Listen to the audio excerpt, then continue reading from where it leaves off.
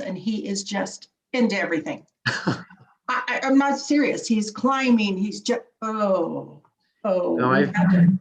I've been struggling with my paralegal has been on maternity leave with their first one. So she's just coming back after about 2 months. I think she'll be back this coming week, but she, bless her heart. I mean, she's weighed in and helped out periodically from now and then. We've set up a nursery in the office here. We just converted That's one of so the offices nice. to a nursery so she can, and her husband's in the Army and just got assigned to an unaccompanied tour up to Alaska. Oh no. So she's going to stay here with the little girl, but her folks are down in not far from Bosque Farms. Oh, so they're nearby. Yeah, so they're close. That's helpful. Their first one, but we have a little nursery set up and a pack and play, and That is so great. My wife went out and bought some clothes for our grandchildren, and she picked up something for little Allie. So of course, yeah, that's nice. That's really nice. You guys are doing that. So it's worked out well.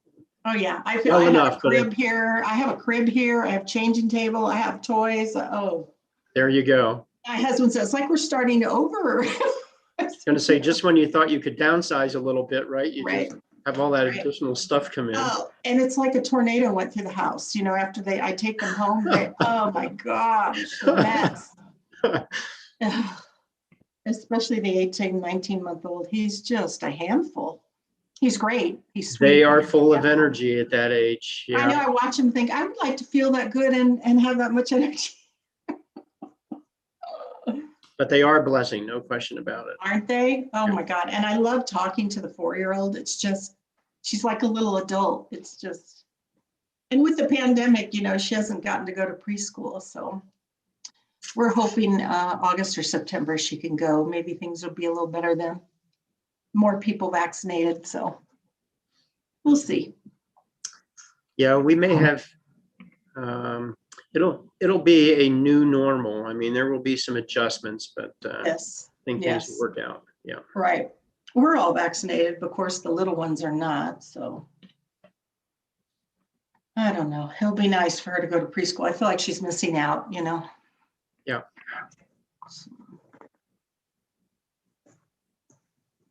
Ooh. Where is everyone? I don't know. It's like we're getting close here. We're getting close. I'll go ahead and put myself on mute here.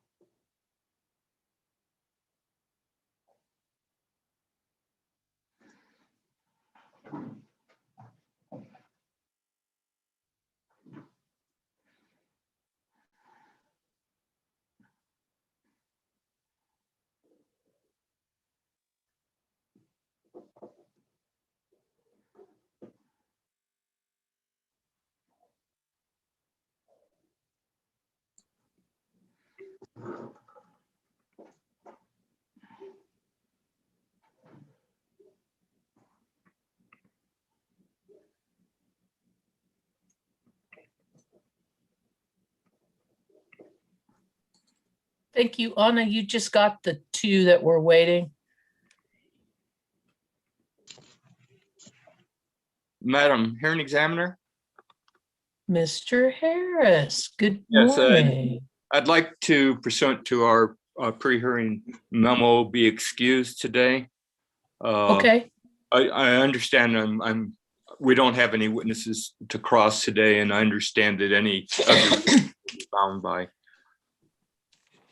Do you okay. want to do this on the record, or is this good enough? No, this is fine if you need to go, Mr. Harris. Okay, I right. appreciate it. Thank you. Okay, thank you. Okay. Okay, we've got Mr.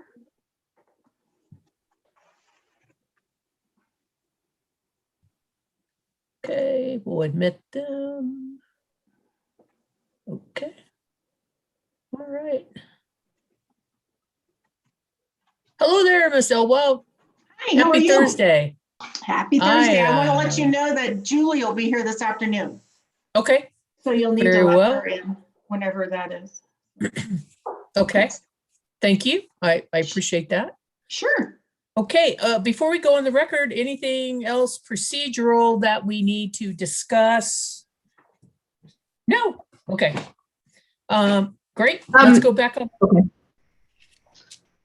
Madam Hearing Examiner, Yes, Ms. Padilla? Leslie Padilla on behalf of PNM.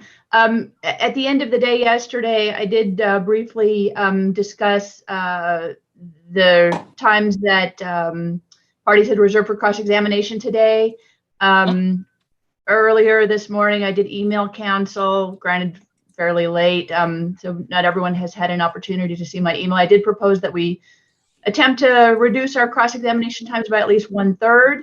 I've heard from several parties who think that may be possible. Some other counsel have noted that they were, conservative with their estimates of cross-examination time, so really don't have as much maybe cushion to reduce their times. But I think there is, I think we'll be able to get through everyone today because folks have said they can reduce their cross-examination time. PNM will by at least 1/3 for each witness that we've wanted to cross today. Okay, and I can just tell people I'm not going to allow anybody more than a half hour today. Okay. You can make your case if you ask for more than a half hour, but I think I think if we're concise in our questioning, and if I hold people to the fire, and if I only ask what I think is absolutely necessary, then I think we're on task to complete our charge. I think, which isn't to take away from the past 3 days, which I think for the most part, while I think there's probably been some redundancy, this is a new area, and I think the commission wants as full and complete a record, relevant record as we can get. So with that, if there's nothing further. Madam Hearing Examiner, good morning. This is Jane Yee on behalf of the City of Albuquerque. Yes, ma'am. I did not have a chance to respond to Ms. Padilla's email this morning. So I'd like to let everyone know, City of Albuquerque waives cross-examination on Prosperity Works witness Ona Porter. I don't remember if I reserved time on charge point. I'm gonna go ahead and waive that. Okay. And I'm cutting back, I will cut back time on the WRA and staff. Okay, very well. By at least half, let me say that. Very well, Ms. Chief. Appreciate it. Okay. All right, and anybody else? If I'm not hearing anybody? Madam Hearing Examiner, Mr. Badako. we have 10 minutes reserved for Ms. Porter, Prosperity Works, and I don't believe that'll be necessary. So Ms. Porter is free, at least from cross-examination from staff today. Okay. Everybody else, though, I think we're going to stick to our 12 minutes for Mr. Kressig and our 12 minutes for Mr. Wilson. And if we can do that, we definitely will try. And as you and I, and probably most of the people on the screen know, Mr. Bagatko, it's usually the staff witnesses that benefit from Friday afternoons and crunchy hearing times. Since staff goes last, staff is usually the beneficiary of fewer questions. So, but I appreciate the effort. Now, hearing nothing else, we can go on the record, and we are resuming from our recess of last evening. We're going to sally forth and continue our hearing and complete our hearing today. There have been various accommodations from P&M. The City of Albuquerque and staff have all indicated that that they can cut their cross time. It's appreciated in the efficiency of the hearing. And as I indicated before we went on the record, nobody's going to get more than a half hour today unless someone can make a really good case why that should be. So without further ado, I believe we will continue now with our presentation. And Ms. Beatles, you have a witness. Yes, we do. Thank you very much. Western Resources Advocates calls Aaron Kressig.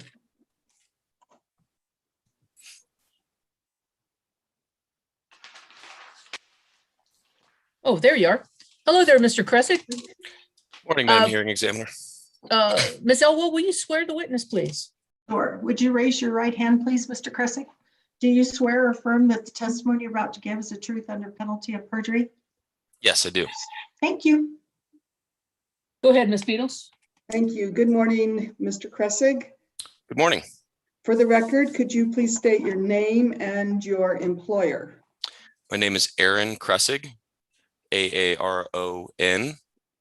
Kressig, and I am employed by Western Resource Advocates. And what is your position with Western Resource Advocates? I am the Transportation Electrification Manager. Yes, and do you work in all the states of Western Resource Advocates footprint? Yes, I do. I work actively in Colorado, New Mexico, Nevada, Arizona, and Utah. Do you have before you a copy of your prepared direct testimony filed in this case on May 3rd, 2021? Yes, I do. Yep. Please note that I've marked that and submitted it as WRA Exhibit 1. Do you have any changes or corrections to WRA Exhibit 1? No, I don't. If you were to answer today the same questions contained in WRA Exhibit 1, would your answers be the same? Yes, they would. And are they true and correct to the best of your knowledge and belief? Yes, they are. I move the admission of WRA Exhibit 1. Mr. Kressig, did you have exhibits to your testimony? Yes, I did. And were those exhibits prepared by you or under your direction and control? Yes, ma'am, they were. Very well. Any objection to what's been identified as WRA Exhibit 1 Mr. Kressig's direct testimony. Hearing and seeing no objection, WRA Exhibit 1 is admitted. Ms. Beatles? You also have before you, Mr. Kressig, what I have marked as WRA Exhibit 2, and that is your rebuttal testimony filed in this case on May 13th, 2021. Yes, I do. Do you have any changes or corrections to WRA Exhibit 2? No, I do not. If you were to answer today the same questions contained in this exhibit, would your answers be the same? Yes, they would. And are they true and correct to the best of your knowledge and belief? Yes, they are. I move the admission of WRA Exhibit 2. And the same question, Mr. Kressig, do you have exhibits to your rebuttal testimony? No, I do not have exhibits to my rebuttal testimony. Very well. Any objection to what's been identified as WRA Exhibit 2, Mr. Kressig's rebuttal testimony? Hearing nor seeing any objection, WRA Exhibit 2 is admitted. Ms. Beatles? Thank you. I now pass the witness for cross-examination. Very well. Ms. Padilla, you have questions for Mr. Kressig, and you reserved 20 minutes. I do have some questions, Madam Hearing Examiner. It should only take about 10 minutes, though, I'm hoping. Okay. Good morning, Mr. Kressig. Good morning, Ms. Padilla. Nice to meet you. Nice to meet you. I see from your the description of your educational background that you did your master's degree at American University. That is correct. Yep. So I'm a fellow, what are we, Eagle? I did my master's degree there probably a number of decades before you did, but That's good. Oh, well. That's good. Good to have another American University graduate. I wanted to ask you first a question that I asked Mr. Baumhefner. You testify beginning on page 4 of your direct testimony about the importance of transportation electrification to meeting the state's climate goals, correct? Yes, that's correct. And obviously what we're evaluating here in this case is one of the 3 New Mexico investor-owned utility programs designed to improve transportation electrification, right? Yes, that's correct. Based on your experience in other states, have you seen effective efforts led by states that go beyond what the investor-owned utilities or utilities in general can do in terms of promoting vehicle electrification? Yes, there's, a whole suite of policies that can be pursued to support transportation electrification. I think when it comes to utility, we're often talking about addressing barriers to charging infrastructure and customer education, but there's certainly other barriers that are important to be addressed by other agents at the state level. What are some of the other barriers that are kind of, I guess, are more appropriately addressed by other state actors? Yeah, well, I do go into the barriers in my testimony, and I think one that is model availability, which is something that we've talked about this week, which can be addressed by pursuing things like zero emission vehicle standards, advanced clean trucks rules that Mr. Baumhefner also talked about, to increase the stock and diversity of models, both for light duty, medium duty, heavy duty. There can be state tax incentives or point of sale rebates that can be given by the state. There's a whole host of smaller things that can be done, lane access, removing, not having punitive fees, registration fees, and many others that can be addressed by state government, as well as municipal governments and other agents. All right. Thank you. Another question I asked Mr. Baumhefter yesterday was the overall budgetary impact of WRA and CCAE's recommendations, and he pointed to you as the witness who kind of took responsibility for that. So what did you actually cost out the budget impact of if all of WRA's recommendations were to be adopted? Yeah, I did. I believe I have that in a table, table AK2 on page 35 for me of my direct testimony. I think I might have the page numbers one off or so, but it's titled I see it. Yes. You got it. Okay. Do you have it on page 35 as well? I do. So Okay. Good. We're on the same page then. Page 35. So the overall impact is 2.5 million. Yeah, 2,560,000.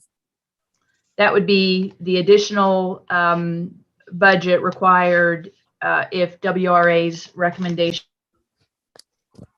You're muted. You know, my computer keeps doing something really weird. I'll have to, okay, apologies. So the overall impact of all of WRA's recommendations, if they were adopted, would be 2.56 million, correct? That's correct.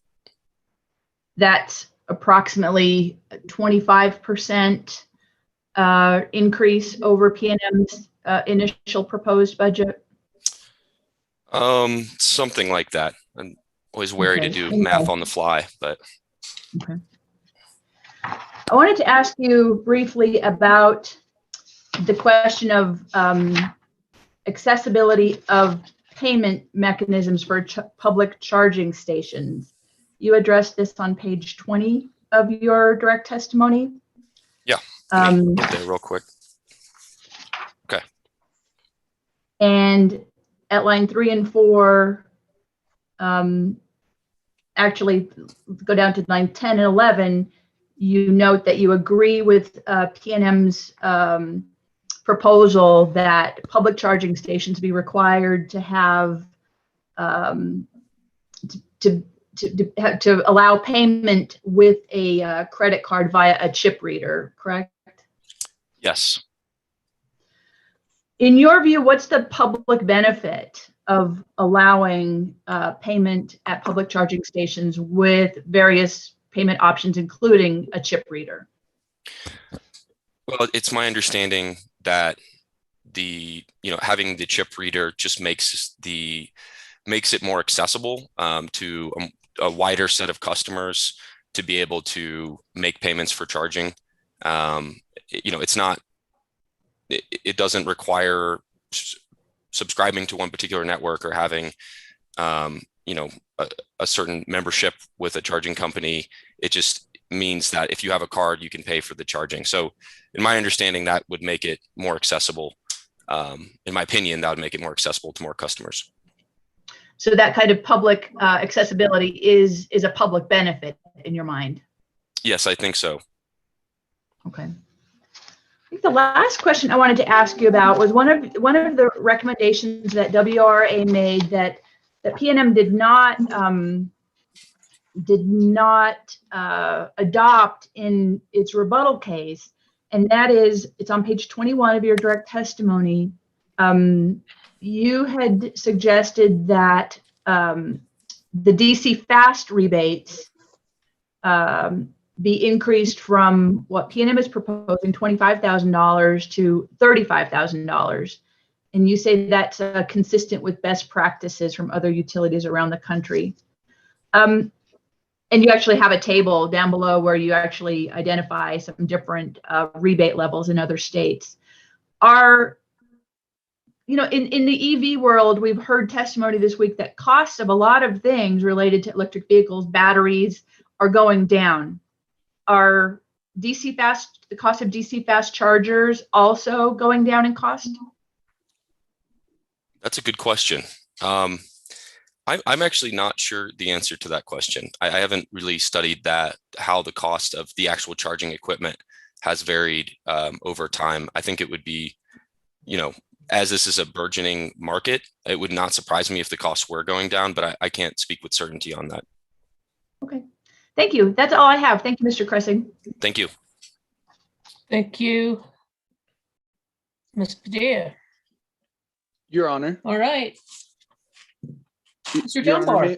may I ask a brief question before we move on to the next Sure. Questioner. I know we're kind of pressed for time today, and I didn't object because you told me I could not object when it's not my witness, but Right. I did hear some friendly cross-examination going on just now, and just wondered what the policy is. If I can't object, I won't object, but since we have limited time today, it just seems that we should not be doing friendly cross.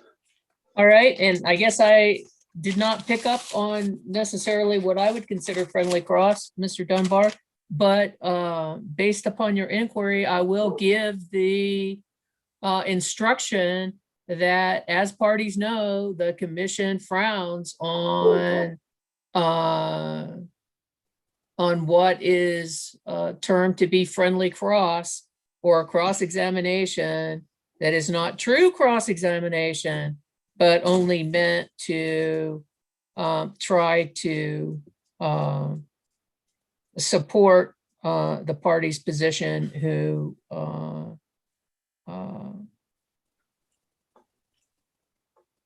who's asking the question. So I think we all know what friendly cross is. So I'll just give that instruction now. All right, Mr. Dunbar. Yes, thank you. And I'm happy to briefly explain what I identified, or I'm happy to move on as well, but I thank you. I think we can move on at this point, and I will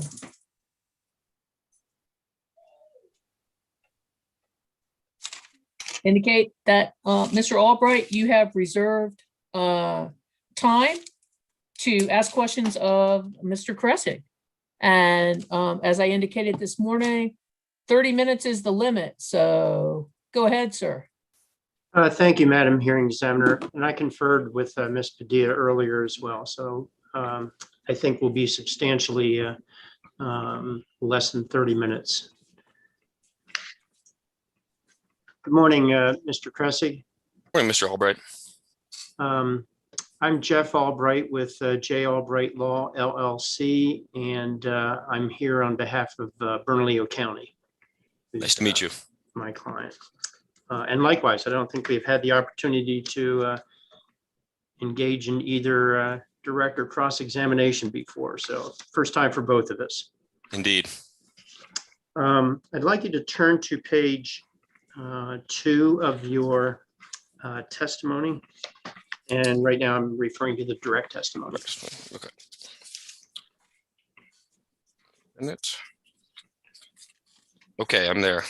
Okay, just a few very quick questions. It's here and it's also referred to a little bit later on page 3.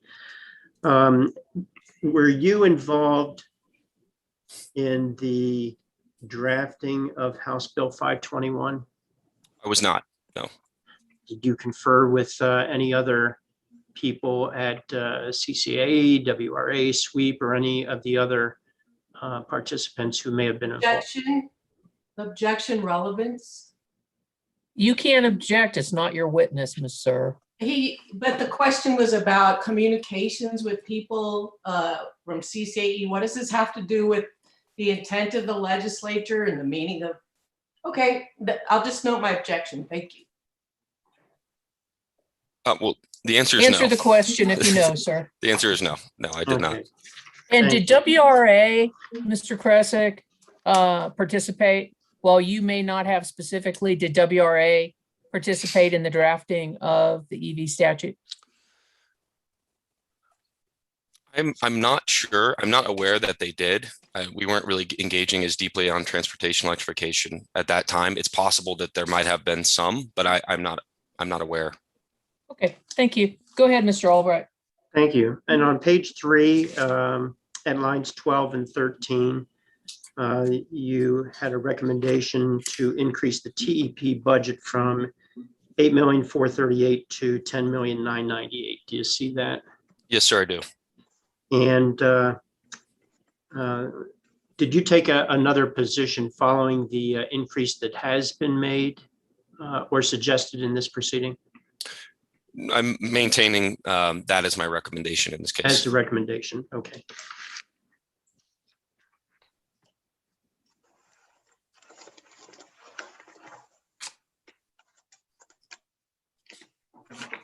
Again, just bear with me. I'm skipping some of the questions that we may have covered with other witnesses or No problem. reduce. So would you turn to page 9, please?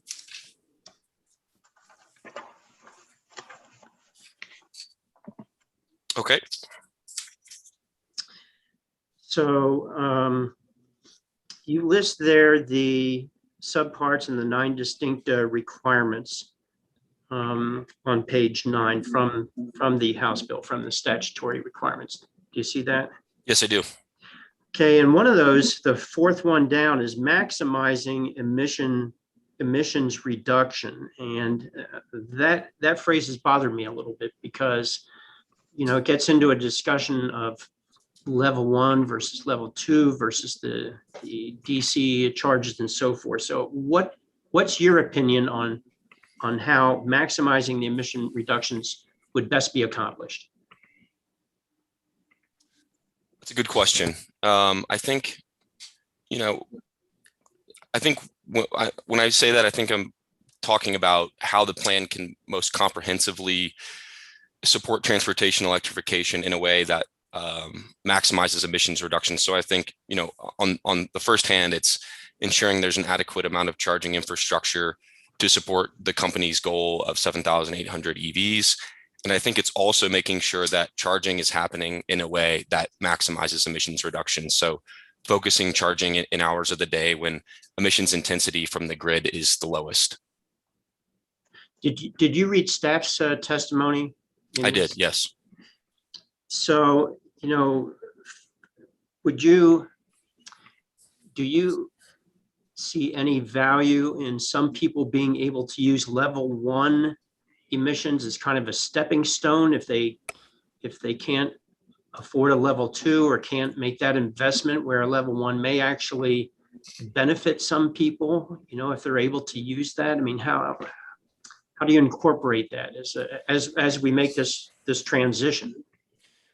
It's a good question. I mean, I think one of the real benefits of this plan is incentivizing level 2 charging on the residential level, because I think you're best able to maximize emissions reductions with level 2 charging. As I stated in my testimony, the higher capacity for residential level 2 charging can ensure that that's happening in off-peak hours, you know, when the costs are generally lower and the emissions are generally lower.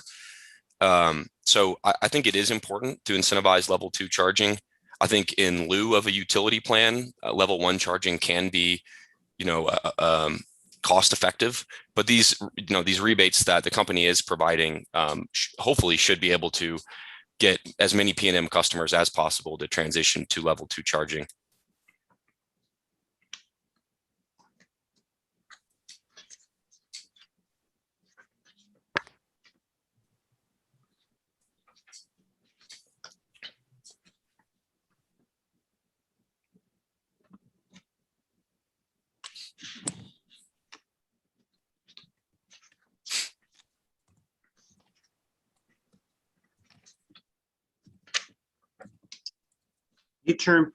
Please turn to page 14, please.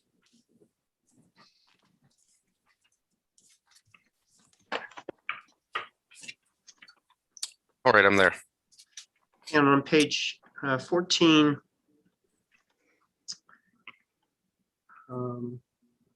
beginning at line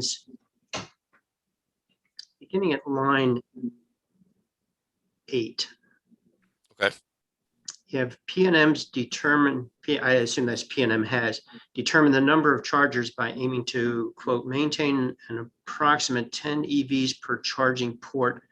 I assume that should be ratio instead of ration there. Yeah, I think that's a quote from testimony. So okay. All right, which is currently recommended by the European Union. Mm-hmm.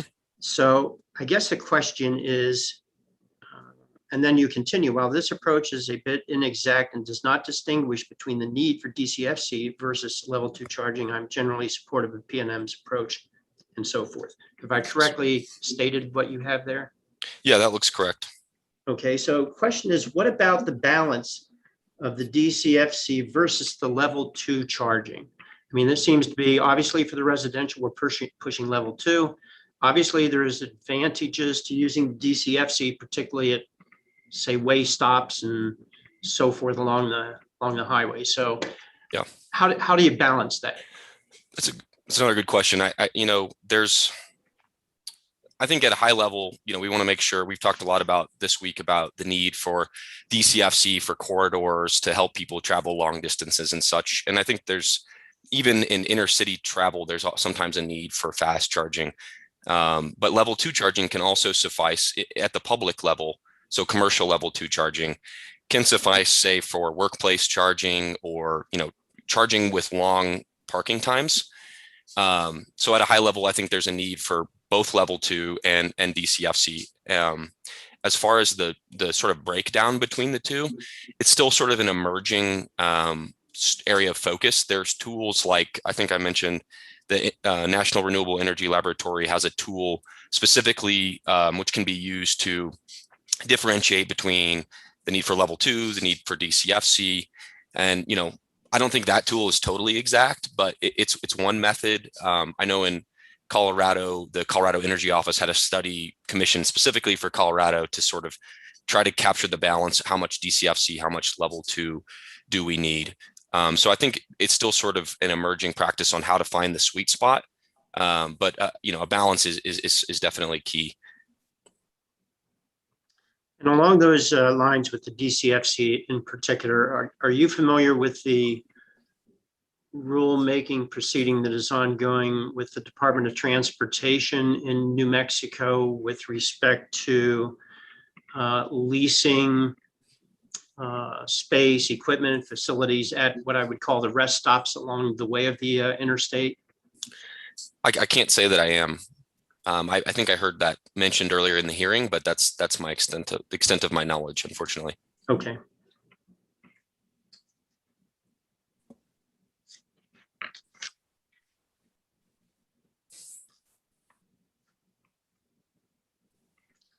And would you turn to page 15, please? Yes. At lines 13 through 15, you state that since around 80% of EV charging occurs at home, it is critical that the company strive to optimize residential EV charging in order to meet this statutory requirement. Did I quote that correctly? Yes, sir, you did. Okay, so you make reference to some report down there, charging at home. Do you know is that 80% across the board, or is it New Mexico unique, or are there different numbers for New Mexico?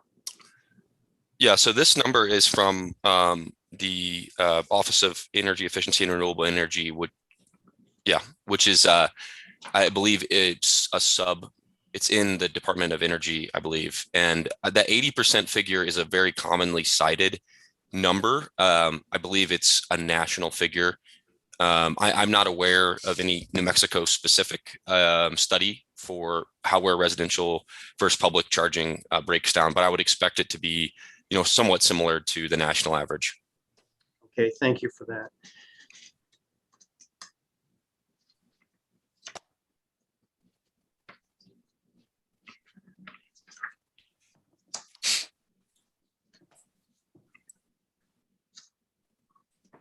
On page 16, again, your direct testimony. Yes, I'm there. Okay, the question is, do you think customers receiving the residential rebate should have option to opt out of the WHEV rate? And you respond no, and you go through the rationale. Yes, sir. What mechanisms could be used or should be used to prevent people from just opting out?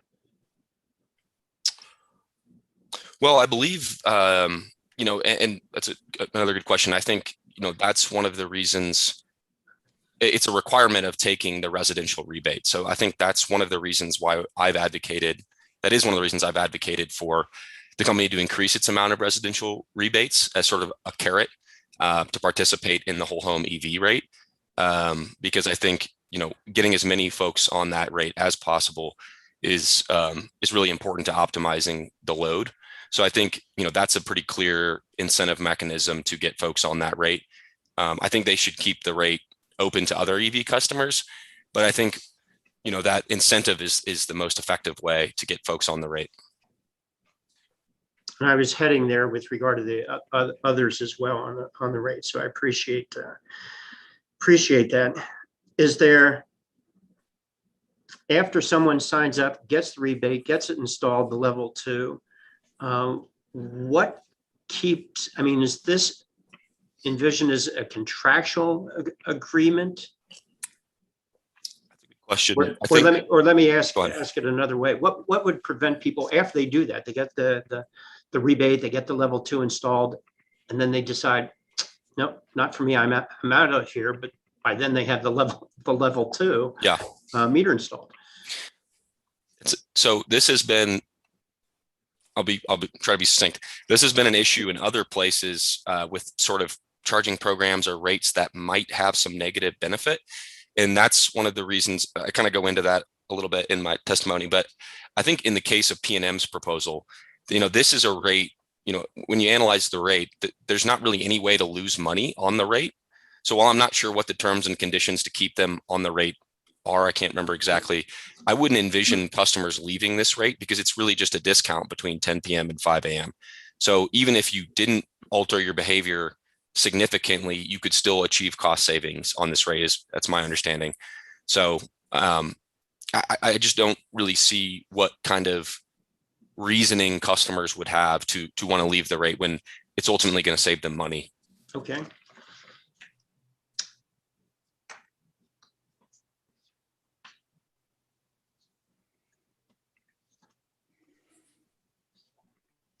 Would you please turn to your rebuttal testimony, please? Yes. Got it handy?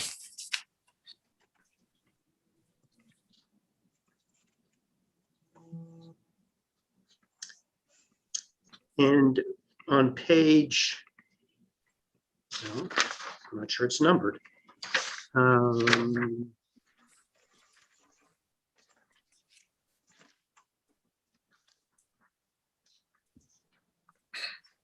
page 1, I'm sorry, it is on page 1. Yep. The third bullet there at line 21, reject the recommendation by ChargePoint to remove PNM's proposed requirement for site hosts to share charging data with PNM. Why do you recommend rejecting that?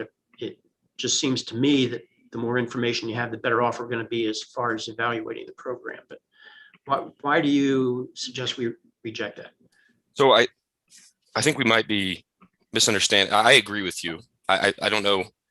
That might just be a misunderstanding there. I agree that PNM should be able to get access to the data from customers on this program. Is that? Oh, my mistake. I misread the statement there. Okay. Okay, no problem. Sounds like we're on the same page, maybe.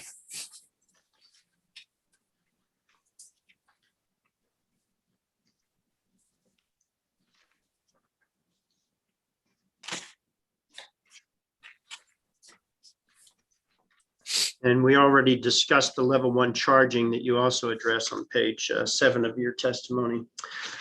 So with that, Madam Hearing Examiner, I have no further questions for Mr. Kresick. And Mr. Kresick, I thank you very much for your discussion and candor this morning. Thank you, Mr. Albright. Thank you, Mr. Albright.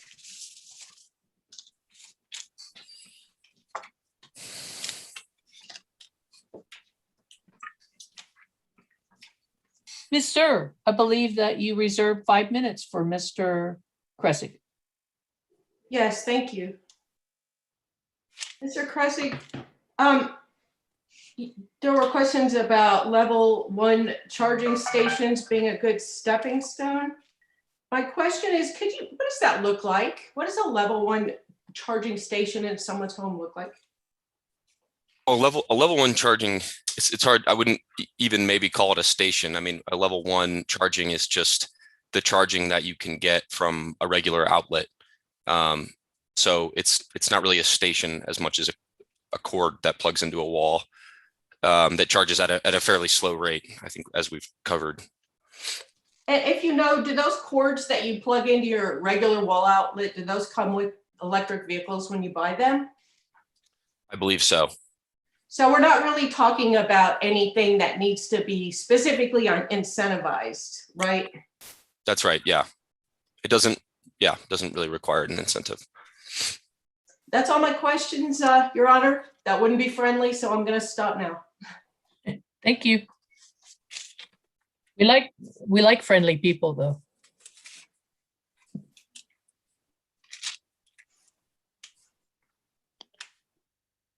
Okay, Mr. Dunbar or Mr. Yar, you've reserved 15 minutes. Thank you, Your Honor. Good morning, Mr. Kressig. Good to see you as always. Good to see you as well, Mr. Dunbar. I had just one quick question about the credit card chip reader. Is it accurate to say that you support PNM's position on the credit card chip reader requirement that they've proposed? Yes. Okay, thank you. Would you please look at your direct testimony, page 23? Let me know when you're there.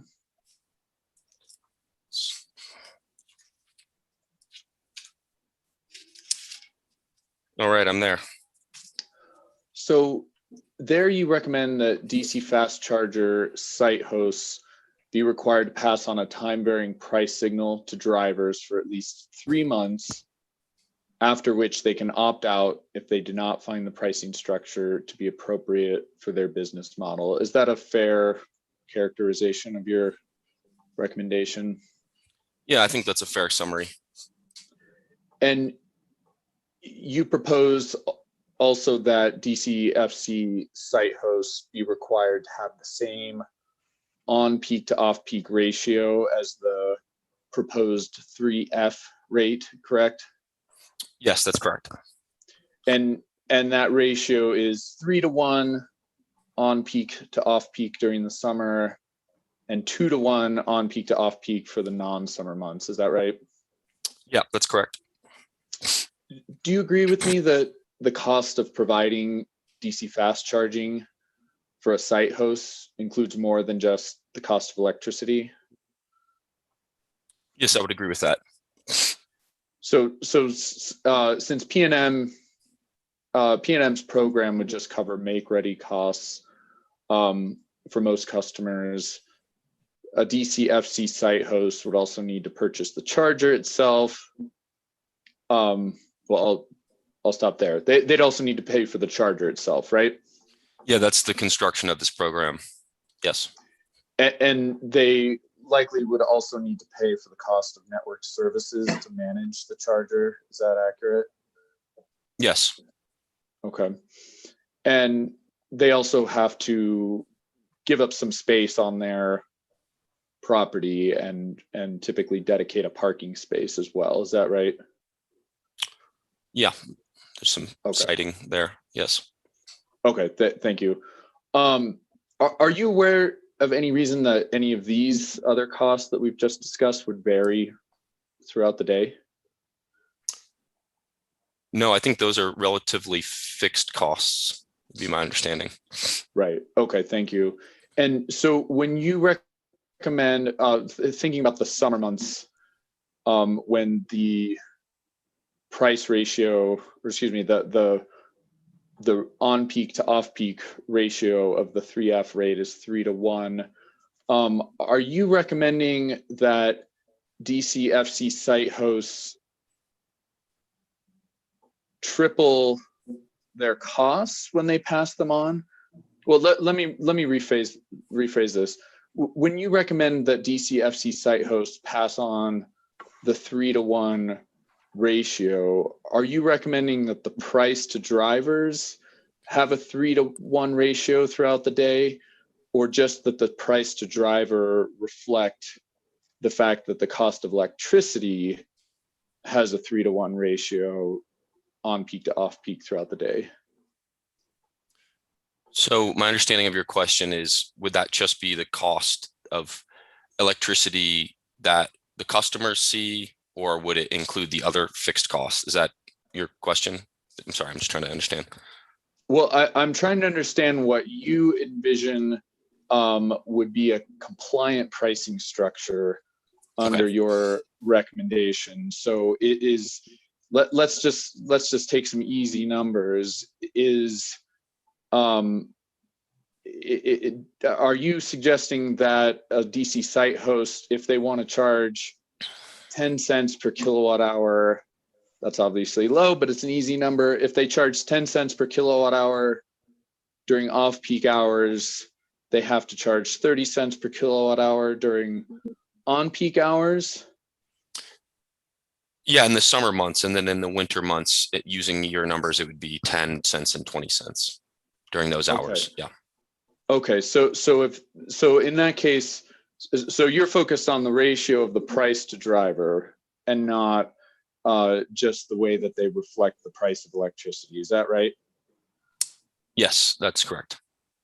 So a site host would need to figure out how they can recover their fixed costs in addition to the time varying cost of electricity through a price that has the 3-to-1 ratio on peak to off peak during the summer. Is that your position? It's my understanding, yes, that the site host would want to figure that out. Well, I'm just talking about compliance, but now I'm curious what you mean about that they would want to figure that out. What do you mean by that? I just meant for their, for their business interests, recovering their costs. I'm not sure everything that goes into that, but. Okay. Yeah. Thank you for clarifying that. Do you agree, Mr. Krustig? So you work in several different states, as you discussed earlier. Do you agree that some of the site hosts that might install DC fast chargers through PNM's program might own and operate DC fast chargers in other states? Yes, it's certainly true. So national charging providers like EVgo or Electrify America, they operate DC fast chargers in lots of places around the country. Is that a fair statement? Yes, those are two of some of the main ones that operate across nationwide. Yeah. So don't you think, as experienced companies that host DC fast chargers around the country, don't you think EVgo and Electrify America probably already know whether a time varying price with a 3-to-1 on peak to off peak ratio works for their business model? Well, I'm not certain. I don't know that they've necessarily tried that before. I can't speak to all the pricing models that they have tried. But if they do know if that will work, that's a decision point they have to make when they are determining whether to accept this ratepayer funded rebate. So you want to make them try it for 3 months if they want to participate in PNM's program, right? Yes, this would be a terms and condition of a voluntary rebate program. Do you agree that, well, I think you discussed this with Mr. Albright, most EV charging takes place at home, right?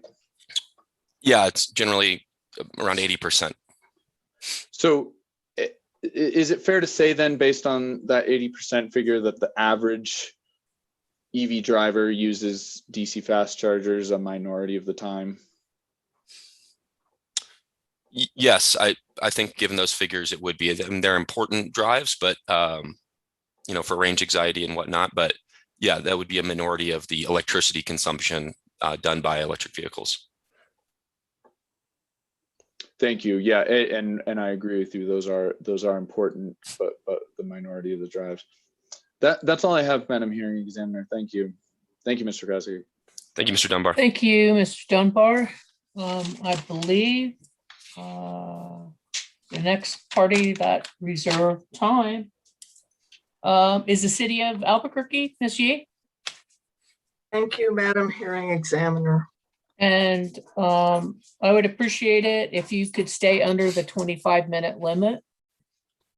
Yes, I can definitely do that. Thank you. Please go ahead. Good morning, Mr. Kresik. My name is Jane Yee. I represent the city of Albuquerque. Good morning, Miss Yee. So I would ask you to go to your direct testimony. Okay, I've got it. And I'll just, I think that one of your you summarize your recommendations on page 3. Okay. And one of those was to require a formalized stakeholder process where PNM presents its TEP implementation on a quarterly basis. And Yes, ma'am. so is that correct? That's a summary of that recommendation, right? That is correct. And so then when we go to page 34 of your direct testimony. One moment. And Okay, I'm there. Yeah. Okay. So starting on line 1 of page 34, you elaborate on that one page about, essentially on that one page, what that summary recommendation is all about, correct? Yeah, that's correct. All right, so the first Q&A does, can you hear me? I'm realizing I'm moving away from the mic as I'm talking to you to look at my other screen. I can hear you just fine. Great. So the first Q&A is pretty much discussing the 2019 and 2020 stakeholder engagement, correct? With the Yes. caveat, I'm sorry, with the caveat that you are worried that without a more formalized stakeholder process going forward, it may be difficult for stakeholders to stay in the loop and provide regular feedback on PNM's programs, correct? Yes, that's an accurate summary. All right, so on that section of page 34 of your testimony, let's see, where are we? Yeah, 34. Can you remember specific instances where stakeholders actually provided the parameters that ended up in PNM's TEB program, perhaps as represented by ABJ -2, exhibit to Mr. Babe's direct testimony? Good question. So I personally started engaging maybe at near the end of 2019, reviewing some of the materials. I know I missed some of the early stakeholder engagement, and I know that there was a lot of recommendations made by parties like CCAE and no doubt City of Albuquerque that were made at that time. I think, we had some conversations where we encouraged PNM to expand certain parts of their budget or include certain things, which I do think were included ultimately in the plan. They didn't accept all of our recommendations by any means, but I felt that it was relatively easy to get in touch with the PNM team, even after the more formalized groups, to share our thoughts and our input. Objection, that's not responsive. My question was, do you remember any specific parameters? I'm talking about data.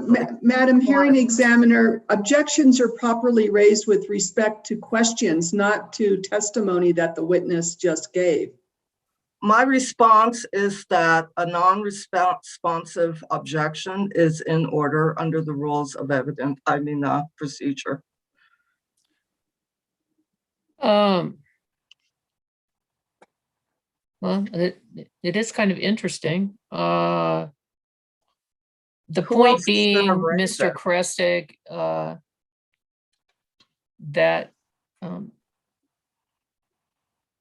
could you confine your answer to the question that was asked? Yes, ma'am. And I certainly wasn't trying to be evasive in my question. I might not have understood entirely. So when you're saying, if I might ask a clarifying question, you're talking about parameters. Are you speaking about reporting requirements or? I'm talking about specific requirements or specific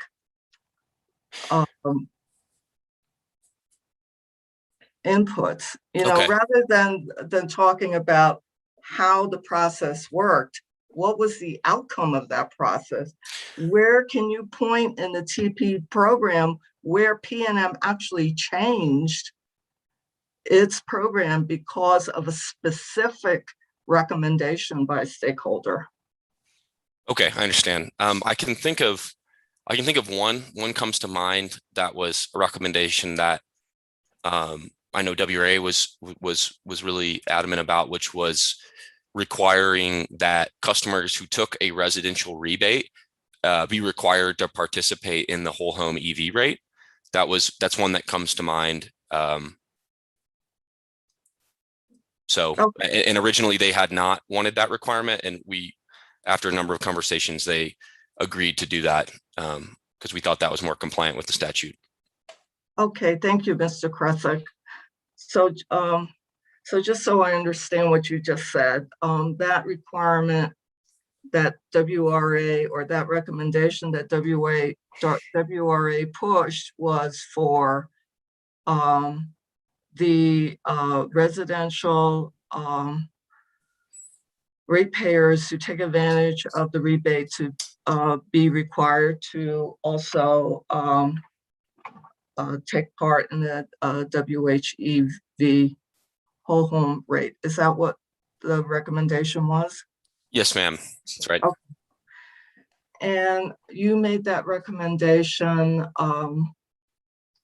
to optimize, to fulfill that part of the statute that requires the TEP to result in better use of the electric resources and operational flexibility and time of use operation, right? Yes, that's a recommendation that we always make with utility programs, is that if customers are receiving a rebate, they should be required to use electricity, or should be incentivized to use electricity in a way that promotes general ratepayer benefits and environmental benefits, consistent with the statutory requirement that you just mentioned. Okay, and so then just to kind of close out this point, so that when the customers are required to take part in the whole home EV rate, they're not required to actually charge at that time of day, but right? I'm just trying to understand that. Yeah, that's correct. I think that they're certainly not required to charge at that time of the day. I think they have a strong incentive to do so. And I think, these type of time of use rates are kind of like a first step towards optimizing the grid in line with that statutory consideration. And there's certainly more active ways that a utility can ensure that charging happens at that time. But in my opinion, this rate is a good first step for PNM for their first plan. Okay, so why was PNM opposed to that? I'm not totally sure. I think there was some concern about. I don't really know. That wasn't totally clear to me. I'm not sure what their opposition to that was. So how do you know that they were actually opposed to that if you don't know why? Well, they told us that they weren't going to do that. That was, as I remember, the draft plan that they had early in 2020 didn't have that And we reached out to them with a number of suggestions, and they took that suggestion and, they were like, okay, we'll think about it. That's not what we're planning to do. And then ultimately in the filed plan, they did include that requirement. So I'm not sure all their motivations, but. Okay. Now on the same page down below here, we'll start with the Q&A. Beginning on line 14, what do you propose for a formalized stakeholder process? Okay. And so here you're proposing in your testimony that the company hold quarterly stakeholder meetings upon the approval of a TEP. And this will provide a regular and reliable forum where the company can present to stakeholders on program implementation, lessons learned, challenges arising, and gather feedback from interested parties. So I'll pause there. It sounds to me from your pre-filed testimony that you are suggesting a process similar to what happened prior to the approval and the filing and approval of the TEP, correct? No, I wouldn't say it's there's similarities in that it's a stakeholder engagement, but what I'm actually proposing is something a little bit more formalized, where P&M is required to meet at a quarterly basis as a condition of approval of this plan, so that my concern, even though I think P&M did a fairly good job in the pre-TEP filing, my concern going forward is how are we going to be sure that P&M's held accountable to meet with all the stakeholders? So I think this quarterly meeting process would achieve that. It's something that we've seen with some other utilities in our region, and I think it's been effective to keeping stakeholders in the loop and a part of the process. Thank you, Mr. Kresick. So what makes this process more formalized, as I'm using your word, what makes this process more formalized? I don't hear anything in your what you just said, or I don't see anything in your written testimony that makes it more formalized. Would you explain that? Sure, I can. I think, when I say formalized, I mean the formal aspect is that it's a requirement for them to meet and present on what's going on with the TEP, and I sort of mentioned a couple of things that could be discussed in those required meetings. Although it is, the way I've written it, it is flexible to what the content of those meetings would be, which I think is appropriate, given that this is a new proposal. So who would control what the agenda would be in those meetings? P&M, right? Yes, I think that would be appropriate. All right, so then going on, not only does this allow for stakeholders to be regularly updated, but assist the company by providing a sounding board. Mm-hmm. The type of regular occurring meetings like the one I propose are the best practice, and other utilities have done this. So Yes, then where would the PRC or where would the commission weigh in? They can't, they're not a stakeholder. So how would they get involved based on just this testimony here on page 34 and 35? What did you have in mind? And actually there is nothing more about it beyond line 6 on page 35. Well, it's my intent would be that, the PRC staff I would assume, I would hope would be engaged in this process among other stakeholders. That's kind of what I had envisioned. All right, so then what about the commissioners who are the decision makers in the regulatory process? How would they involve themselves in this? Well, I guess I don't see any reason why they couldn't also participate in these meetings to stay informed with what's going on. So what would be the process for the commission to actually take action if they saw something alarming or concerning in these meetings? Well, I think the way I propose this is like a stakeholder meeting with where there would be opportunities for dialogue and feedback. I understand that, there wouldn't be a way for them to, the commission to maybe intervene and change the way the plan works within the context of these stakeholder meetings, but I don't really think that would be necessary. It wouldn't be necessary for the commission to be able to take action if they saw something alarming or concerning going on in the program? Well, I mean, I guess what I'm saying is that I'm not,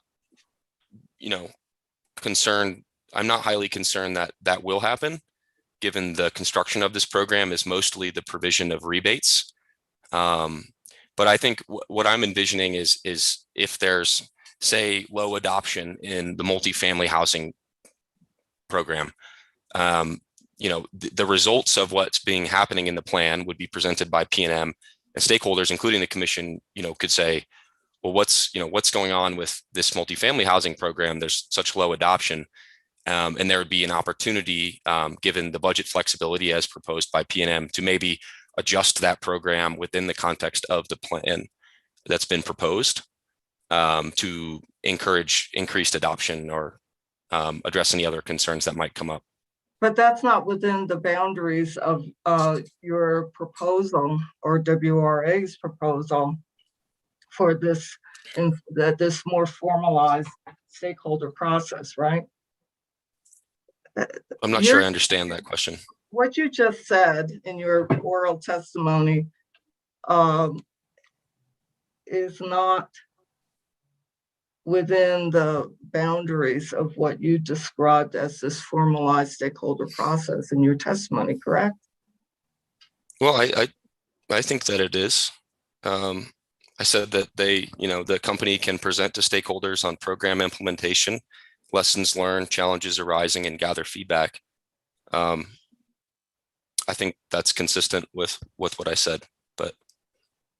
Oh, okay. Well, then maybe I misunderstood what you were just saying now in your oral testimony. Why did you pick quarterly? That's what has been in Colorado, that has been the stakeholder, I'm lost for the right word, the frequency of the stakeholder meetings that has been approved. And I think that's been an appropriate balance, especially for a new plan. Quarterly is fairly, it comes pretty quickly. It's every 3 months, but I think that's appropriate at this stage to ensure that stakeholders are kept informed on what's happening. Okay, so primarily your focus is on the stakeholders, not the commission, right? Being involved in this. I guess in my understanding, I was thinking of stakeholders more comprehensively, so that wouldn't exclude the commission in my my understanding. But first of all, there is no rule on the TEP, right? Have you heard testimony on that? Yeah, I'm aware there hasn't been a rule established outside of the statutory considerations. And have you, okay. And so based on what you may understand about the New Mexico Public Regulation Commission rules,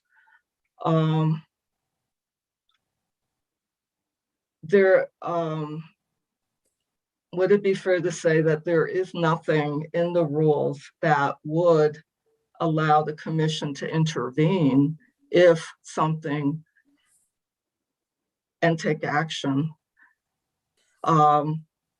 through this stakeholder process that you outlined, correct? Sorry, do you mind restating that question? I'm not sure I understood. So how familiar are you with the New Mexico Public Regulation Commission rules? Are you familiar with them at all? Well, I'm not a lawyer. I have filed testimony in New Mexico, both in this case and in Excel's SBS case. But objection. I asked you. Oh no, Miss G. Let the man answer. He's trying to answer your question. Go ahead, sir. Thank you. I haven't read all of the New Mexico rules or statute regarding how the commission works. If that's Okay. what you're that's asking. the question, yes.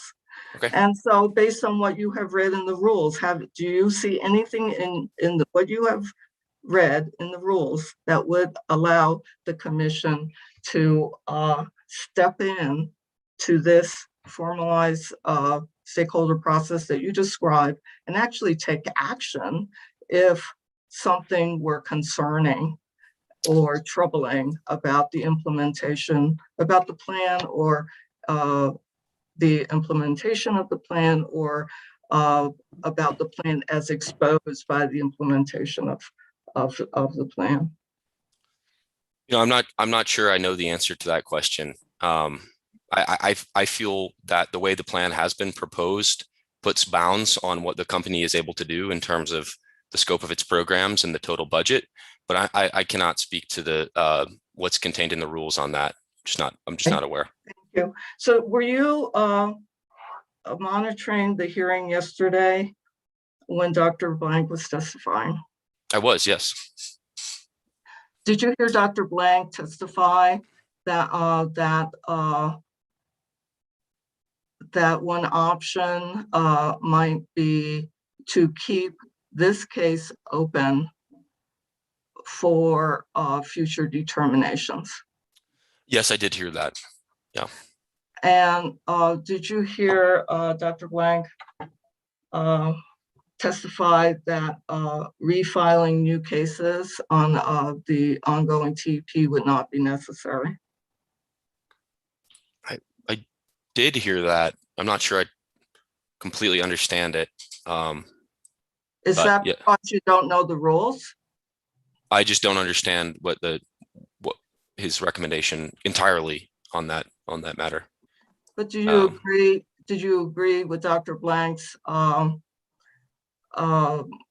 suggestion that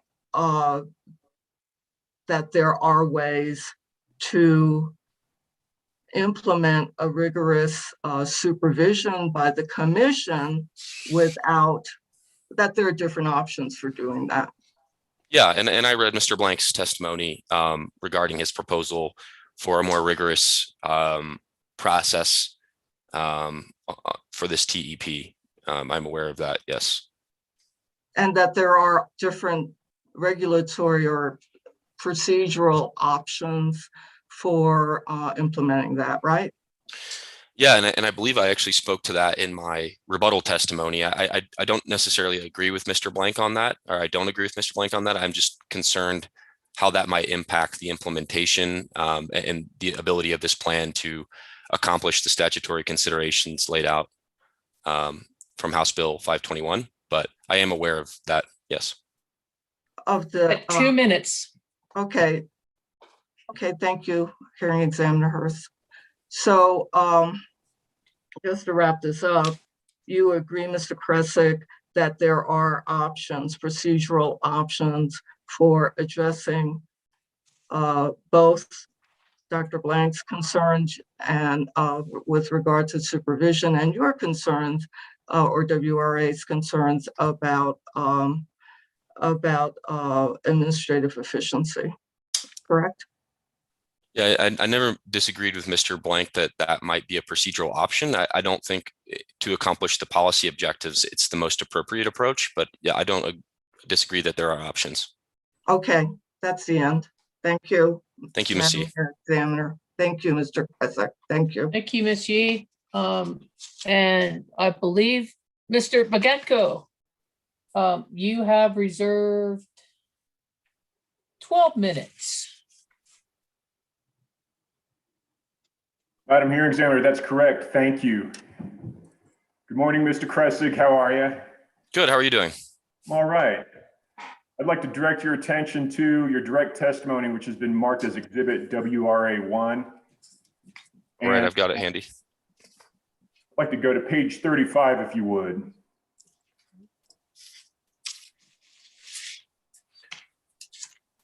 Okay, I'm here. You see down there on lines 11 through 14, where you basically propose increasing the TEP budget by approximately $2,560,000. Yeah. Yes, I see that. And then going to the next page, page 36.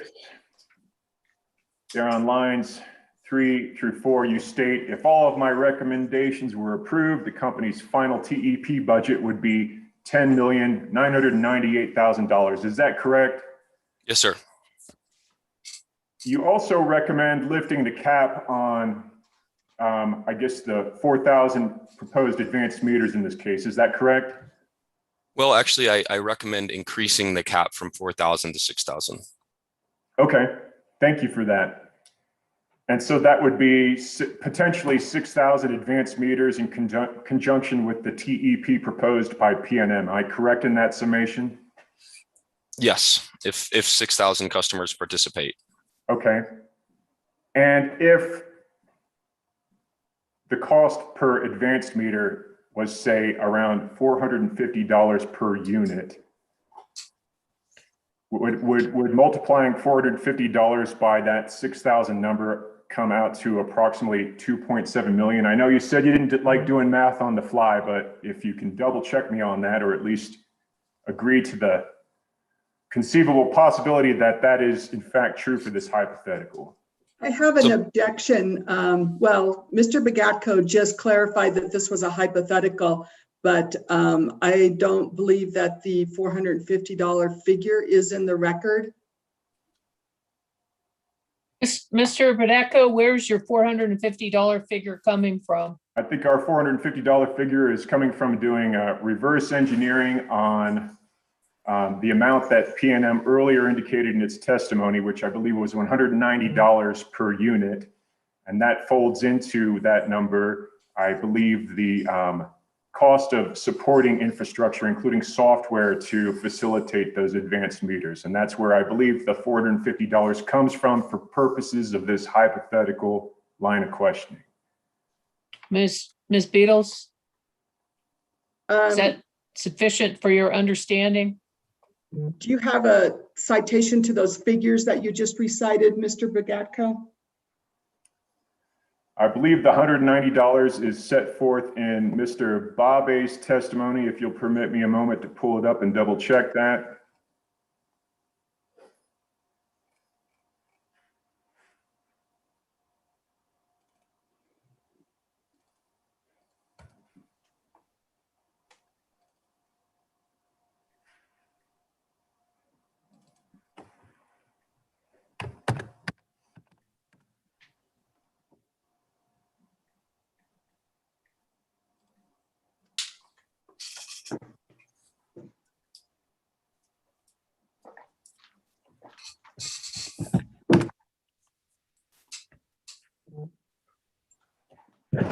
Madam Hearing Examiner, if it would be helpful, there's the $190 is in Heidi Pitt's testimony.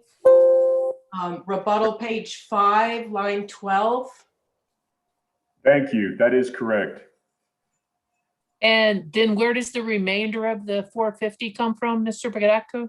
I believe when you multiply 190 by the 4,000 proposed units, you come up short of the $1.8 million budget. And I think the remainder is the difference between $1.8 million and that number.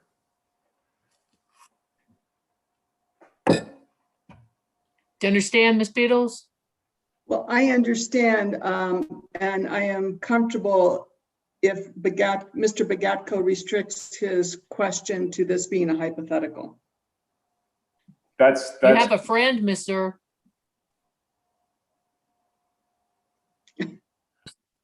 Dude. Go ahead, sir. Thank you. So, Mr. Kressig, back to our hypothetical line of questioning then. If you do get the cap raised to 6,000 and we have potentially 6,000 advanced meters at a cost per unit of $450,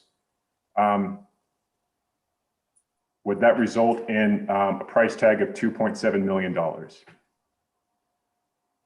According to my calculator, yes, it Okay. would. Thank you. And then going back to, forgive me, I'm trying to make sure I've got this right. Your proposed budget of $10,998,000, excuse me, $10,998,000. If the commission was to require that $2.7 million price tag in connection with the advanced metering to be folded into the budget, would that bring us to approximately $13,698,000 in terms of the total price tag for what we're looking at here, considering TEP's plan and your recommended alterations to it? Objection. Mr. Bagatko is now using Mr. Kressik's testimony in the context of a hypothetical to real life recommendations about PNM's budget and changes thereto.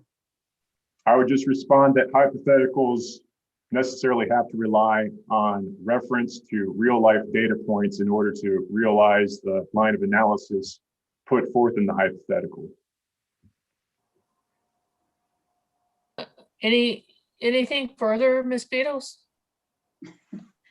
I'm I'm going to not sure allow that I it. could- So, Okay. you know, I'm going to overrule your objection. Answer the question if you know, sir.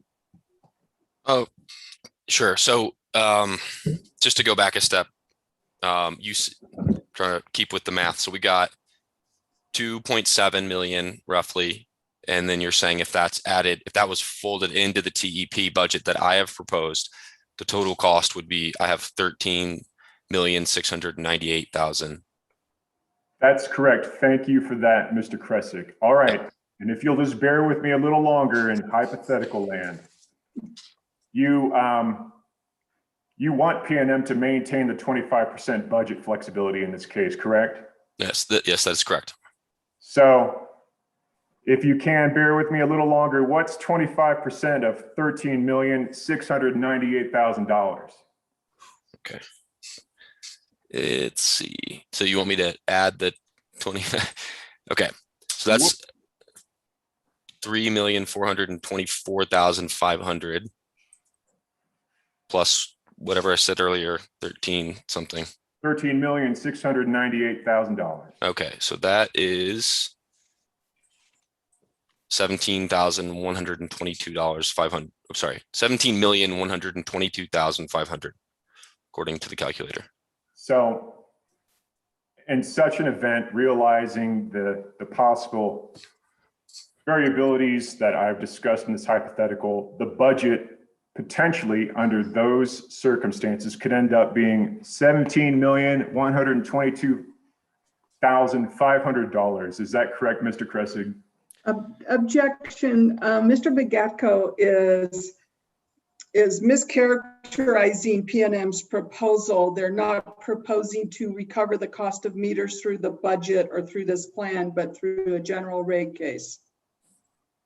And I would respond that I've announced the parameters of my hypothetical, which depend in part on certain things turning out in a way different to what WRA or PNM propose, in the interest of illustrating for our lovely audience out there what the cost of all this potentially could be for the ratepayer. I'm going to overrule the objection, and I think the record will speak for itself as to what the parameters as set forth by Mr. Bagatko were. Go ahead, sir. Okay. Well, Mr. Bagatko, I would just clarify first that I am not recommending that that cost be recovered in the TEP, but in your hypothetical circumstance, yes, that is correct. And Mr. Kressig, I apologize abundantly for making you do math on the fly. Thank you. I told you I didn't want to, but it's okay. I know. Someday when I meet you in person, I owe you a beer. And that's in the record now. I can't get out of it. Madam Hearing Examiner, how much time do I have left? You what, sir? How much time do I have left?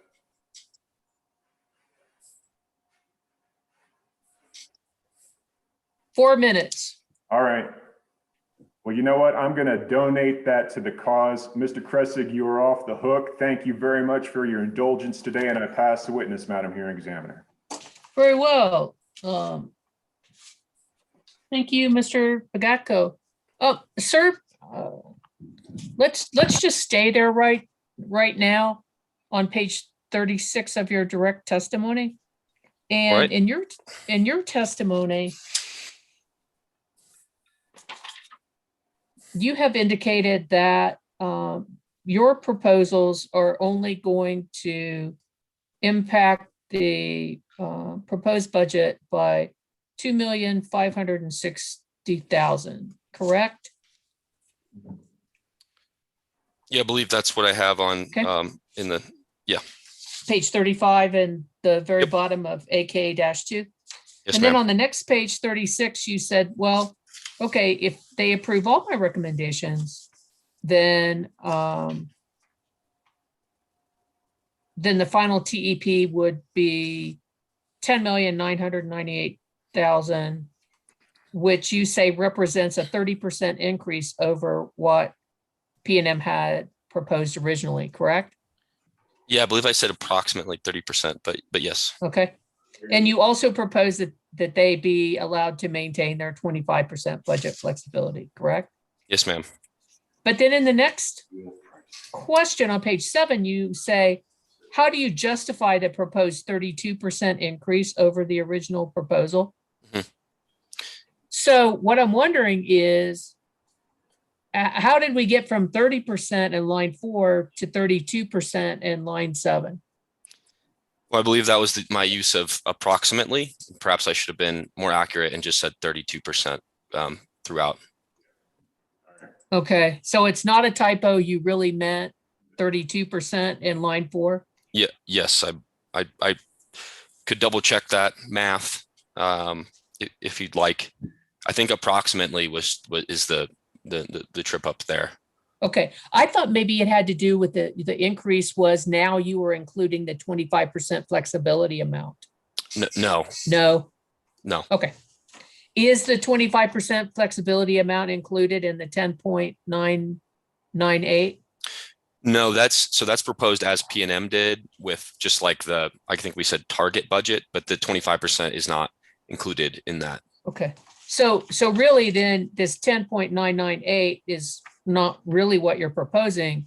You're proposing 10,998,000 plus 25%. I wouldn't characterize it that way. I think that you tell me what you mean. Yes. I think that the target budget as constructed is, a good target. I think the 25% flexibility, if EV adoption, accelerates even faster than P&M predicts, and there's, a need for more charging infrastructure, more residential rebates, that would allow them to ensure that they're continuing to serve that market and continue to accelerate adoption, as is envisioned by the statute and New Mexico's climate goals. But I think the roughly 11 million budget that I proposed is the target. But the flexibility allows them to go above that if it's necessary to serve the market. So you don't think it's necessary for the commission to put a ceiling in? I guess I think I see I see your point. I guess the 10.998 plus 25%, that's what I envision as the ceiling, and the 10.998 as the target, if you will. Okay. Very well, sir. What is your undergraduate degree in? I have a bachelor's in environmental and physical geography from the University of Missouri. Love maps. The way that your testimony is laid out, you appear to be a storyteller, and I was wondering whether or not your undergraduate degree might have been in literature or English. Well, my mom is an English teacher, so she would appreciate that. I'll pass that on. Excellent. What grade level? She actually is. She was an English teacher for a long time, and now she's a lawyer. So, but she taught sophomores in high school. Okay.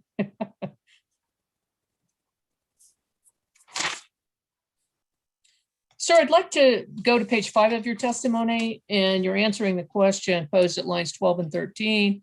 Is New Mexico adopting EVs at the pace necessary to make required emission cuts to the transportation sector? And at lines 14 and 15, you say no. As of November 20th, there were 3,612 electric vehicles in New Mexico out of a roughly total of 1.9 million, I'm assuming, vehicles registered in the state. Is that correct, sir? Yes, that's correct. Excuse me. So you've seen it claimed in the testimony that there are approximately 2,800 EVs in P&M service territory? Yeah, I have seen that. Do you question that number? I don't question that number. I don't have, I think the data that P&M used, the IHS market data, which is really, I think, pretty common for utilities to use that, but that's proprietary. So I don't have access to that, but I don't have any reason to doubt that number. Okay. Well, assuming that P&M has 2,800 of the 3,612, approximately how much is that? I could do some more math. I've already got a calculator, so. That's good. Some people say, Mr. Kresick, that if lawyers had been better in math, that we would all be doctors. That might be true. I don't, I don't know how to respond to that. I just thought I'd throw that in to give you time to do the calculation. Thank you. I appreciate that. And I think it's 77.5% is what I got. That's what I got too. Yeah. So the point being, that of the EVs that are purportedly in the state of New Mexico, as set forth in your testimony, and the number that are actually in P&M service territory is pretty significant, isn't it? Yeah, it is. And I think, my observation from our states across the region is that because we're, as I think Mr. Babe testified, we're in the early innovators stage. Those early adopters tend to be in larger metropolitan areas. I think that will change over time, but we see the same thing with Denver area, Xcel Energy serving Denver and Boulder. In Colorado has like 80%, Las Vegas has a high concentration, Salt Lake City. It's a pretty common trend. Okay, and tell me again why you think that. Does it have to do with population size? Does it have to do with characteristics of the population? Why is it that one utility seems to be garnering such a majority of the EV owners? That's a great question. And to be fair, probably a pretty complicated one, but I can take a shot. I think the early adopters of electric vehicles tend to live in urban areas. And I think there's a whole host of reasons for why that is. But, I think one of those reasons is the fact that there tends to be a higher charging density in those areas. And some of the earlier models of electric vehicles tend to have lower ranges. I think as we see, the price of vehicles come down, charging infrastructure build out, and ranges extend, I think we'll start to see higher adoption in less urban areas. Although that will probably continue to be a central point in the coming years. And I show one more thing, and just as Albuquerque is the largest metropolitan area, that seems consistent with that observation. But have you, and I do note on page 12 of your testimony at line 2, you do refer to the 7,800 EVs, I guess. That's what we're projecting. Never mind. But that number is a projected number that includes the 2,800, correct? Yeah, that's my understanding. Yeah. Okay, and I guess I'm just, thinking that, Las Cruces is a pretty big metropolitan area, isn't it? I'm not sure what the total population of the metropolitan area in Las Cruces is. I understand that it's smaller than Albuquerque, but I'm not Albuquerque, sure exactly the breakdown.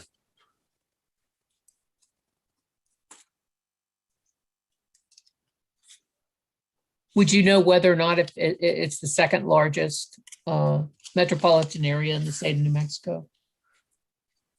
This is hard for me because I really like this kind of stuff as a geographer, but I'm not sure I could speak with certainty about that.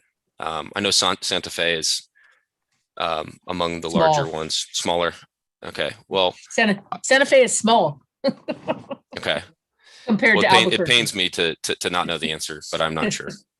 Okay, and that's a fine answer. Sir, if you can look at page 21 of your direct testimony, and I'm looking at your table, AK1. Yep. And you answered some questions earlier today, and I know that you've taken issue with the company's proposed maximum amount of the rebate and think it should be increased, correct? Yeah. Yes. But in your testimony, and as evidenced by your chart, you say that the rebates range from 15,000 to 70,000, correct? Yes. So, I mean, the 25,000 is in between that range, correct? Yes, it is.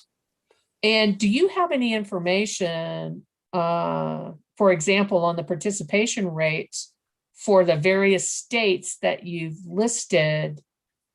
Yeah, I can speak to I can speak to the ones in our region. So Nevada Energy and Rocky Mountain Power, the Black Hills one has just been proposed, although I think it's likely to get approved. The Nevada Energy rebate didn't have the adoption, I think, that many in the EV community were hoping for because of the lower level. I mean, if the availability of a rebate means that I think someone who is going to build a station is likely going to take advantage of that. But I don't think it incentivized DCFC charging to the level that some advocates that work there did. But the Rocky Mountain Power one has actually been, has seen a significant level of adoption, and Utah is actually pretty leading on building out of its charging public DCFC charging network. And I think this rebate and active utility engagement on the topic has been key to that. So I think that's kind of, while I admit there's not like a scientific reason between 25 versus 35,000, I think that, that 40% increase will bring more DCFC to the market than would otherwise. And as we've discussed today, last week, that particular charging capacity is really important to encouraging folks to get in an EV. But do you have any specifics, like, for example, in the Nevada one, how long that particular rebate's been in effect? Oh, I'd have to double check that. I think it's been 2018 or 2019, but I would need to check that to be certain. It has been around for some time. And do you know, can you cite like the participation rate? I can't. Or number of rebates? I can't off the top of my head. I could definitely find it probably. It's in the electric vehicle infrastructure program called EVID. Ms. Beatles, consider that a bench request. I would like to know for the for Nevada and for Utah, the states that Mr. Kresick has testified to, when the number or when the rebates were implemented, in the number or limit on those rebates and the participation rates, the information that's available, and all those should be on an annual basis. Well, let me ask you, Mr. Kresick, that 70,000 number that you reported, what's up with that one? Are prices more expensive in Michigan? Well, I want to say one. May I add one clarification to the last point before I answer Yes, that? sir. Yes, sir. The implementation information may be not as available for the Rocky Mountain Power one because they tend to just not publish as much data. So I just wanted to, but the NV Energy one should be, you should be able to get that. So I Okay, just wanted to clarify that. So the consumer energy one, you know, consumers energy has been really, we don't work in Michigan, so I'm not an expert, but from my observation of, utility involvement on a nationwide basis, consumers energy has been a pretty big leader in electric vehicles. So this high rebate level is, I'm not sure what motivated it. I'm sure it's motivating a lot of adoption though, because it's a quite significant portion of the total costs of a DCFC station. and what, can you ballpark me there? Oh, it's really tough to ballpark DCFC just because the capacity can vary pretty significant. So if you have a 50 kilowatt charger, it's going to be really, the difference between a 50 kilowatt charging station and a 350, which are both considered DCFC, can be quite significant. And the siting considerations lead to quite variable costs too. But I think I presented, I'm not, I could get you a range there if Okay, that would give be me a helpful. range. So, well, this was in, there's a good report from the Rocky Mountain Institute that gives a range, I think, from, and maybe 50,000 to as high as, a couple 100,000, 300,000 or so, depending on the siting characteristics and the capacity of the charger. And it's possible they could go below and above that. So I know that's not maybe as clear as you'd like, but they are quite variable.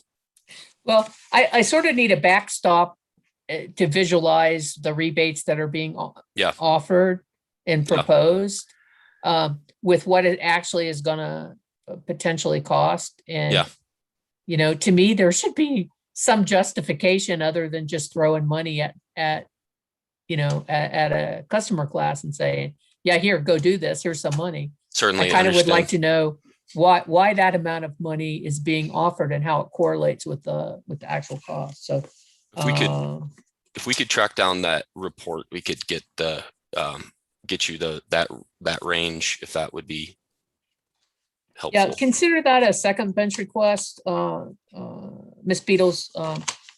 If you can find more specific information from the report that Mr. Kresek is talking about, that would be good. Sir, just generally, I wanted to ask you about your testimony on page 23. And primarily what I'm trying to understand is that we have these different kinds of chargers. And they, from what I've read in the testimony, they have different capabilities. But is it also correct that the different types of charging, I hesitate to say station, but the different types of charging mechanisms, which could be stations, really are serving different purposes? I mean, yes, they're all charging electric vehicles, but it just seems to me that based on the testimony that potentially a level 2 charger might be a bit more flexible in that one could use it at home and one could have it at work. Is that correct? Yeah. I mean, I think I can try and answer that question. I mean, okay. The level two chargers are really important, and not just in a residential context, but also in a commercial context, because they do serve a lot of purposes. I think what type of charging capacity you need is really dependent on the use case. I mean, I think we've talked a lot about DCFC as highway corridor charging, which is true, But it also could be important for, say, a Lyft driver, an Uber driver who is driving an electric vehicle and needs to get a quick charge, in between rides, and they don't want to wait for a level 2 charger. Or it could be, important for a commercial electric vehicle that needs to charge really quickly because their duty cycle, they only have an hour to charge.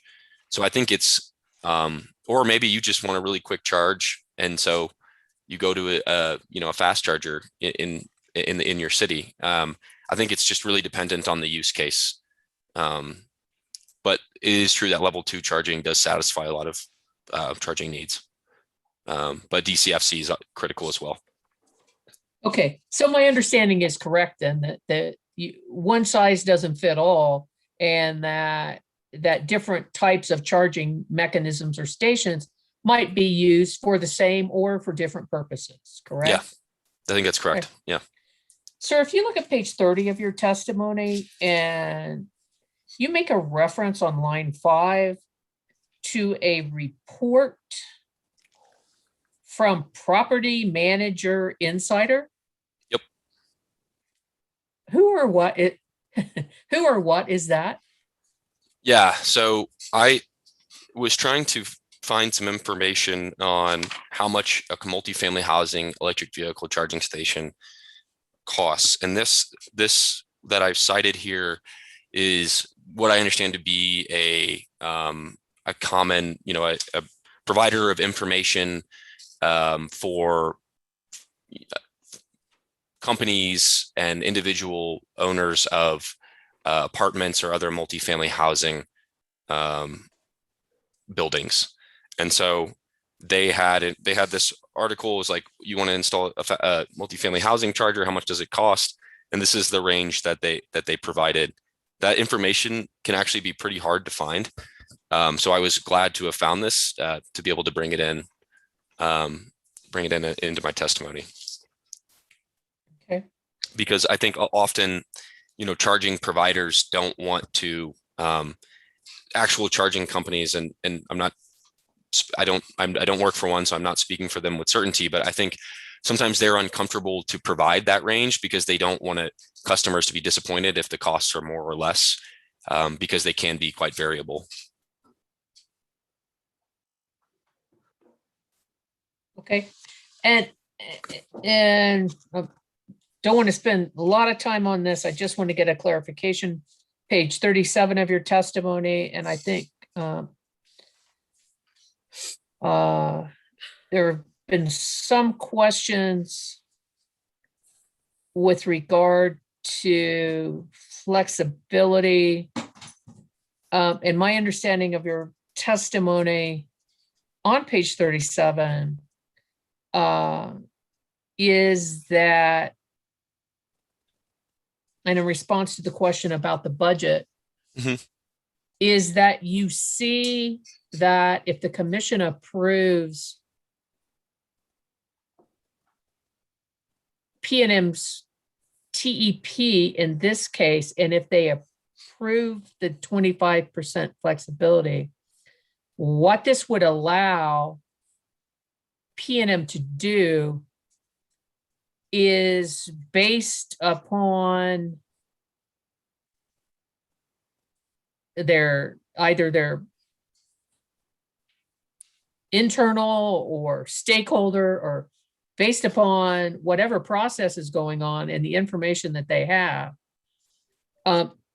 What I see you saying is that you believe that they would be able to adjust the number of rebates, correct? Yes. And or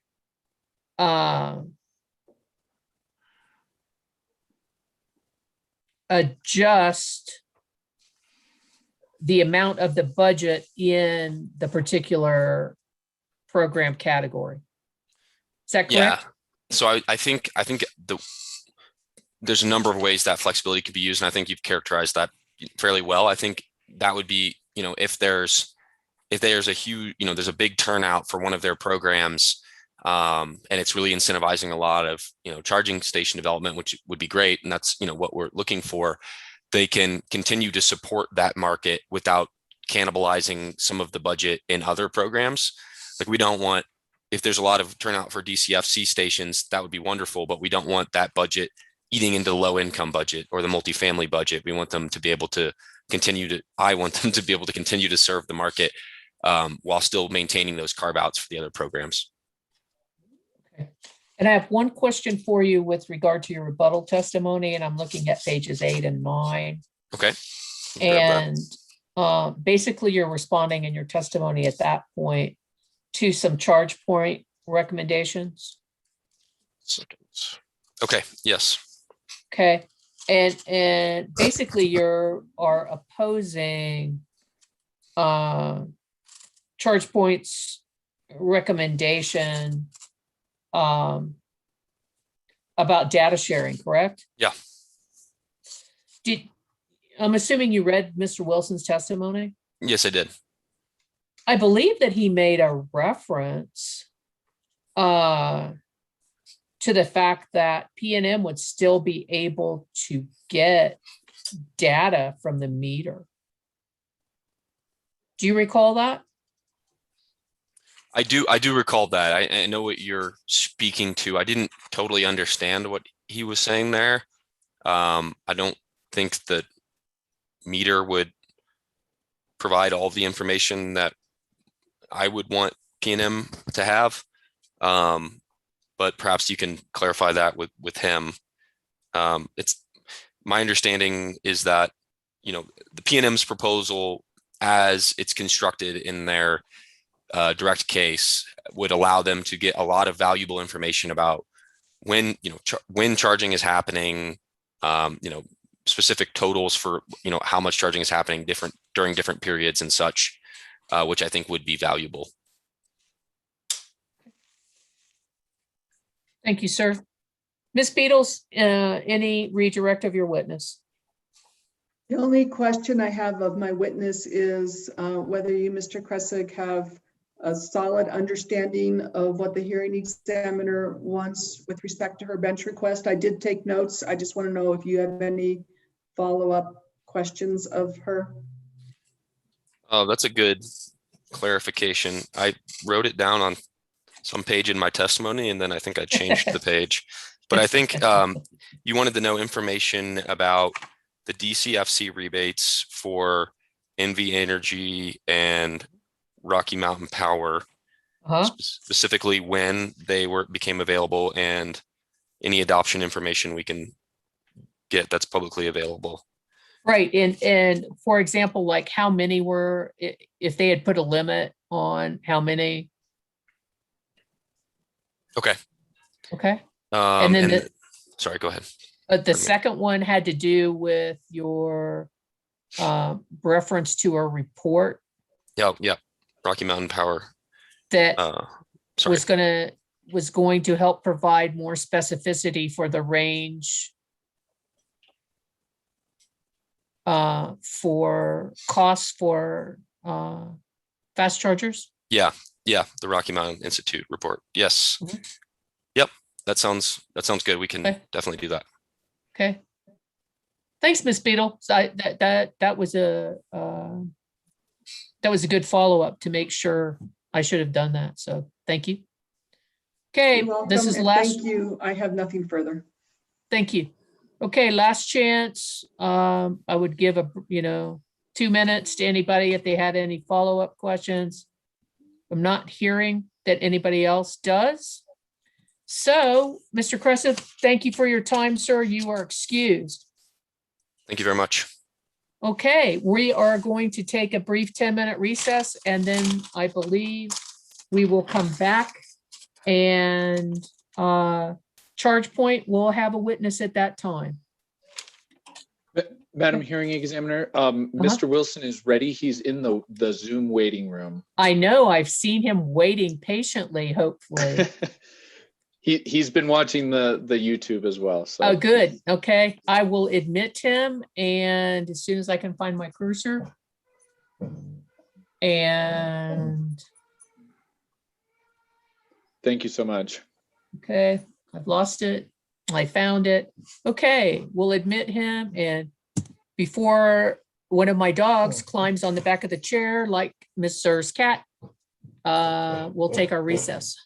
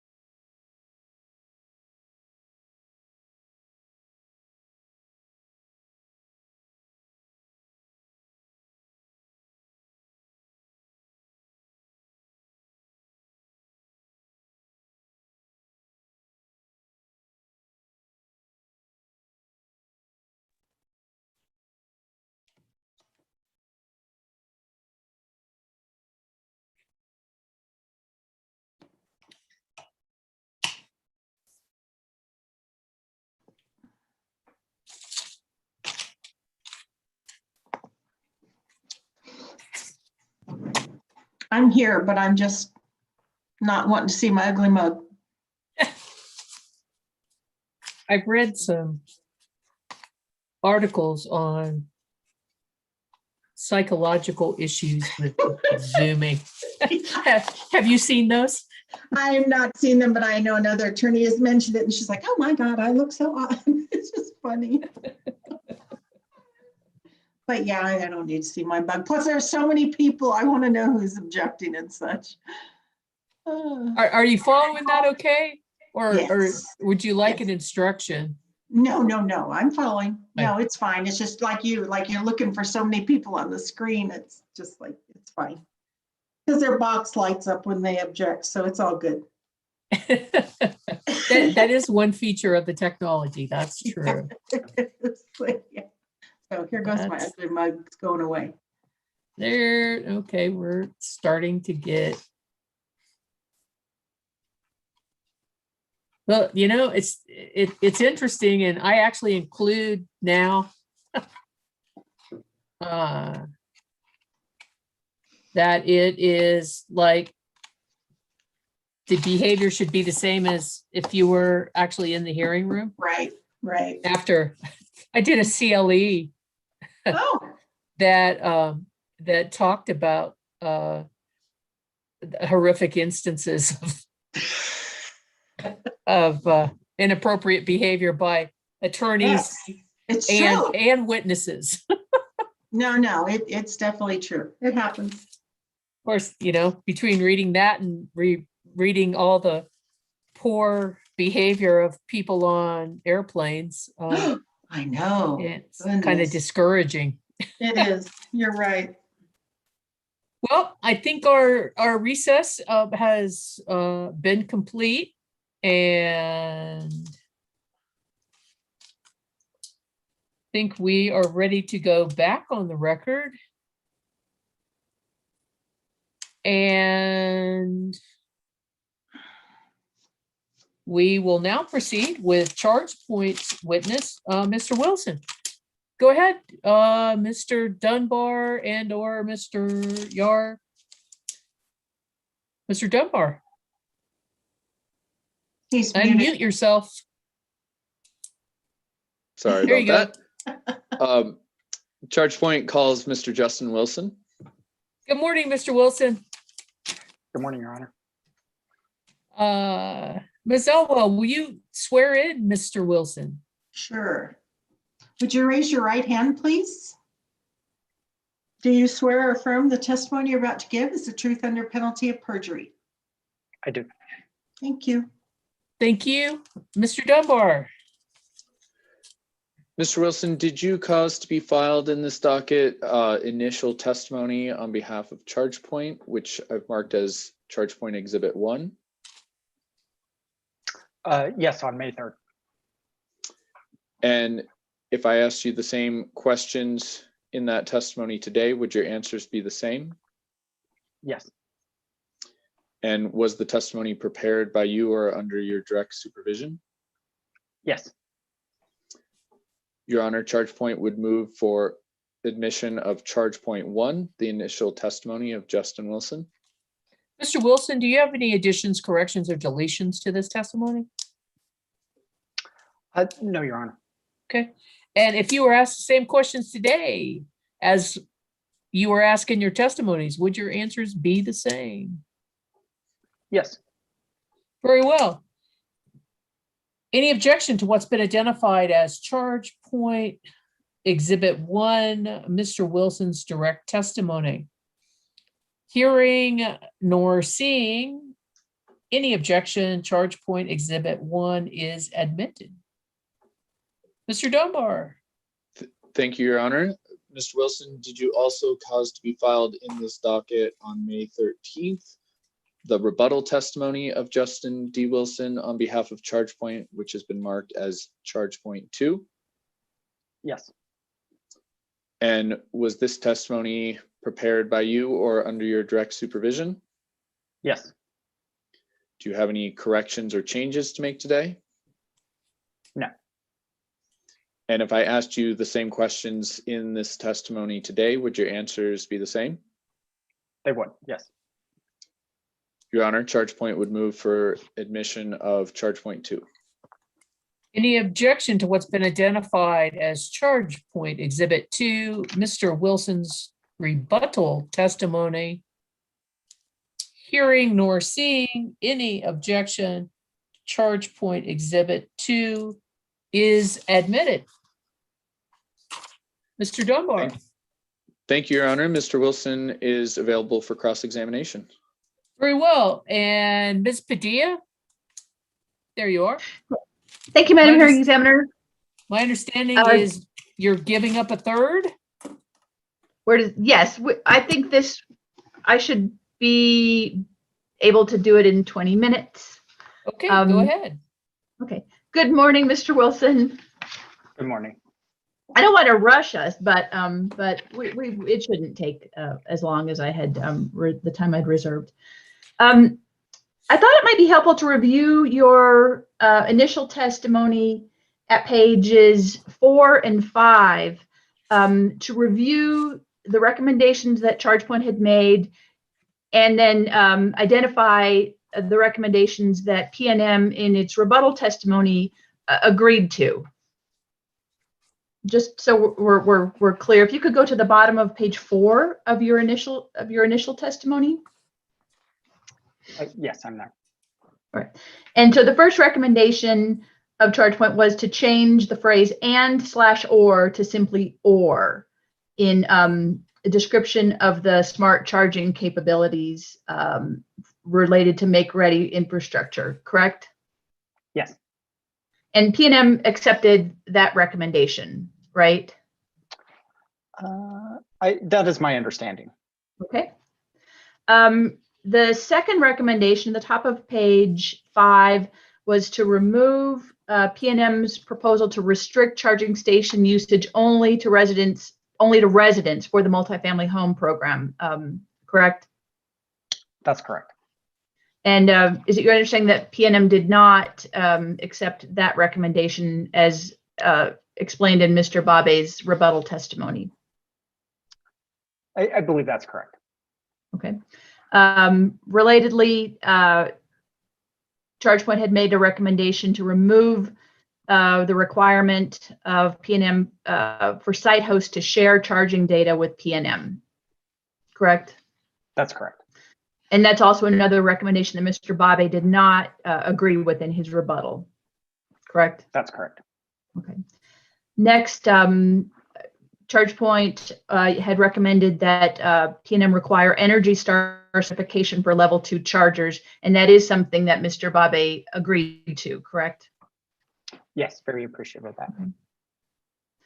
The next, the first bullet point then on the top of page 5 is you recommended that PNM should clarify that the $5,000 rebate for level 2 charging is a per port rebate, correct?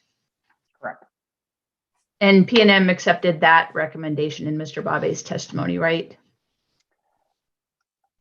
I believe that's correct. I have been in and out of the hearing the past couple of days, and I do know there's been some conversation, between the terms of port and station, and so Okay. To the extent there's additional clarification needed, would encourage that.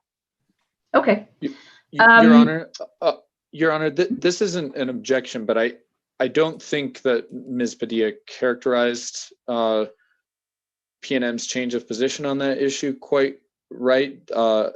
My understanding of Mr. Babe's testimony is that he clarified that PNM intended to give rebates on a per port basis, but that with that clarification, the per port rebate amount is $2,500, not $5,000. Yeah. I think that's correct. Ms. Padilla. I'm fine with that correction. Yes, that is accurate. That It's is a an accurate total of explanation. 5,000. Okay. Yes. Go ahead. So $2,500 per port. Okay. Next, ChargePoint recommendation.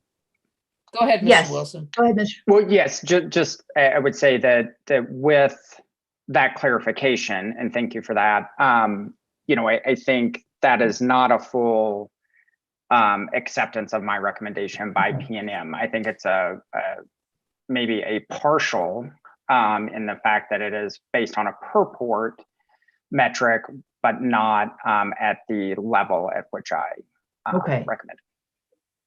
Understood. Thank you for that clarification. The next recommendation was to direct P&M to develop a list of EV chargers that have been pre-qualified for rebate eligibility, and Mr. Bobby agreed to that in his rebuttal testimony. Is that right? That's my understanding. Okay. The next ChargePoint recommendation is to reject P&M's proposal to require credit card chip readers. And I'll just, that's a nutshell of your recommendation, right? That's correct. And P&M did not accept that recommendation as outlined in Mr. Bobby's testimony, correct? Correct, that's my understanding. Okay. And then the last recommendation is of ChargePoint is to approve P&M's proposed EV charging rates, but to make clear that the non-residential charging rate is only optional for customers that receive a rebate, correct? That's correct. And P&M did not accept that recommendation as outlined in Mr. Bobby's testimony, right? That's my understanding, correct. Okay. Well, Madam Chair, I Your Honor, apologize for the length of that, but I thought it was helpful just to review the recommendations. Your Honor, I'm sorry have to an interrupt objection? again, but well, I can object if that's necessary. I just believe another similar clarification is necessary with respect to the third to last bullet point, which was Mr. Wilson's recommendation to develop a list of EV chargers that have been pre-qualified. Here again, I think it's more accurate to say that Mr. Bobby partially accepted this recommendation by proposing a point of sale online marketplace for chargers, but I don't believe that there was anything in his testimony where folks that did not purchase their chargers from that marketplace would have a list to refer to. So I just think Mr. Bobby's testimony speaks for itself. Mr. Dunbar, I mean, your witness could have answered that as well, but I'm just, let me just see which recommendation that is. Oh, we can move on. Okay, I wanted to ask you more specifically about ChargePoint's recommendation that P&M not require site hosts, these are non-residential site hosts, to share their charging data with P&M. That's on page 13 of your initial testimony. So is ChargePoint making this same recommendation that P&M not be required, or P&M not require customers to share charging data as to the residential customers? I do not believe we've made that same recommendation. There's a fundamental difference between people who charge at home and a business who may offer charging on a commercial basis. As we heard earlier in some of the testimony I listened to, there's a variety of costs in addition to the cost of the charger and the cost of the electricity that commercial customers may have to take into consideration. And how those chargers are utilized, could impact, the cost. So, I mean, again, I think where my understanding is there has not been specific data points that have been proposed by P&M to collect. Given the commercial nature of many charging stations, there's significantly sensitive information to those businesses. And absent, a specific set of data and understanding, what data points may be commercially sensitive and maybe off limits, we think that, P&M has data at the meter and can use that for the purposes they have. But without specific recommendations, we're concerned about business sensitivity. So you mentioned a concern about cost to businesses. How would requiring site hosts to share data charging information contribute to additional costs to site hosts?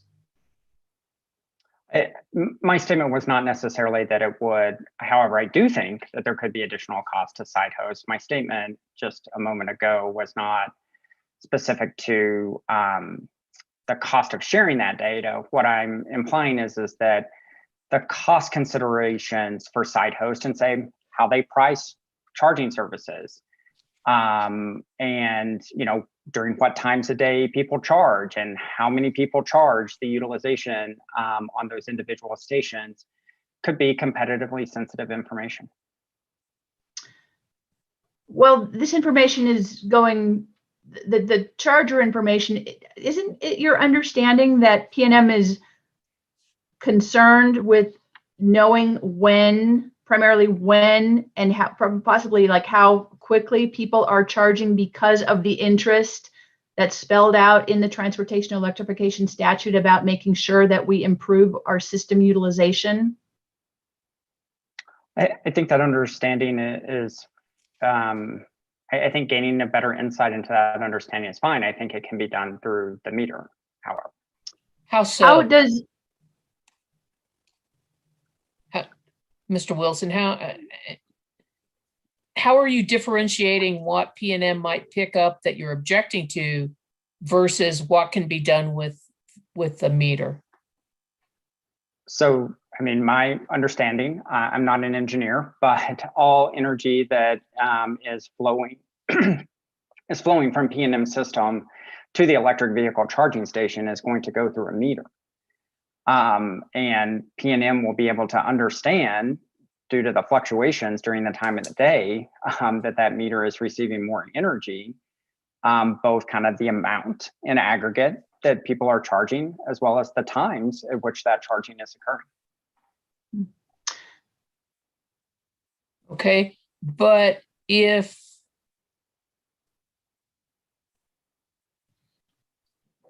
how is it that you see that the electricity provided to the site host and how much and when, how do you see that as proprietary?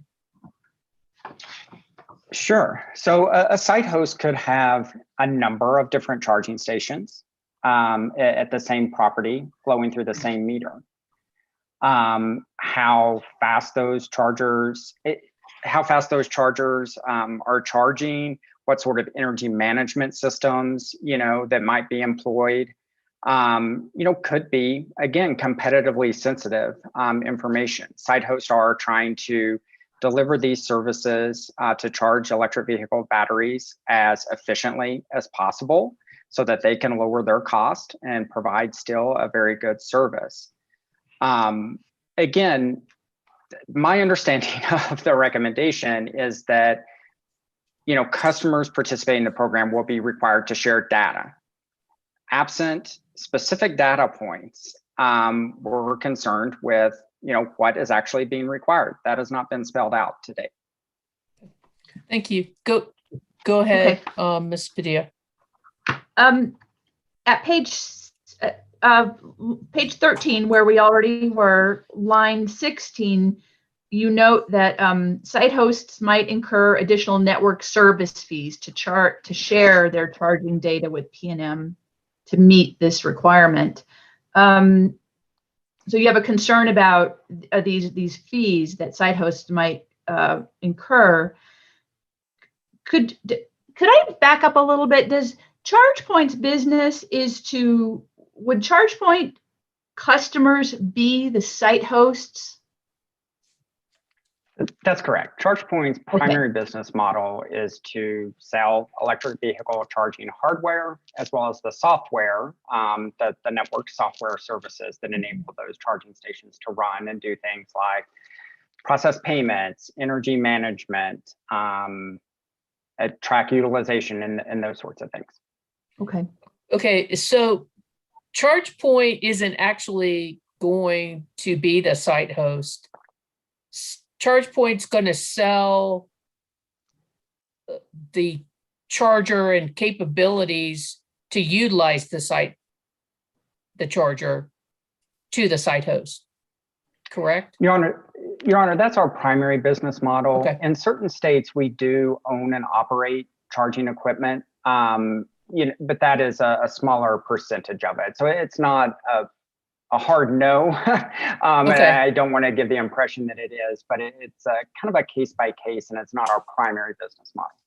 Okay, and I guess here in New Mexico, then basically, and I'm not asking you who your customers are, but for example, if there was a large box store that wanted some chargers and they contacted you, then that's the kind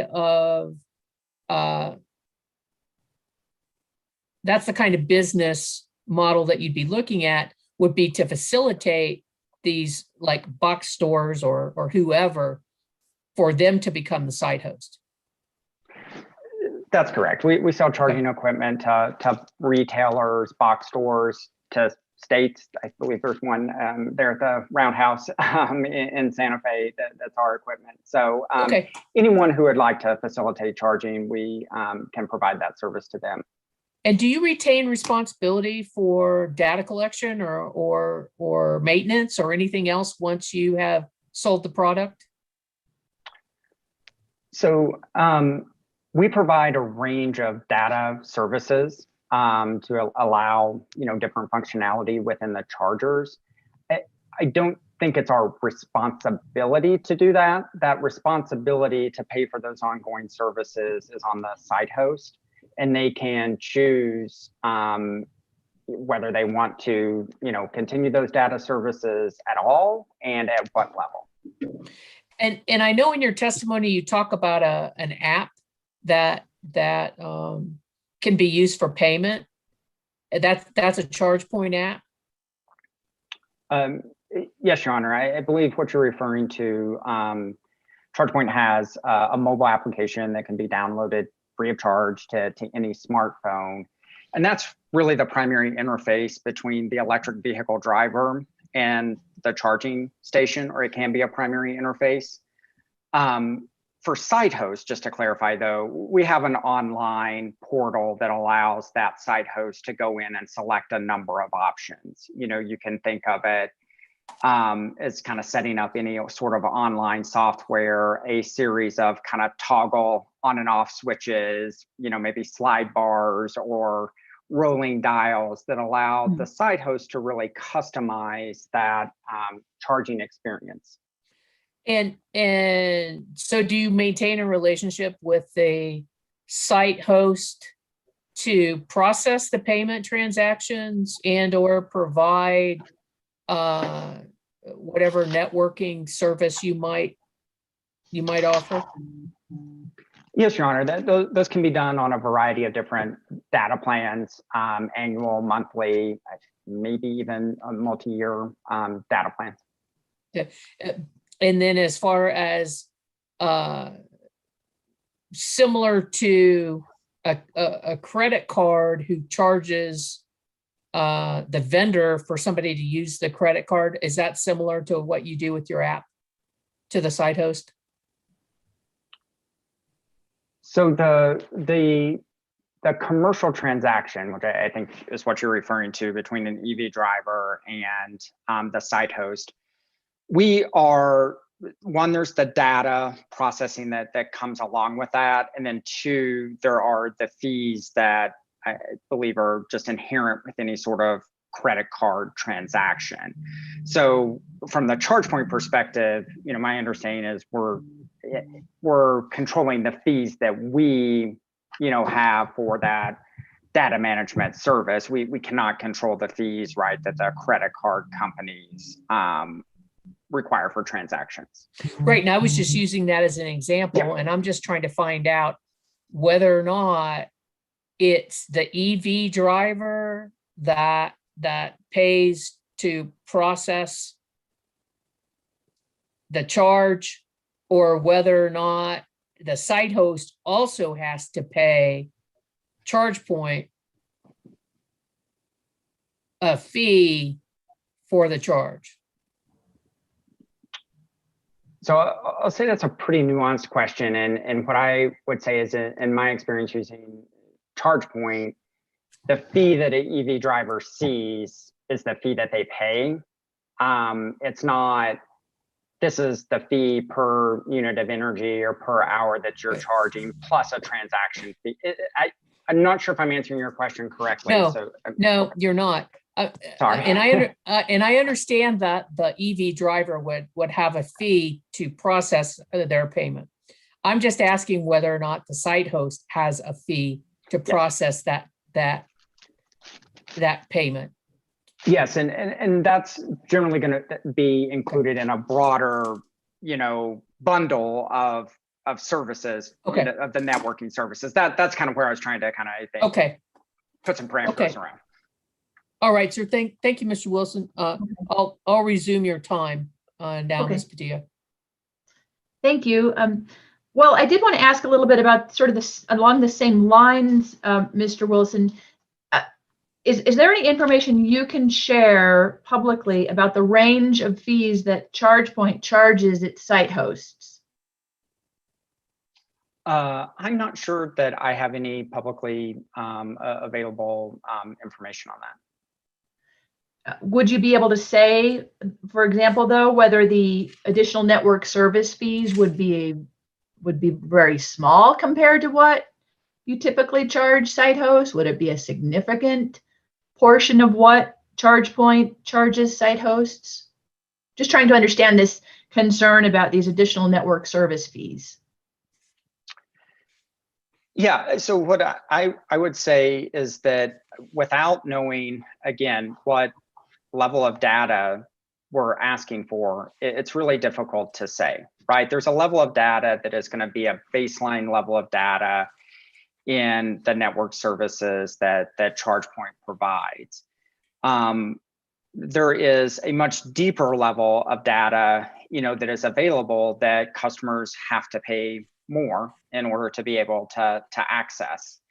And that can get fairly granular. But is that data that ChargePoint is seeking, or that a utility might want to understand the timing of a customer's charging, or are you talking specifically about data that a utility might want from a site host?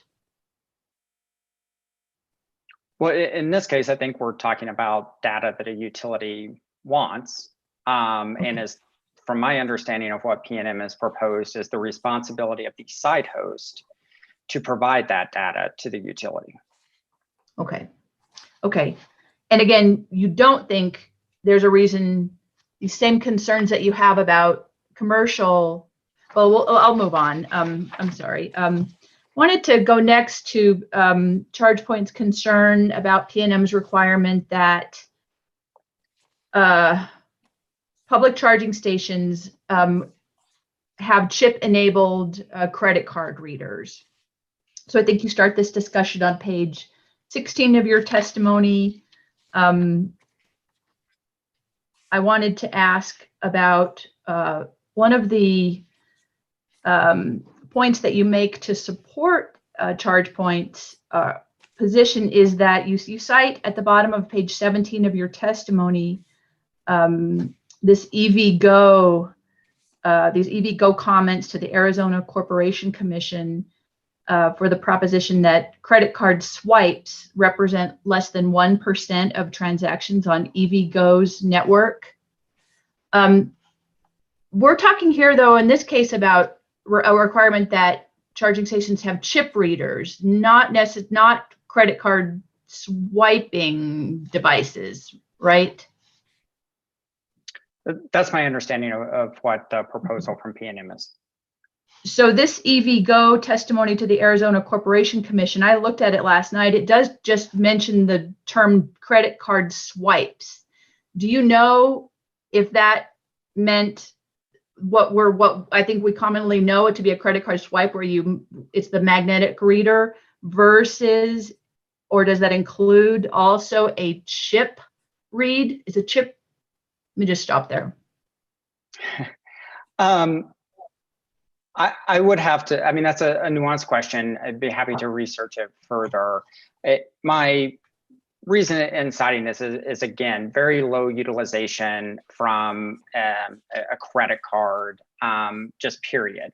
What my understanding of what EVgo was saying to the Arizona Corporation Commission here is that, really it's the mobile payments and the EVgo card or roaming agreements between charging companies that are the primary way that EV drivers are paying, and that this, credit card transactions are very low percentage of transactions taking place. Okay.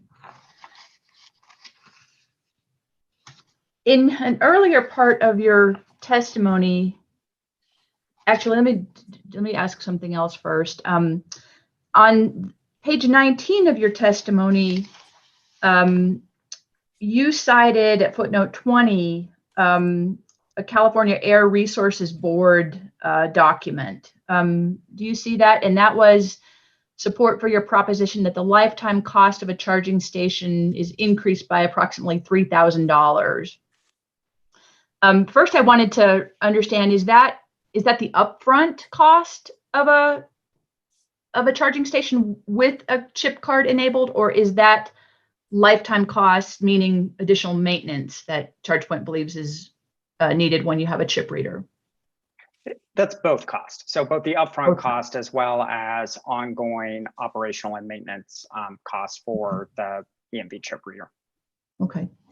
So your footnote to the CARB, California Air Resources Board document, I looked into that last night to see where the California Air Resources Board had landed in terms of its requirements for electric vehicle supply equipment. And they did not ultimately adopt ChargePoint's position, did they? They required chip readers at publicly available charging stations, didn't they? So the regulations are twofold. One, they have required EMV chip readers on DC fast charging stations. Currently, that requirement is set to begin in January of next year, followed by a later date for level 2 charging stations. Importantly, the regulations are also call for a technology review to understand the adoption of contactless credit cards and perhaps modifications to this rule. That technology review is currently underway. Okay. Since there is going to be a requirement then for chip readers, will ChargePoint be working with SiteHost in California, given this restriction that ChargePoint objects to? So we're hopeful that the technology review shows what every major EV provider in the industry put on the record in this CARB proceeding, that these requirements are burdensome and not necessary to facilitate EV charging. We're hopeful that that technology review results in a modification to those rules. Okay. You got 2 minutes, Ms. Padilla. Okay. I think I actually did earlier in your testimony, you mentioned at page 4, and it's again this chip reader issue, page 4, line 12, you said the chip reader requirement will increase the cost of the program with no corresponding benefits. That's your testimony, correct? That's correct. So other parties, in this case NPNM, have maintained that just wider public access to charging stations is a public benefit. Do you disagree with that, or do you just go ahead and explain why you think that there are no corresponding benefits? Well, I would say that neither PNM nor any of the other parties provided any data to support this conclusion. Our concerns are really fourfold. One, this is going to increase the cost of deploying charging stations. In the case of level 2 charging, it could double the cost of those charging stations over the lifetime of those units. That's significant. Second, there is a real security piece here. We know that contactless credit card readers are more secure than the EMV chip or the magnetic stripes. They're internal to the charging station. These charging stations are not manned 24 hours a day. However, they're accessible 24 hours a day, right? So that's different than a gas station model where you have an attendant there all the time. And so we take security, as a primary concern on our network. The third reason is reliability. I've heard in the past week from other utilities who have deployed charging stations with credit card chip readers that this reliability is a problem. In a state like New Mexico, where you have issues related to dust blowing around, to freezing, all those things can impact that insert and pull back of the EMV chip readers. And then finally, really what we're looking to do is place assets in the ground that are going to be useful and future-proofed going forward, right? And so we want to make sure that we're putting the technology in the ground. It's very clear where the payment card industry is going, and that's towards contactless and mobile payments. Okay. On that point, Madam Hearing Examiner, I have one very quick question. Okay. Were you listening to Mr. Babe's cross-examination by Mr. Dunbar? I caught some of it. I believe I was maybe a little bit late to it. Mr. Babe, I believe it was during that questioning, Mr. Babe noted that he himself does not have a contactless credit card, so he would not be able to use a ChargePoint charger. Did you hear that? I don't know that I heard that. Okay, thank you. That's all I have. Thank you so much, Mr. Wilson. Thank you. Next, Mr. Albright, you have questions for Mr. Wilson, and I would appreciate it if you could stay around 20 minutes. Yes, Madam Hearing Examiner, I don't think that'll be a problem. I want to thank Ms. Padilla for laying the groundwork there and resolving some of the inconsistencies I had between the various testimonies. So that was very, very helpful and eliminated a number of questions. Good morning, Mr. Wilson. Good morning. I'm Jeff Albright of J. Albright Law LLC, and I represent Bernalillo County in the proceeding. And again, I think a lot of questions were answered. I have a few that I'd like to follow up with regard to your responses to some questions that have been asked, as well as the testimony. So when you say that you're concerned about the data or exposing the data, are you talking a trade secret issue with regard to competitive sensitive business information? So I think while I don't always think that comparing EV charging to gas stations is appropriate, I think let's consider it in the concept of a gas station, right? You have a Citgo and you have a 7-Eleven, right? They have different costs, they have different items that they offer. And the question I have is, what data are we asking those folks to provide? And those two people are competing against each other. And that information is really sensitive to them. And without, again, specific data that's being requested, if we have specific data points, maybe we can react to those. But just to say that EV charging site hosts are going to need to turn over data in order to participate in the program is concerning, because those two folks are in competition.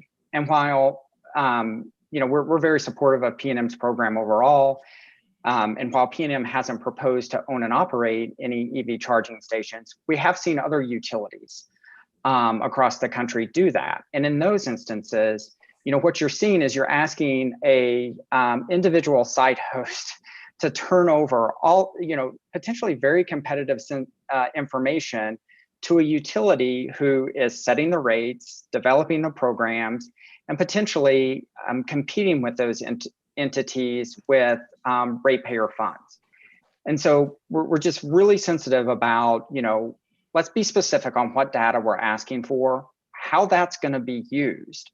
Otherwise, the potential is there for, these site hosts to be able to have to turn over competitively sensitive information. Okay, let me, Okay, and let me just stop for a second. I'll stop your time, Mr. Albright. Mr. Wilson, this potential competitively sensitive data you've referred to as being the site host data? The site hosts have access to it, certainly. Okay, or are you The claiming that networks, it's, the EV charging networks could potentially have access to some of that data as well. well, I guess I'm just trying to identify who are you saying has a proprietary interest? Are you saying the site host has a proprietary interest, or are you trying to claim that ChargePoint has the proprietary interest, or both? In this instance, I believe it's the site host. That is who's responsible for providing the data to PNM as they proposed. Well, if you're not going to be the site host, I mean, if you're going to sell, if your primary business model is to sell the equipment, then why do you care? Well, because ChargePoint supports an open and competitive market for EV charging services. Our interest is the broad adoption of electric vehicles, the broad adoption of electric vehicle charging stations, and those site hosts are our customers. So again, I understand the nuance of the question you're asking, but the comments that we make and the recommendations we make aren't always just, or maybe oftentimes not, self-serving. Okay. Well, my second question is, you keep saying that PNM hasn't identified what, in quote, data it wants. Has ChargePoint made an effort either through the discovery process or informal negotiation to ascertain, either in this proceeding or outside of this proceeding, to ascertain exactly what PNM wants? I believe I made reference in my initial testimony noting that, it's a broad definition. However, I do not believe we issued any interrogatories or discovery request on that matter. Okay, thank you. Go ahead, Mr. Albright. Thank you, Madam Hearing Examiner. So let me make sure I understand the way this works. I think we had some fairly good discussion, but let's say we're on the interstate and there is a rest stop and there's a 7-Eleven. Well, 7-Eleven is probably old, but there's a pay and go store or something that's there. Maybe it's the Joe Bag of Donuts rest stop. So they have a lease with the, let's just presume that they have a lease with the Department of Transportation to have that facility at that location.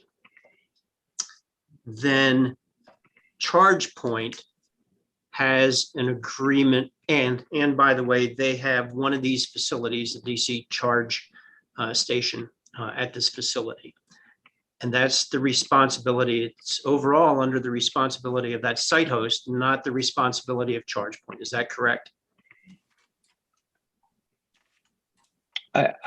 If I'm following your analogy correctly, I believe that those site hosts are going to be, yes, responsible. Okay, so ChargePoint, is it correct then to say that ChargePoint has an agreement with Joe Bag of Donuts rest stop for them to process payment with you folks for somebody who drives in with their electric automobile or truck or whatever it happens to be, and uses that facility at Joe Bag of Donuts rest stop? And they use ChargePoint as the mechanism for processing that payment. That's correct. Okay. So who are your main competitors for Joe Bag of Donuts? Who would be competing with you at Joe Bag of Donuts rest stop? To offer the charging services to Joe's Bag of Donuts. Correct. Yep. Yeah, there's a number of them out there. There's ABB is a manufacturer of electric vehicle charging equipment. They manufacture a lot of electrical products. There's a company based out of California, BTC. There's a company based out of Canada, but also with operations in California called Flow, FLO. Okay, those are some good representative samples. Okay. So your agreement though, is it with Joe Bag of Donuts at that particular restaurant or rest stop? Or does ChargePoint have, for example, all of the Joe Bag of Donut rest stops in the state of New Mexico? In other words, do you do it on an individual franchise or location by location basis, or would it be more in the aggregate? I believe I don't do much on the business side. I'll Fair enough. clarify that. But I believe it could be either. Either one. Yeah, it's really going to be more dependent on how Joe's Bag of Donuts is structured from their corporate perspective. If they're franchised, if they're corporate owned and operated stores, I believe we could operate under any of those circumstances, but it's probably more dependent on the site host and how their business is structured. And so the agreement that you have with the site host, whether it's 1 or whether it's 30 Joe Bag of Donut rest stops, is for a certain period of time, correct? So in the instance that they're putting ChargePoint hardware and doing our network services, the hardware would be a one-time cost. And then there would be multiple options on the software and data services, anywhere from 1 year to 5 years, I believe is kind of the plans that we offer. So the DC chargers could very well outlive the terms of your contract with the site host, or other people might have the opportunity to bid after a certain period of time, 2 years, 3 years, 4 years, 5 years, whatever it happens to be. Is that a fair statement? So I think, customers, once they own that hardware, the decision, is up to them. On the level 2 side, we do have customers that decide, I don't need to pay for those charging services, the data management services. And maybe that's because it's behind a fence and they only have one electric vehicle and it's, Right. But they could, choose to change their mind down the road. And we have a sales team who is, out there trying to understand the needs of the site host. And, certainly site host, those data services agreements come up to the end of their term. And, we're trying to go out there, understand their needs. And, if they need additional network services, for years or months out, we try and sell those to those folks. Are the costs that you incur as a result of this process, are those passed on to the end user by the site host, or are they incorporated in the charges? In other words, let me rephrase it. Okay, so I pull in with my EV, which I don't have yet, but I pull in with my EV. I charge up at Joe Bag of Donuts rest stop. Okay, you have the contract with the site host. And are the fees that I pay, that I get charged as a result of swiping a card or some kind of a reader or whatever mechanism ends up being the case, is that a charge for not just the electricity, but the administrative cost of you processing that charge at Joe Bag of Donuts? So we've got a wonderful mobile app. I hope you download it and consider using that. But I would say for processing these payments, what that site host charges for those services is entirely up to them. And, my assumption is that that's going to vary based on their business. If they're a donut shop, they may want to discount that charging in order to attract customers to come in, have a donut, have a cup of coffee, maybe have another donut.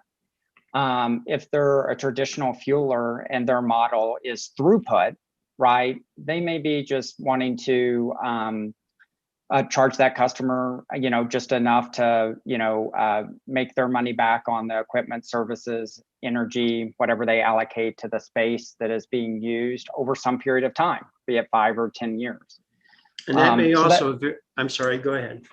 No, I was just, it's really going to be very dependent upon that site host. I think the costs that they incur are going to vary widely. There was some conversation, earlier about, what the cost of putting one of these DC chargers in, and it was noted that it's pretty big range. And I agree with that. So it's just really going to depend on the site host and what their goals are, and whether they're trying to recoup revenue or use it to attract additional customers, perhaps. And wouldn't it also depend on the proximity of another DC facility, for example, 3 miles down the road, or if it's 50 miles down the road? Yeah, competition is a great thing, right? And so it definitely could depend on that. I think that's very astute. Okay, Madam Hearing Examiner, I have no further questions of Mr. Wilson. Mr. Wilson, thank you very much. It's a pleasure. Thank you, Mr. Albright. All right. It looks like Ms. Sir, you have some questions for Mr. Wilson. Yes, thank you. And if you could try to keep it 10, 12 minutes. I could do better than that. How about 5 Awesome. minutes? Okay.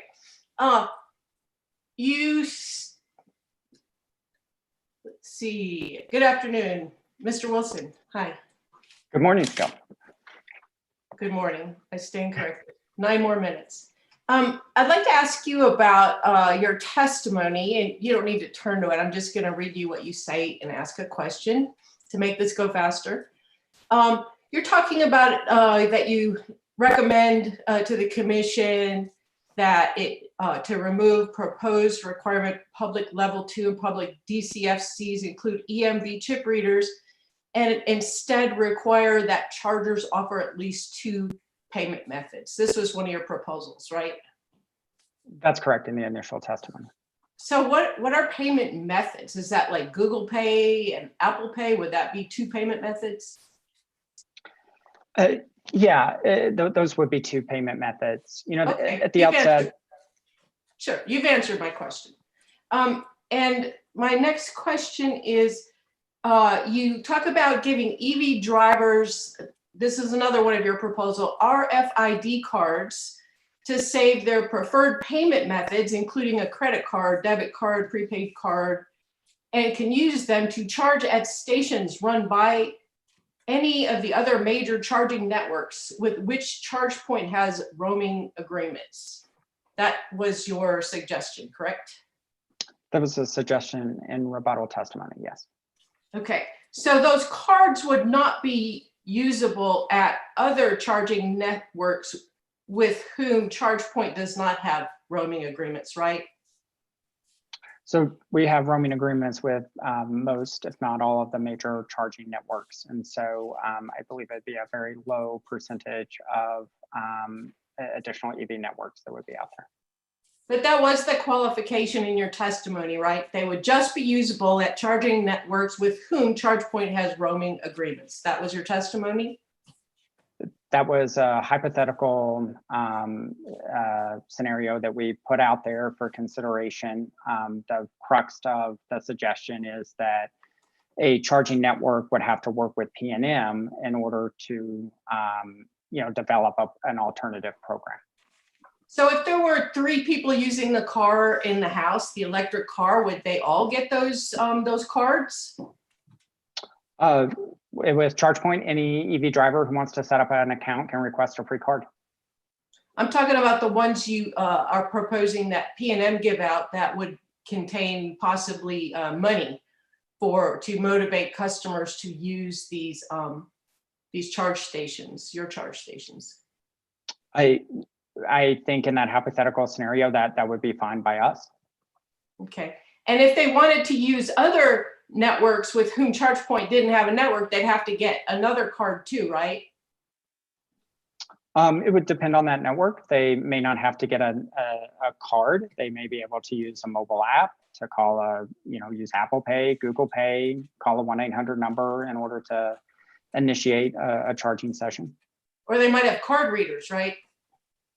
I guess they could. I think that's the minority of EV charging hardware out there today. Okay. So just, you were talking earlier about the confidentiality of data that you don't want to share. I know that one of your pitches for these RFID cards that you would have P&M distribute to low-income customers so that they could use ChargePoint's charge stations. You've agreed to share that data, right? With P&M? So again, that's a data agreement between ChargePoint and P&M. And it's an alternative proposal that would have to, come to some sort of agreement in which we would anticipate those terms would be very specifically laid out. Why is the usage patterns of low-income customers less important to keep private, secure, confidential than other customers? I don't think we made that statement. You did offer to share low-income customer data, but not other customer data in your recommendations in your rebuttal, right? What we've said, what we've identified is that the data points that's been requested that is shared is not clearly identified. We're happy to react to any specific data request, but a carte blanche, a customer needs to be able to share data. Quite frankly, I believe is not appropriate. Okay, thank you. That it, Ms. Sir? Yes, ma'am. Okay, thank you. And just for the record, Mr. Wilson, what is an RFID card? I believe it stands for radio frequency identification. And so there's a couple of different types of varying security levels. And it's essentially a card that uses very similar to a contactless credit card. It uses essentially a little chip in there that you wave in front of it. You may have been to buildings where a person has a little card that hangs from their belt loop and they swipe it in order to open up a door or a parking garage. Those are one form of Mr. Albright has one right there. Those are one form of RFID card. Okay. All right, thank you. Next, Ms. Beatles, I believe you have some questions for Mr. Wilson. Thank you. And if you could try to be under 15, that would be good. Okay. Mr. Wilson, good morning. Hi, good morning. A few more minutes. When's the last time you've been at a gas station? I visited a gas station within the last week. So you would not be surprised to learn that gas stations do not always have attendants present when you can buy gas. I would be surprised because I believe that since gasoline is combustible, there is a requirement that somebody be on site there. So do you have any reason to doubt it when I say that I've bought gas at gas stations when attendants are not present?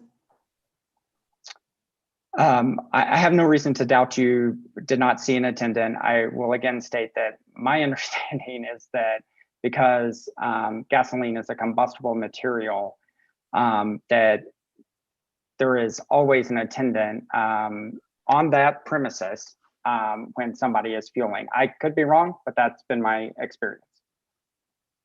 Okay, this is a little far afield, but do you have any law or regulation to cite to that in support of that statement? I don't. As I indicated, that's been my experience. Okay. Do utilities give rebates to build gas stations? I couldn't exclusively offer to say whether they give rebates of any form. I don't know if there could be HVAC rebates or smart thermostat rebates. I would assume that any rebate that's available to a customer for which equipment would be installed at a gas station, including EVSE rebates, a gas station would be able to take advantage of. So Are you aware of any regulated electric utility that gives rebates to gas stations for any purpose? Yes. And can you give me an example? Yeah, most electric vehicle charging rebates that are available are also available to gas stations. If the gas station installs and develops electric vehicle charging equipment, right? Yes. Right, but for gas stations that don't provide any EV charging services, are you aware of any electric utilities that give rebates to build gas stations? For the construction of gas stations, no. Okay. Do Okay. you know, Mr. Wilson, whether or not in some utilities are afforded some type of special contract rate that might be applicable? Like, I believe, for example, that P&M gave Facebook special rates here in contractual things here in New Mexico. Are you aware that there could be some kind of special contract rate that a gas station would be afforded? So I may get at your question and feel free to clarify. My understanding of the Facebook, and it's been from agreement afar, is that's somewhat of a one-off kind of contractual agreement, and I could be wrong about that. Well, they built a second facility, or are building a second, so not just one-off. What I would say is that there have been many utilities that have developed EV tariffs, right? And so those are an option that any site host could take advantage of. They're not always in the benefit of the site host. And so, so again, it's not a contractual rate, it's more of a tariff that is designed for EVs and can be used as an option by that site host. Right, and I think the basis of Ms. Beadle's question and what we're trying to figure out here is whether or not do you consider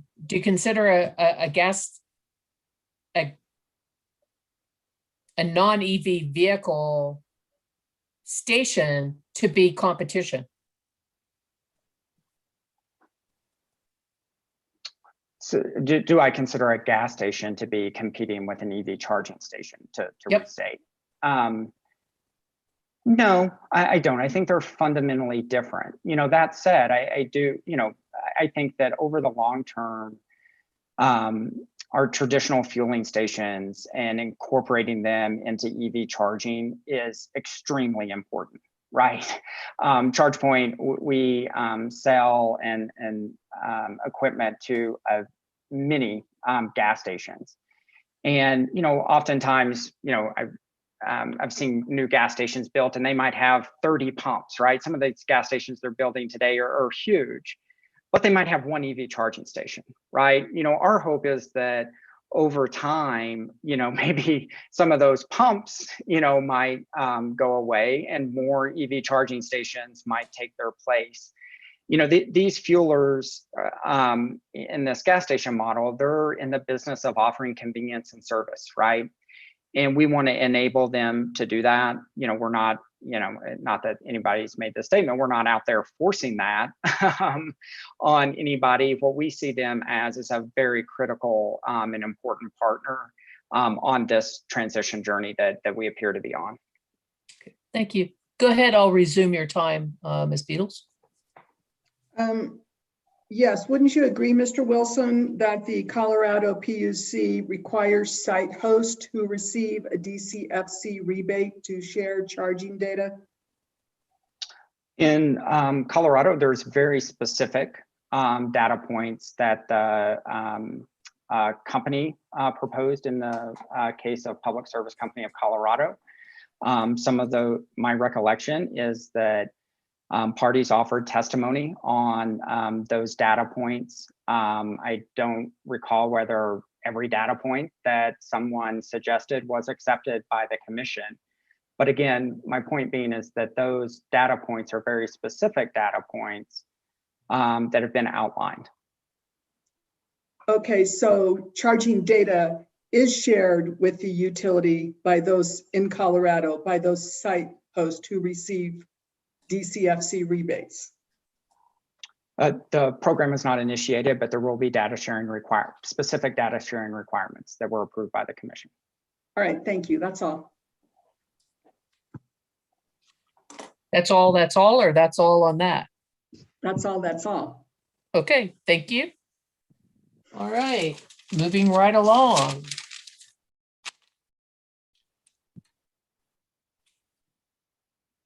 All right, Ms. Lynch or Ms. Gerson? Good afternoon, Madam Hearing Examiner. I am the Prosperity Works attorney with questions for this witness. Okay. If you could try to keep it around 18, that would be good. Okay, I think that goal is within reach.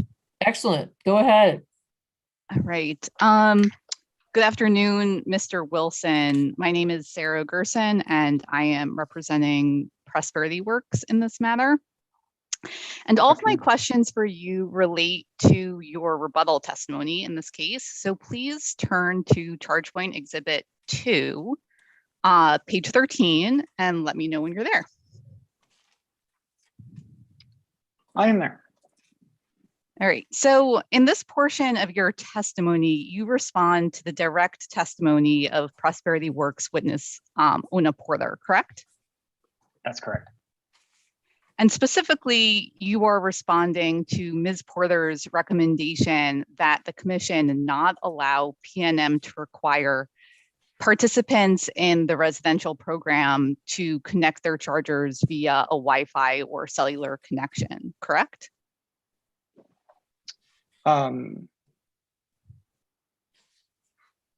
I'm just trying to follow your language. I think what we're, in plain language here, I think what we're saying is that we support PNM's proposal to require the program to require smart chargers. Okay. So you support the recommendation to require smart chargers, but what I'd like to talk about today is the requirement that program participants provide Wi-Fi or cellular connections for those smart chargers. Do you understand the distinction there? Yeah, I think one is an equipment specification, and I believe what you're talking about is an ongoing connection requirement, if I understand you correctly. Thank you for making sure we're on the same page. And in your testimony, you contemplate the scenario that PNM require those equipment capabilities, but not the ongoing connection, correct? That's correct. And do you think that that would be a reasonable outcome in this case, to require the equipment capabilities, but not the ongoing connection? I think an ideal outcome is both. I understand the concerns that Prosperity Works has. So I think that would be perhaps a less optimal outcome, but I think what is really important here is that if a customer does have that connection, we utilize that connection, and at the very least, we're incentivizing electric vehicle charging equipment that can take advantage of that connection if and when it becomes available.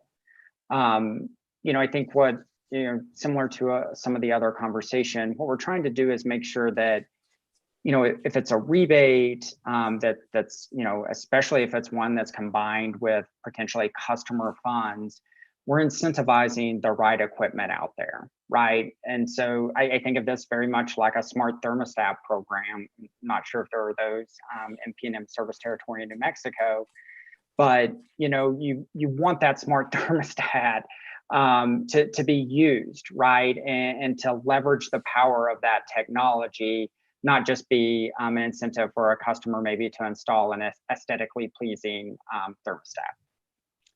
Okay. And in your testimony, you also state your expectation that the vast majority of participating customers will want to connect their chargers to Wi-Fi so that they can experience a variety of benefits, correct? That's correct.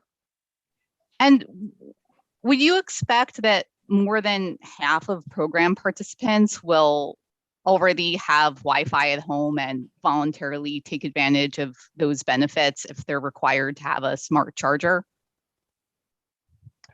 As an expectation, I would say that that's correct. How about more than 75% of customers? You know, what I can speak to is similar programs that we've seen, in particular programs that make it easy for customers to connect. Xcel Energy in Minnesota has a home pilot program, and what we've seen is that program consistently meets its targeted thresholds. And I believe the utility has gone back and asked for you know, additional customer caps on participation there, and those have connection requirements to them. So I anticipate that the vast majority of program participants are, one, going to want to, and two, actually do connect those smart chargers to the internet. Okay.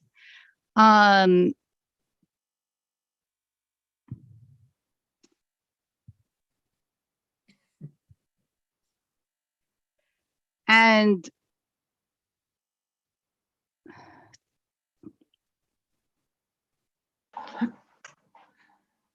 okay, I think that is all. Those are all of my questions on that point.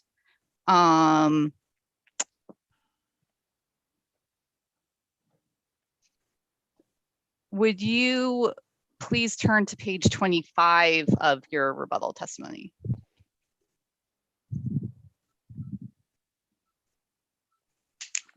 Okay.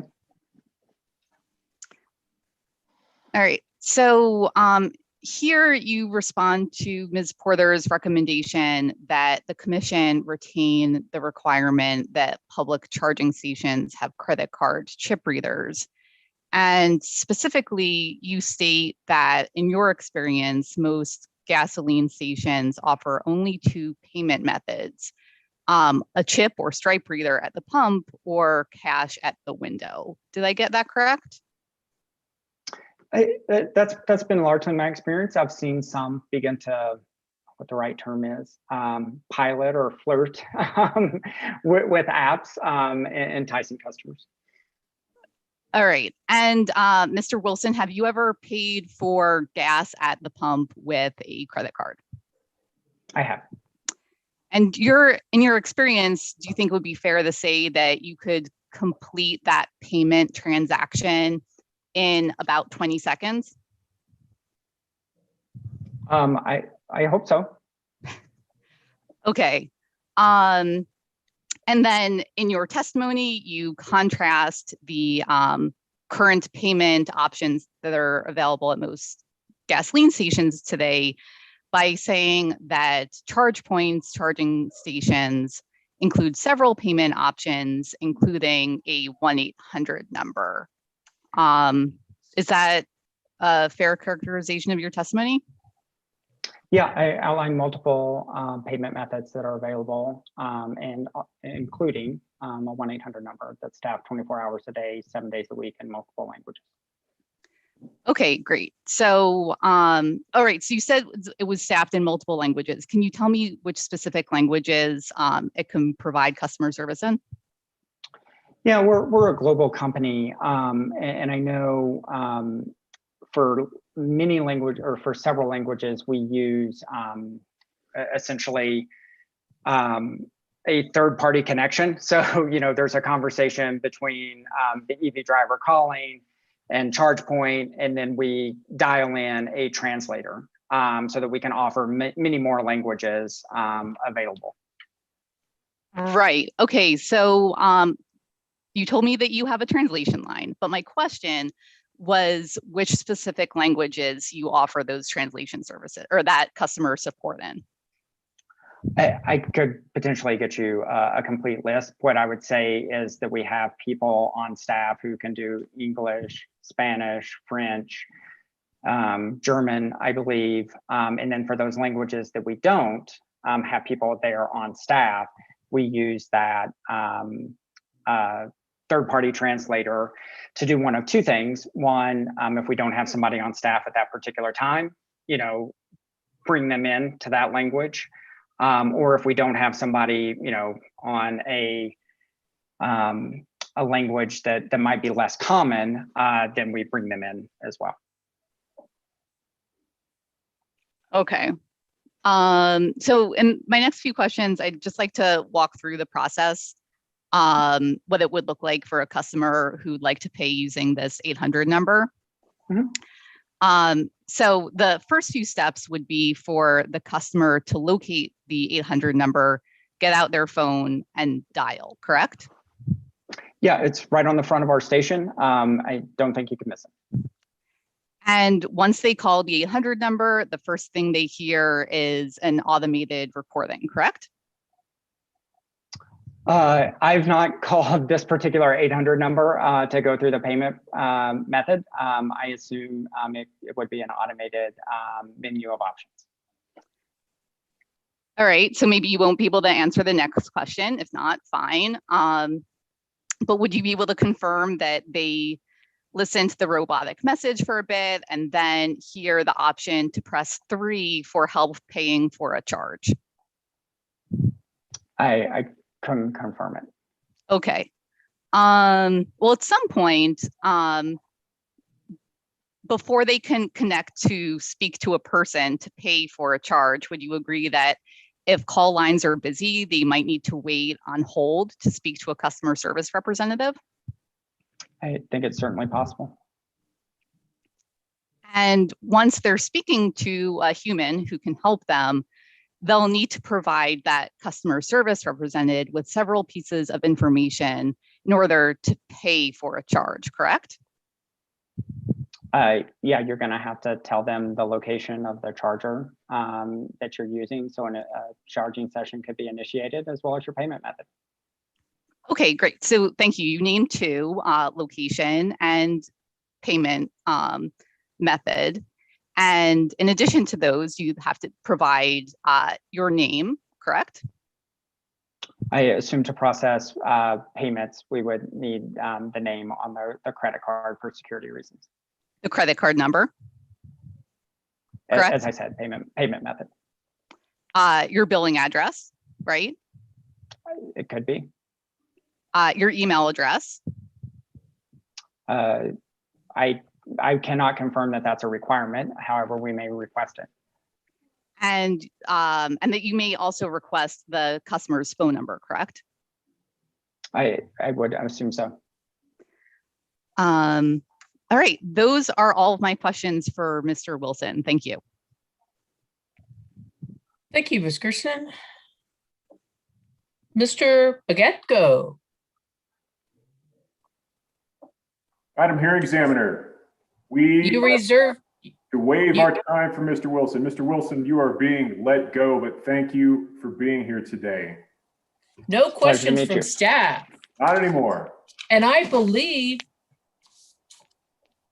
let me just look through my questions again.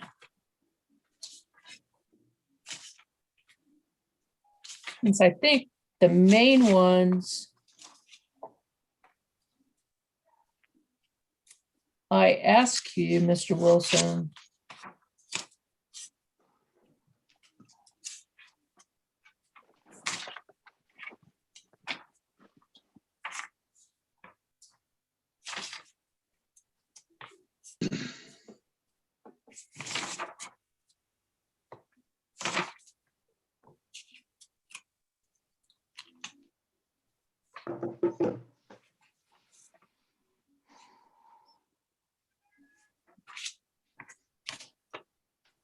I guess I'd like a clarification on page 19 of your rebuttal testimony, Mr. Wilson. You're answering the question posed at the bottom of 17. Why do you oppose these proposals for requiring time-varying prices to drivers? And I'm interested in your testimony, and you actually have violated the commission's rule on numbering your lines of your testimony. And it would be good next time too, if you didn't use a smaller font for us old people who are wearing readers. Be that as it may. I'm right there with you, Your Honor. So, but basically I'm looking at your managed charging capabilities. So that's the second full paragraph on the page. And you say managed charging capabilities allow site hosts to manage charging loads using software provided by a network service provider in response to a price signal from the utility, such as the time varying prices of the proposed 3F pilot rate. That's your testimony, sir? Yes. And can you give me an example of managed charging? Can just run me through an example of who is that going to be ChargePoint that's managing something for the site host, or is this the site host, or who's doing this managing? Yeah, so I'll say that, managed charging is a pretty broad term that is used in the industry. And I would say broadly, it encapsulates kind of two variants. On one side, which is not necessarily what I'm speaking of here, would be something like demand response. So, the EV charging networks have the ability to, and smart chargers have the ability to accept a signal from the utilities. It's very similar to air conditioning programs and how those, work, so that it either ramps down the power that's available for an appliance to use, or in some cases shuts that appliance off, for a dedicated amount of time. And that uses a standard software protocol that the utilities use called OpenADR. On more of, I just want to make sure that was, considered here. I think more of what I'm talking about here is the ability to use the software available on ChargePoint's network, as well as many of the other networks out there, to, during certain times of the day, what we can do is, if, let's say, an EV charging station has the ability at a maximum level to charge a vehicle at 50 kilowatts, in order to maybe manage demand charges, or just demand during a certain period of the day, we can actually limit the amount of power that would flow through that charging station. So you can think of that as kind of that knob that we were talking about earlier, that a site host can kind of say, hey, look, I'm going to be installing a new roof, or some more lighting or something like that, and I don't want to go above on the whole site level 150 kilowatt hours of demand, because that puts me in a different rate that I don't want to be in. We can help that site host, crank down, so to speak, the power that is flowing through that machine, in order to let them manage those sorts of issues that they could come up with. And then if down the road, right, they want to add more EV chargers, and then they have to upgrade their service, then they can crank it back up a little bit. But it's really about overall site-wide management of the load, and that it's overall site-wide, but it flows down to those individual chargers. Okay. And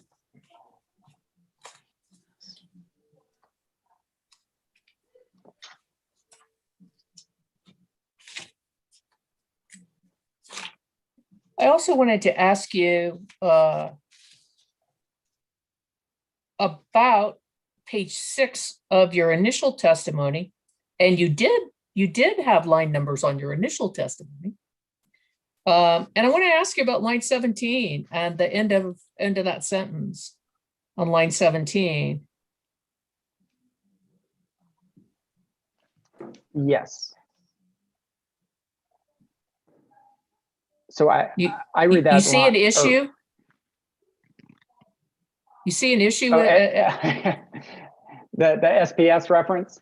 Yeah, Well, as you may know, we are engaged in the SPS case as well. okay, but you're not trying to refer to anything with SPS in this case, right? No, ma'am. Our citation there is still the P&M Okay. testimony. That's a typo of us managing Okay. multiple cases. Okay, just want to make sure that you're not trying to, you may not be trying to integrate, or you may be trying to integrate the concepts from the SPS case. That's just what I was trying to see, because I can tell you that since this is a new area, and having 3 separate cases with 3 different hearing examiners, that we're trying to figure out, what commonalities are appropriate. So just want to check on that. Yeah, I would say two quick things, Your Honor. You're not alone in the state of New Mexico. Every other state is doing very similar things. And then 2, the definition here that we do reference, despite the typo, is a common definition of make ready across the industry, just for clarification purposes. Very well. All right, sir, that I believe.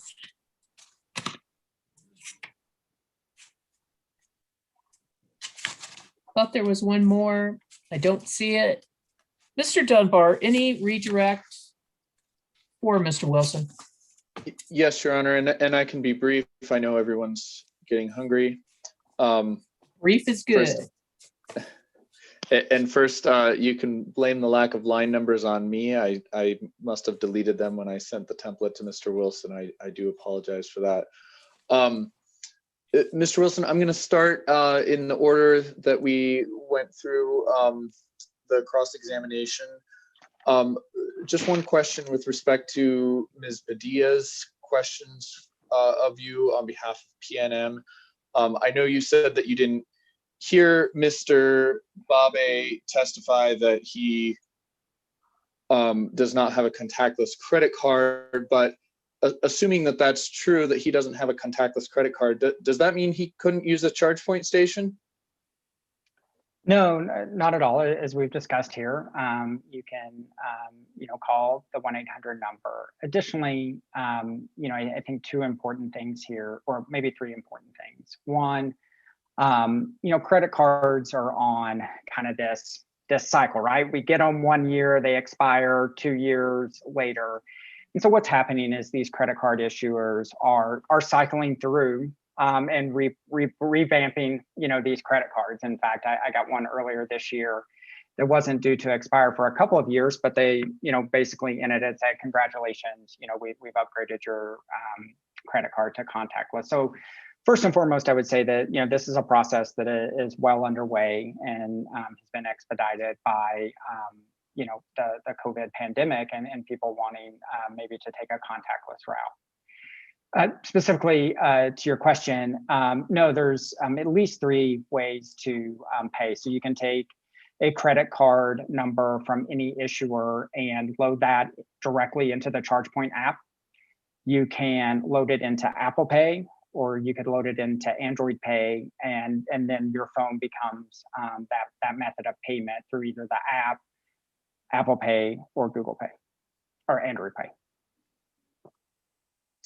Thank you. And if he wanted to have a ChargePoint card, could he request one from ChargePoint as well?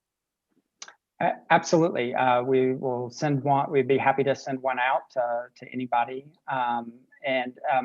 Additionally, a lot of new automobiles come with one in the glove box. And so you can just sit right down at your computer as you're filling out your warranty for your new car, or any other services that you might have, and create a ChargePoint account. Okay, thank you. And that ties into some questions that I'm not going to pronounce it correctly. Miss Jur, did I say that right? Jur. Ms. Zura asked you about RFID cards, and I just want to make sure that we're separating 2 issues. So ChargePoint made a suggestion about a potential arrangement to provide RFID cards to PNM, who could provide them to low-income customers. But what you're describing is something separate, right? Which is that anyone, regardless of low-income status, can request a ChargePoint RFID card and may receive one when they buy a vehicle. Is that right? That's right. And as I stated in my testimony, we really are trying to make this as easy for every customer to pay for charging stations that require payments. If we don't, then those stations don't get used. And so we're trying to support our site host and the overall market by making it as easy as possible. And Ms. Zur also asked you about payment methods, and I think you said that Apple Pay and Google Pay are two different payment methods. Are those also, would it be fair to say that those are kind of in the subheading of mobile payment apps? I think that's fair. Okay, and okay.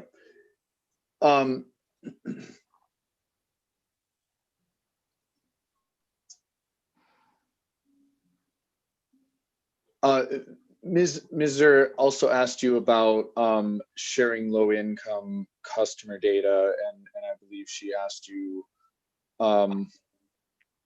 whether low-income customers' data was somehow less important or less worthy of being protected. I may have put words in her mouth, but could you just clarify ChargePoint's position on, or our suggestion with respect to low-income data, and why we made the suggestion that PNM might want to collect charging data from low-income customers through this potential program, but are opposed to the blanket requirement to collect charging data? Sure.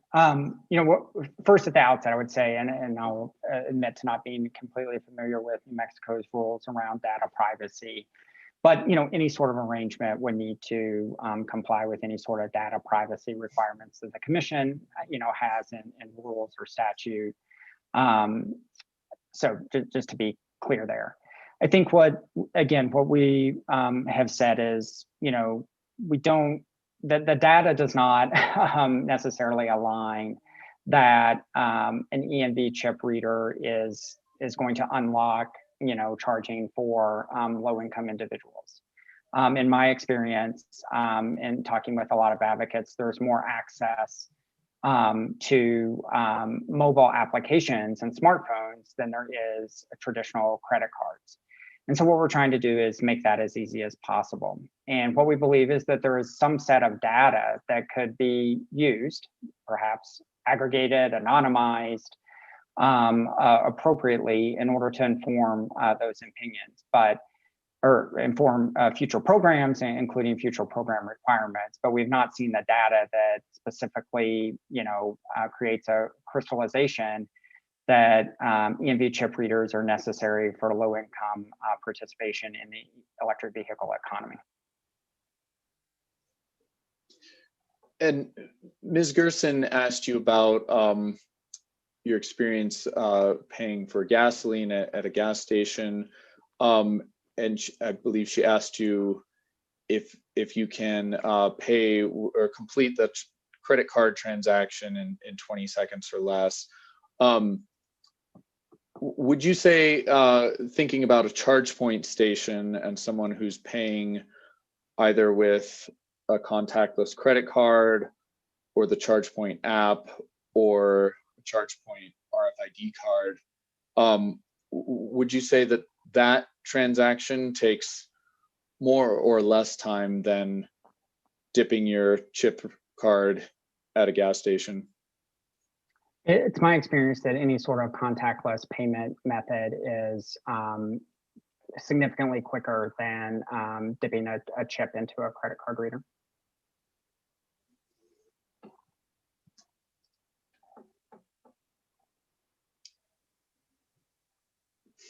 And Ms. Gerson also asked you about the 1-800 number on charge point stations.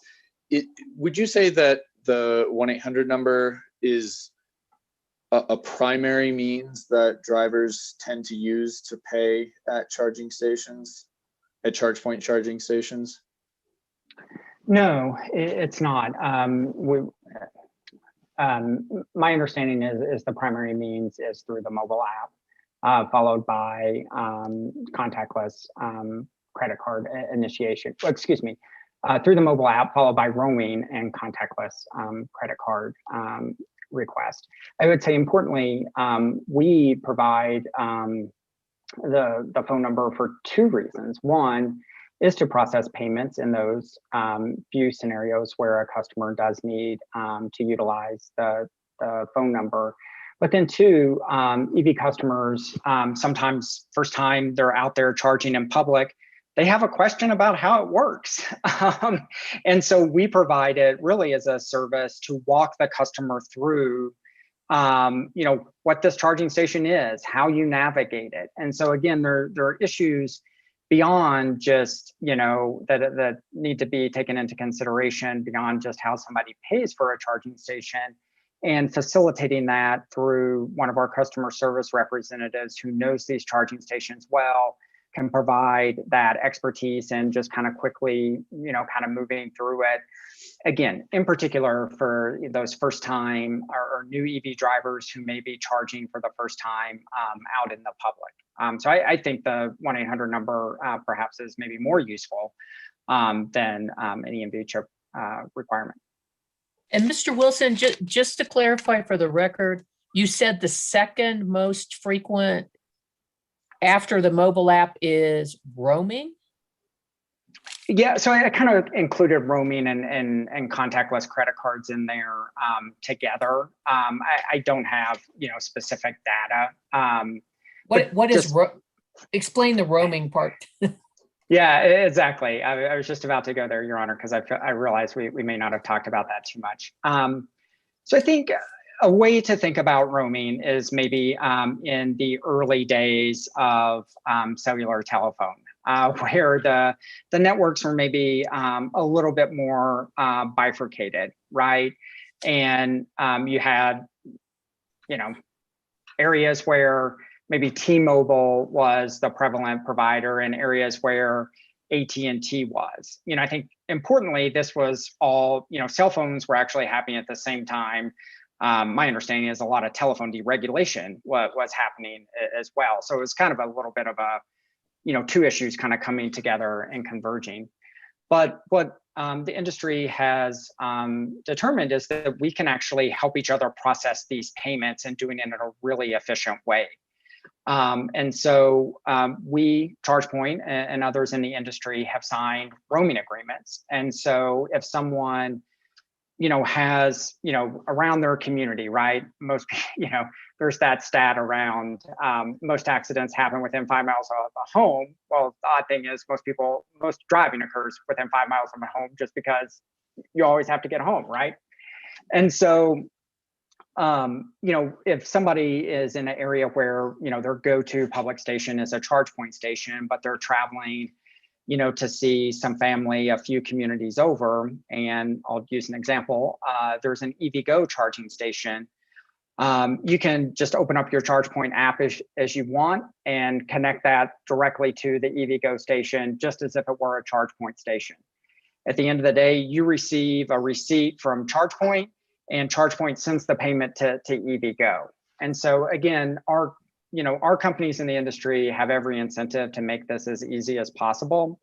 When you download the ChargePoint app, you can see the stations of all the other networks that we have roaming agreements on it with, because we want to make driving easy as possible. And you can go up and you can initiate the charging sessions with that roaming. So it's not exactly kind of like, the cell phone roaming, but at the end of the day, I think the goal and the experience is to make it seamless. Today, I actually live in Denver, Colorado, and I use a T-Mobile, cellular or telephone service. And when I go up into the mountains and there's just no T-Mobile stations up there, I know I connect to an AT&T network. same sort of scenario. I've got a charge point station right down the street. It's a beautiful station, but if I'm on the other side of Denver, I know there's an EVgo station and I can use my same charge point app at that station. Thank you. RFID card as well. Both are through roaming agreements. Okay, very well. Anything further, Mr. Dunbar? Your Honor, if I could ask just a couple more questions. I think this roaming issue is very important, and I think I could elucidate it a little bit further. So, Mr. Wilson, does ChargePoint have roaming agreements with some of the other EV charging networks? Yes, I would say we have roaming agreements with all the major US EV charging networks. Okay, so just to take a very brief hypothetical, if you're someone who buys an EV and you get a ChargePoint RFID card with your vehicle, and maybe you don't have a smartphone, maybe you don't even have a cell phone, you don't have a contactless credit card, but you do have a debit card, would you be able to go home and load your debit card onto the ChargePoint network and link it with that ChargePoint RFID card that came with your vehicle?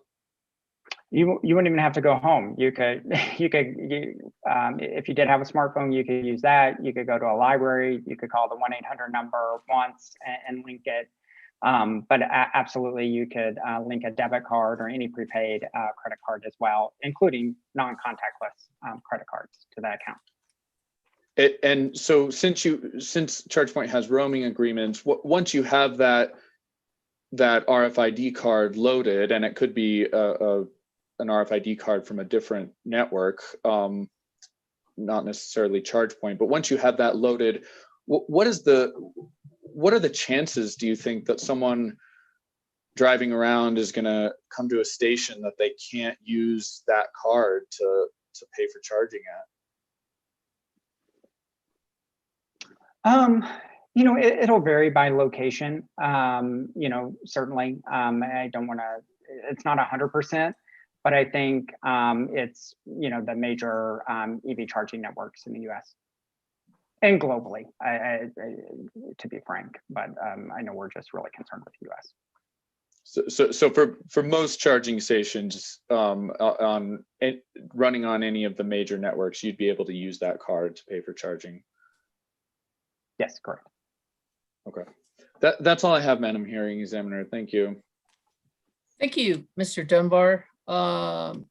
Anyone want the brief opportunity to ask any recross based on my few questions or the redirect? Madam Hearing Examiner, PNM has one question. Okay, Ms. Padilla, go ahead. Mr. Wilson, Ms. Gerson asked you about your rebuttal testimony on page 13, where you state, this is in regard to the PNM's proposed requirement that customers have Wi-Fi at home, residential customers. You say in the second sentence of that answer, however, my understanding is that PNM has proposed to require chargers to have a Wi-Fi or cellular connection, not that chargers must actually be connected to Wi-Fi or cellular. So do you have a copy of Mr. Babe's rebuttal testimony in front of you? I can get it in front of me, but I know where you're going. We kind of had rebuttals crossing in the night, so happy to answer the question. Okay, well, let me read his answer to both your ChargePoint and Prosperity Works. Madam Hearings Examiner? Yes.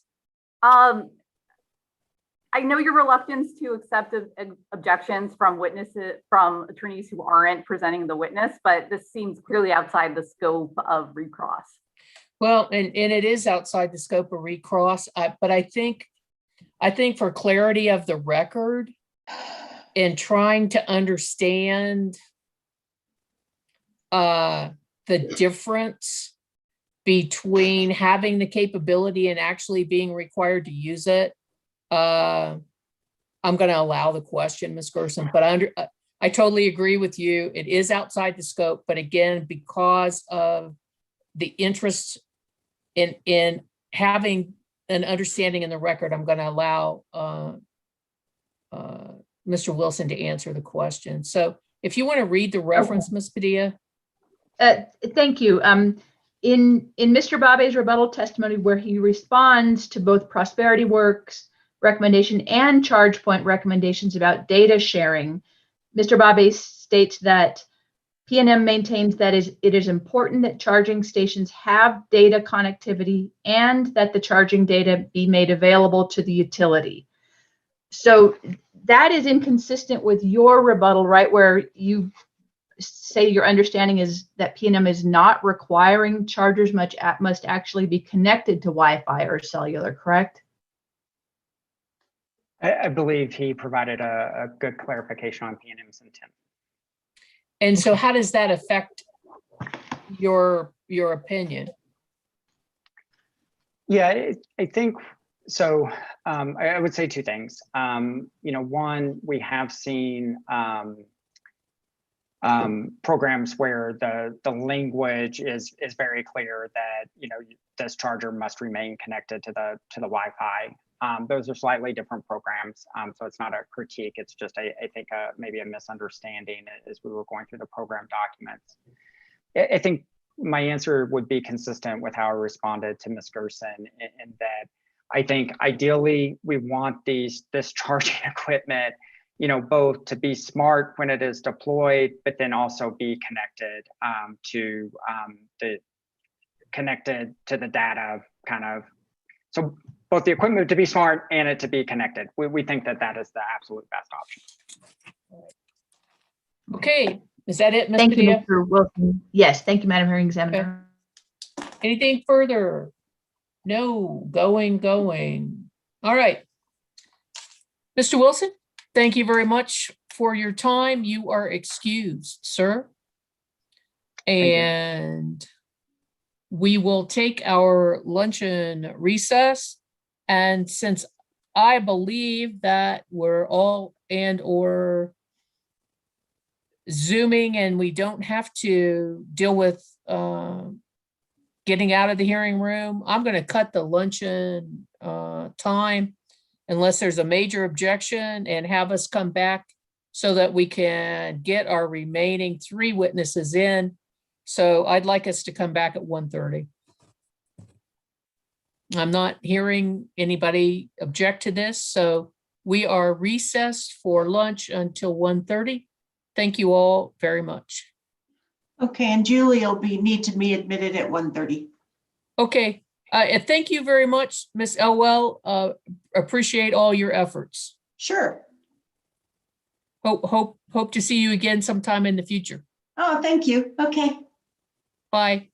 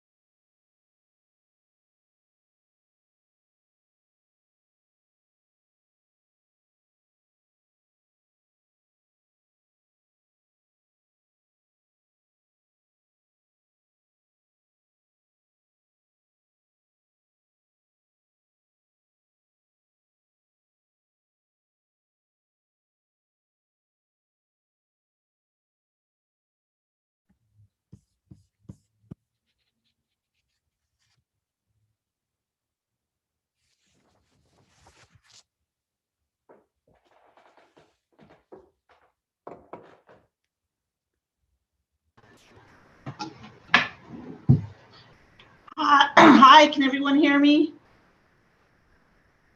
Yes. Good. Just double checking. I can hear all of you.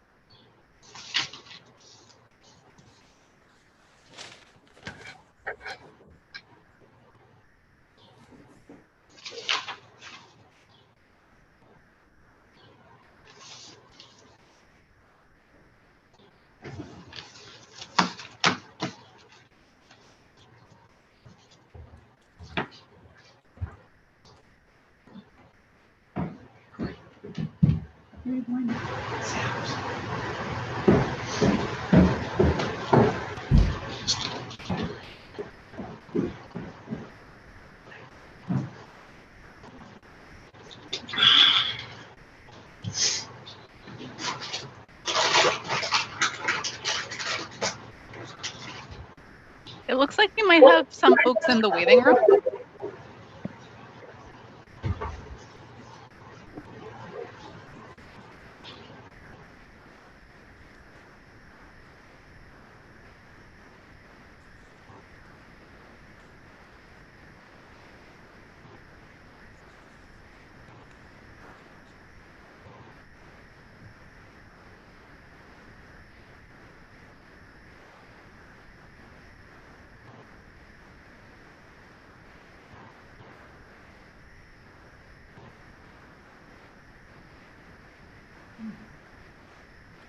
Okay.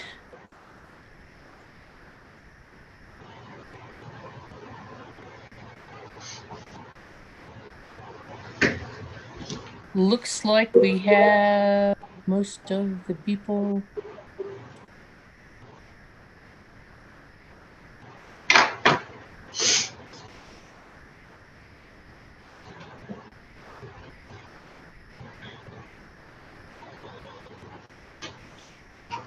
Welcome to our court reporter. Thank you. How are you doing today? I'm well. How are you? We're moving along, and hopefully things will go as well this afternoon as they did this morning. Good, good. Good. Have you had enough time to get ready? Yes, I'm Okay. all set up and Awesome. ready to go. Okay, well, let's return then from our luncheon recess. And I believe that we are now ready for Prosperity Works witness. So, Ms. Gerson, I see you're unmuted, so I guess that means you're going to present the witness. Yes, thank you, Madam Hearing Examiner. Go ahead, please. I see Prosperity Works's witness, Una Porter, sitting at our virtual Yes. stand, which I believe means she is ready to be sworn in. Excellent. If you could swear the witness in, please. Yes. Ms. Porter, if you'd please raise your right hand. Do you solemnly swear or affirm the testimony you're about to give will be the truth under penalty of perjury? I do. Thank you. Go ahead. Ms. Porter, would you please state your name for the record? Ona Porter. And by whom are you employed and in what capacity? I am the interim CEO and sustainability officer for Prosperity Works. Do you have before you what's been marked as Prosperity Works Exhibit 1? I do. And what is that? That is my expert testimony. And can you tell us what date that was filed on? Well, let me look. Should be on the very May front 3rd. page. May 3rd of this year. Has this been prepared by you or under your supervision? It has. Do you have any corrections that you'd like to make to the testimony at this time? No, I don't. Is it true and correct to the best of your knowledge? It is. And if I ask you the same questions today, would your answers be the same? They would. At this point, Madam Hearing Examiner, I would like to move Prosperity Works Exhibit 1 into the record.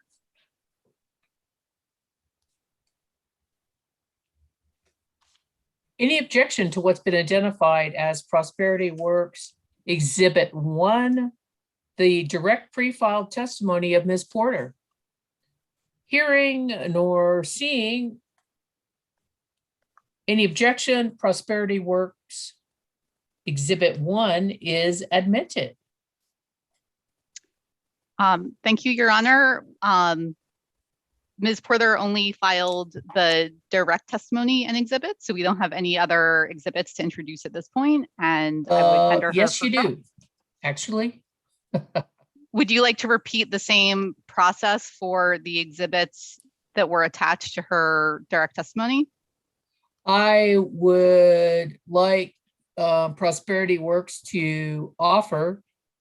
It was my understanding that Ms. Porter was the respondent to the May 14th bench request. Is that correct?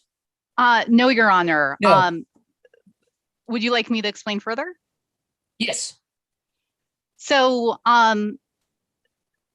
the bench request responds that Mr. Baumhefner provided a verified, executed an affidavit for. Prosperity Works joined the filing in the nature of, the way we might join a joint brief or motion. But Ms. Porter did not offer that as her sworn testimony through an affidavit or anything like that. Okay, so she didn't sign on to an affirmation like Mr. Baumhefner did. That is correct. Okay, my note was incorrect then, I apologize. And I believe you have passed the witness for cross? Yes, ma'am. Very well, thank you, Ms. Gerson.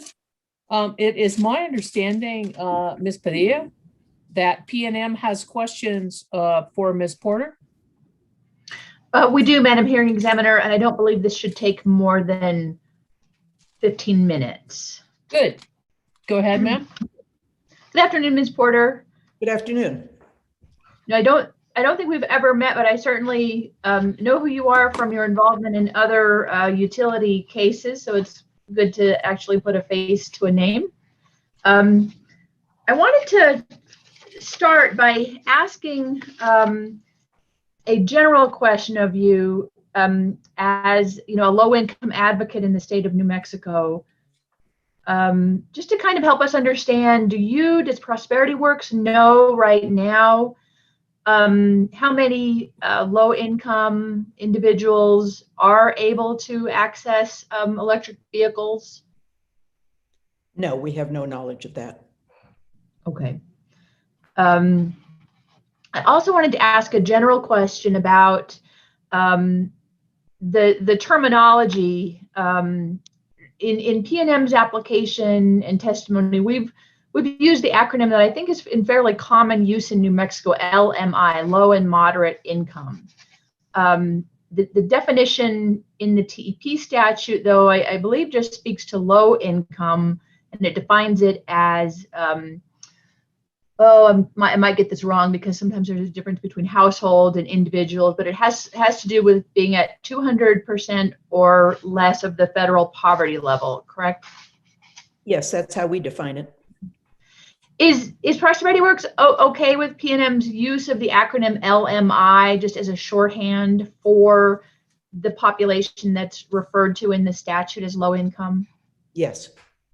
Okay, just wanted to be sure.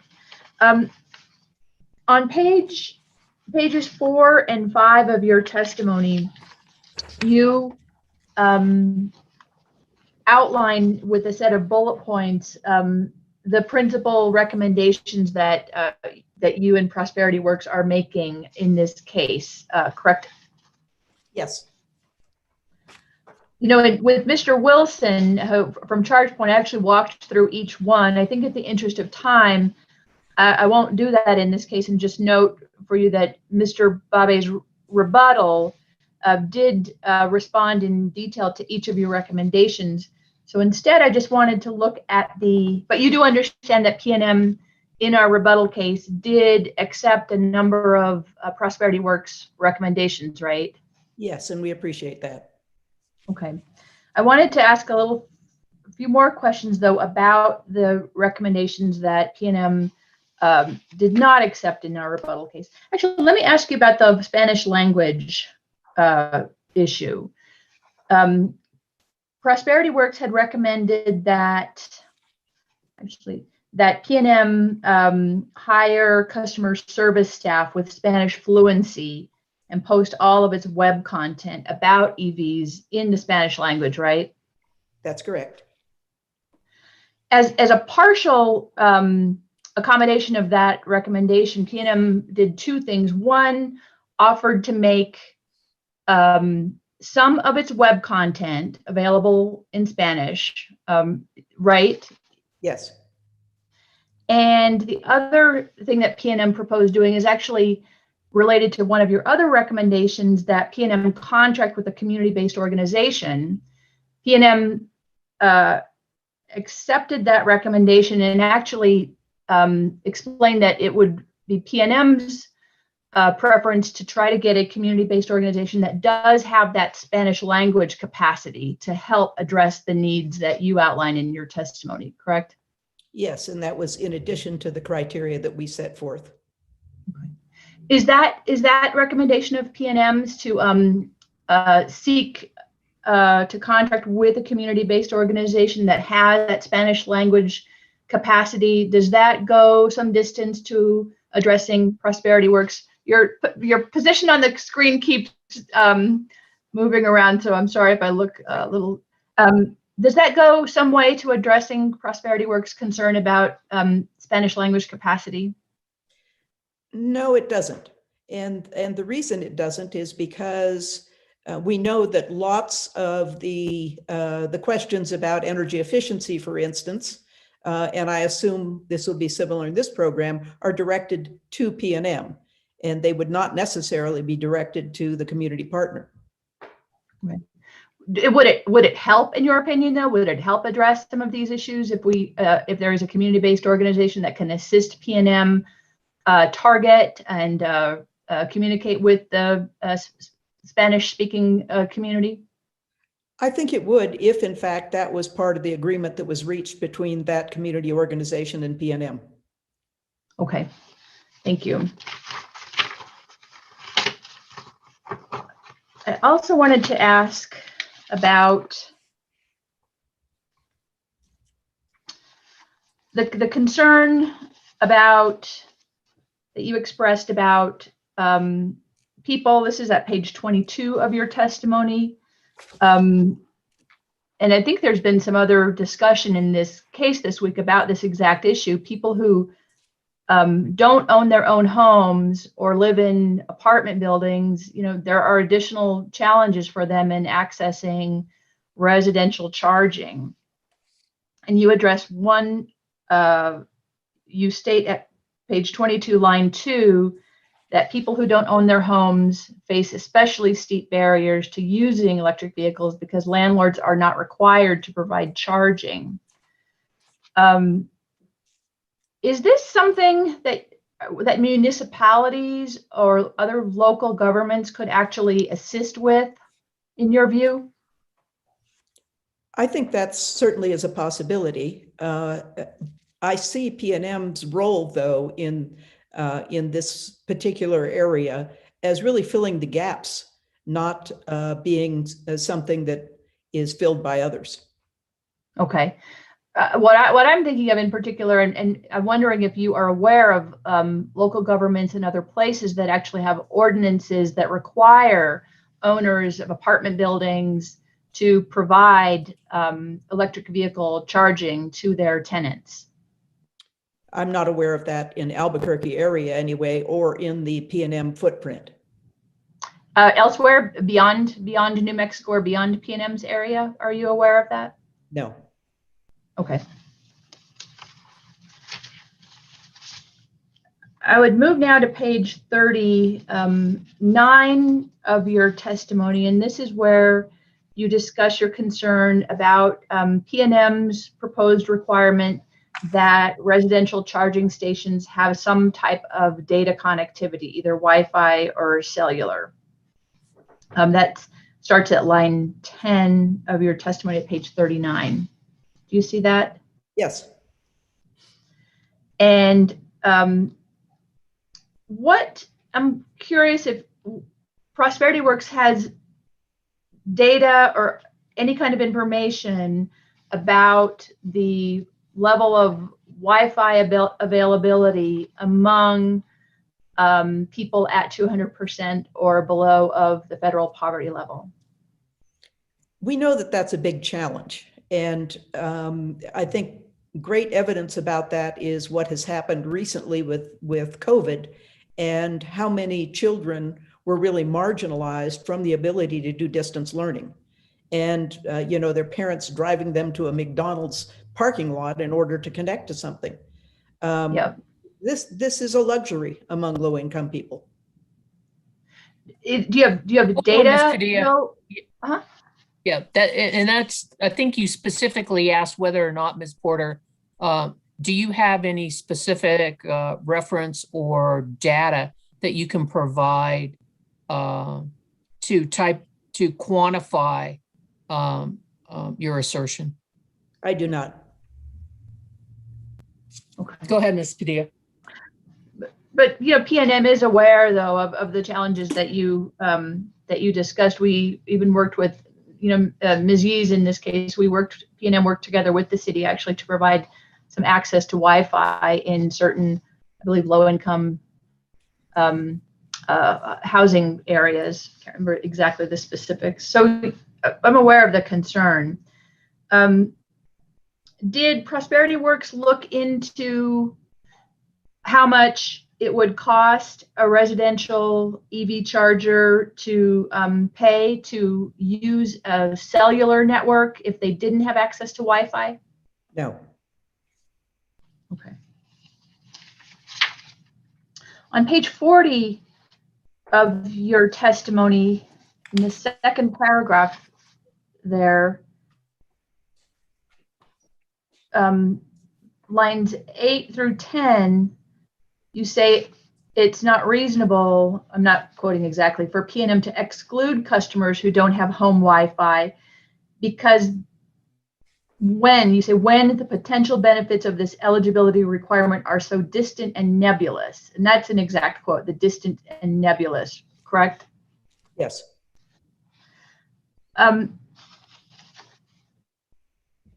But you're aware of P&M's interest in having the data connectivity in allowing P&M to understand charging behavior of residential customers, aren't you? I am aware. Is that really so distant and nebulous to you? It is not to me, but it certainly is to the low-income people that we represent. This is a really difficult concept for them, for many of those folks to really embrace. Yeah. Might it be especially important? Let me just back up. P&M, as you just acknowledged, has stated that it would like to have charging data so that it can start to understand charging behavior. Ms. Pitts yesterday explained that P&M will be doing significant research on based on the interval meters and based on the charging data. Do you think it might be especially important for P&M to understand the differences in the charging behavior of certain types of homeowners versus others, or versus homeowners versus renters? Just one foundational objection. I don't want my witness answering questions about Ms. Pitts's live testimony unless we get some kind of confirmation that she's aware of what that testimony contained. Sure. Well, did you review the written testimony of Mr. Babe and Ms. Pitts in this case? I heard them testify. I reviewed some summary data of their testimony, but not all of it. And I believe you had just stated, though, that you were aware of P&M's interest in having charging data because of its ability to inform P&M about charging behavior, though, correct? Yes. So based on that, I mean, might it be especially important or equally important to understand the charging behavior of low-income individuals? I'm not sure that that is true, and I don't believe it benefits the low-income consumer at all. Why not? What would the benefit be to a low-income consumer in this particular case? I see none. You don't see any benefit to the low-income consumer to have an EV plan at all? No.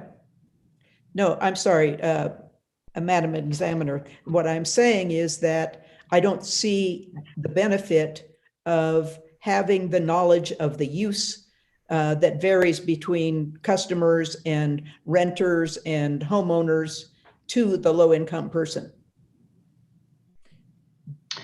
It's valuable to them. Right. I think the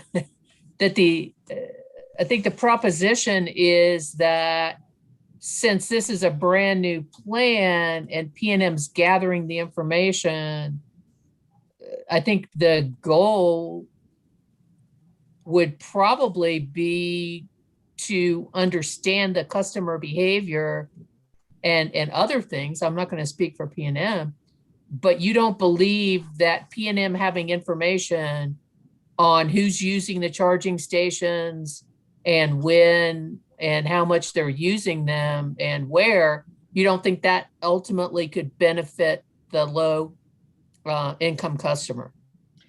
Your Honor, I think that what is being referred to in this case specifically is chargers in homes. Are you specifically referring to residential chargers, Ms. Padilla? Yes, I am. Okay. All right. And you don't think that there's any benefit to a low income customer from P&M having residential information? No, I don't. Go ahead, Ms. Padilla. Well, if that's your position, it seems like it would also be the case that no residential customer would have an interest in P&M having access to charging data. Is that right? I'm not certain about that. Well, why are you certain that it would not benefit low-income customers, but you would not be certain that it would not benefit other residential customers? I think the level of sophistication with those kinds of data varies across the income spectrum. I just don't think that low-income people would utilize that in any effective way. Okay. The data that P&M, the charging data and behavior that P&M is seeking to identify through the smart charger, through the interval meters, do you understand that that's data that P&M will gain access to, not the customers? Yes. Okay. So again, I don't understand why there would be a difference between a low-income customer and any other residential customer in terms of having Wi-Fi or cellular connection to allow PNM to, to do the types of research it would like to do over the course of the next 2 years with this TEP. So perhaps there isn't, but it is a barrier for low-income people to require them to have one or the other of those things. Right. I get that. Okay. I think At let me 2 just double minutes, check. Ms. Padilla. I believe that is all I have. Thank you. Thank you so much, Ms. Porter. Appreciate your time. Thank you, Ms. Padilla. Very well.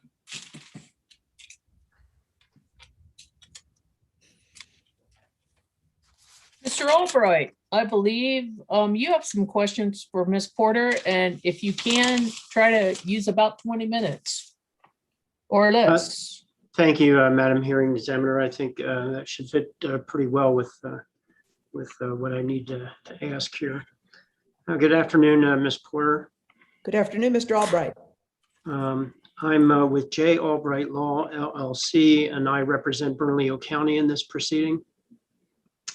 So I do have some questions with respect to your testimony. Would you turn to page 4 of your testimony, please?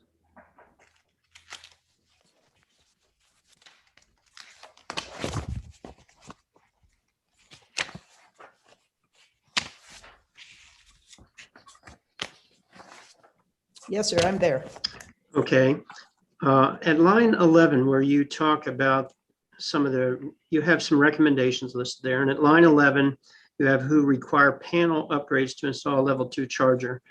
By panel upgrades, are you talking about the circuitry in order to handle a level 2? Yes. Okay.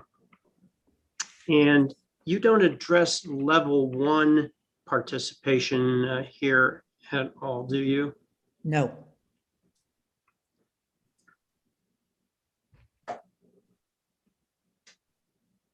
Except to the extent that you mentioned that many homes might require, of the low middle LMI folks, might require system upgrades in order to get a level 2, correct?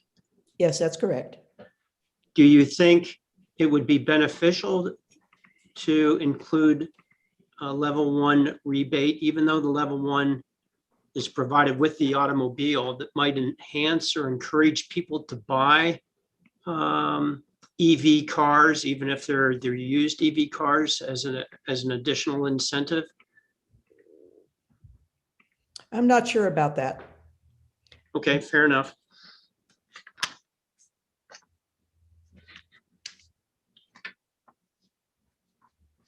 You turn to page 3, please, of your testimony. Oh, no, wait. No, I'm sorry. Going the wrong way. Page 6 of your testimony.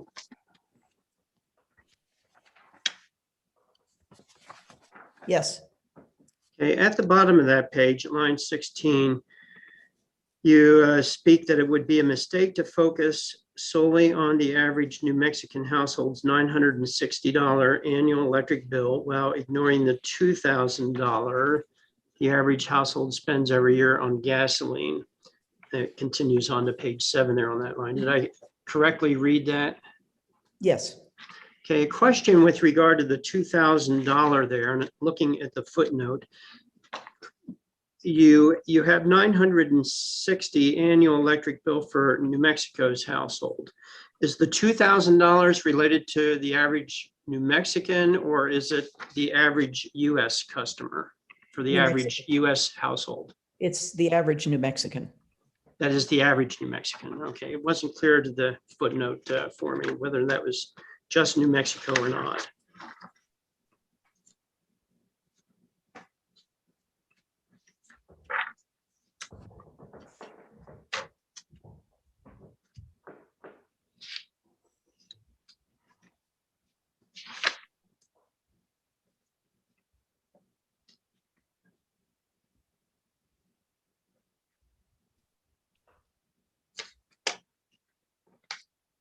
And just bear with me here. I'm trying to reduce the amount of time and the number of questions here if I can. Also on page 15, if you turn to page 15 of your testimony.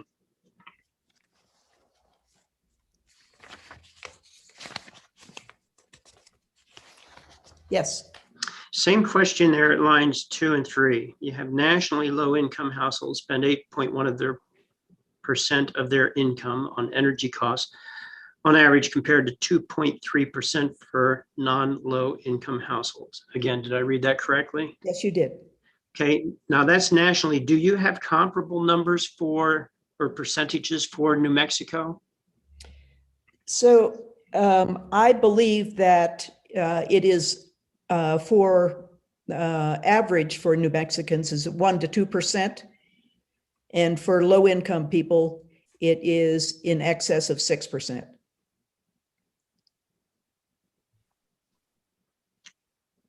Okay, so I could substitute 6% for the 8.1% and 1 to 2% for the non-low income households. Is that correct?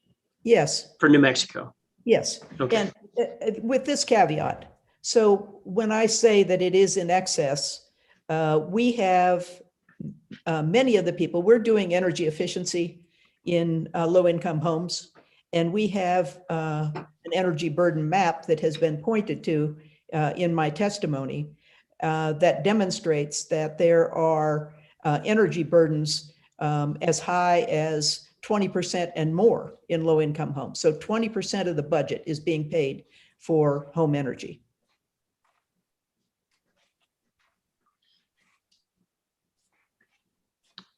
And those numbers would be for all of New Mexico, not just for the P&M service area, correct? Yes, that's correct. The percentages, okay. Mm-hmm. Are you able to, with the maps and things, I did look at those, are you able to make distinctions between the different IOU service areas? Yes, to the extent that we can when the P&M territory is, so the data we have available is census tract data.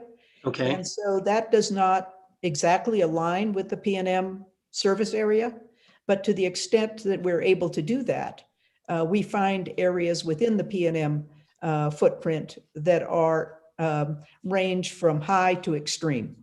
Okay.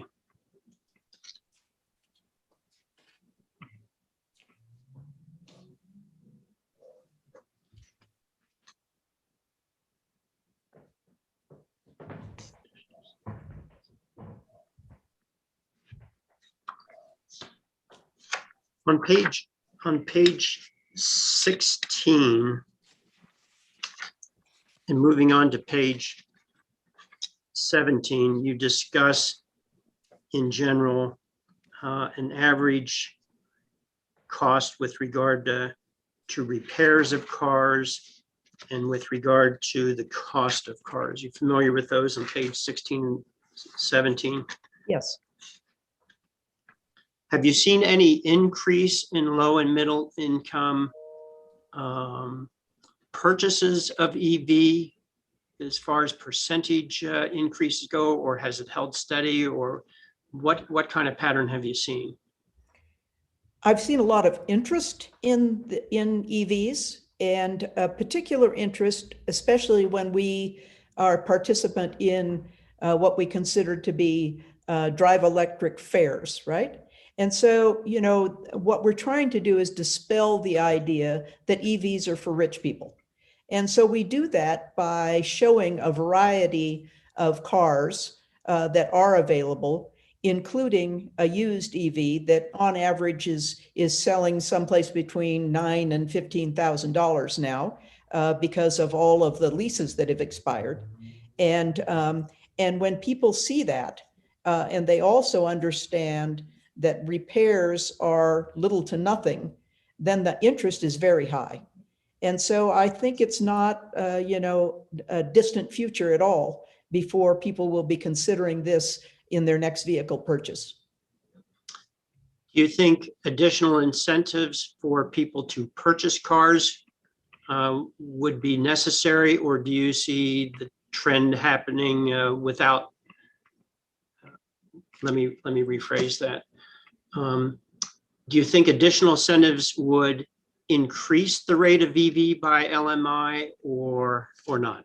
Yes, absolutely. And as a matter of fact, there have been a couple of proposals before our state legislature for rebates on EVs that are specifically on the hood rebates, and Prosperity Works has supported those. Have those passed? They have not. And were they for new or used or both? Both. Thank you. Mhm.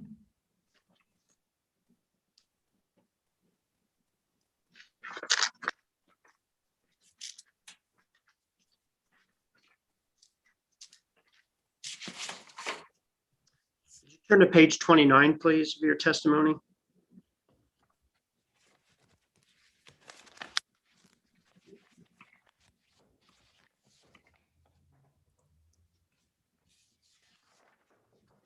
Yes, sir.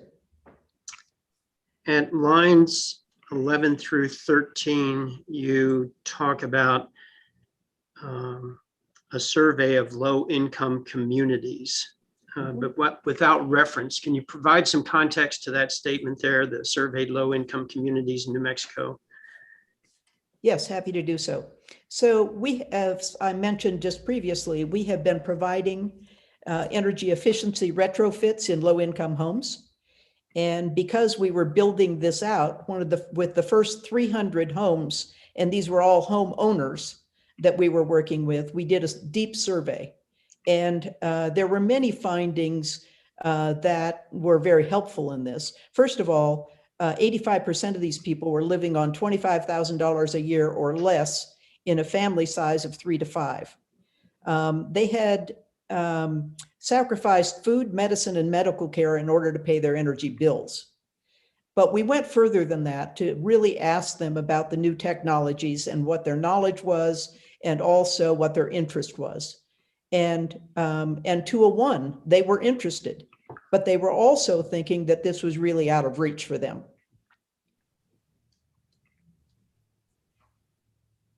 When you say out of reach, are you talking about the EV, the purchase of EVs, or? Well, yes, EVs, but we were talking about solar, and we were talking about wind and that sort of thing as well. The way the program is currently proposed and being structured, do you see the program increasing or decreasing the gap between low and middle income and others who can afford the program? For example, the level 2 installations in their homes. Well, it certainly could be an additional part of the wealth gap if it is not designed well. Do you have any recommendations with regard to just the design of the program? Other than the ones we've made right now, I don't. But, we are folks who are engaged in what we call administrative advocacy. And what that really means is working with those who are charged with really enforcing the laws and the regulations that have been made. And we do that very specifically for the purposes of trying to improve it. One of the county's concerns here is that this cost, the cost of the program, is going to apply to all of the residential class. And so with that cost being spread, did you folks look at what kind of an impact that would have on an individual household with regard to the LMI? Not specifically. We are always vigilant about proposals that are going to impact LMI customers.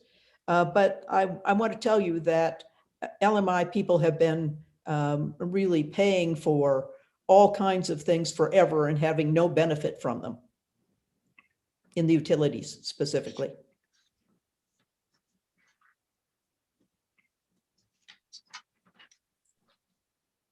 Madam Hearing Examiner, how much time am I at right now? You get about 8 minutes. Thank you.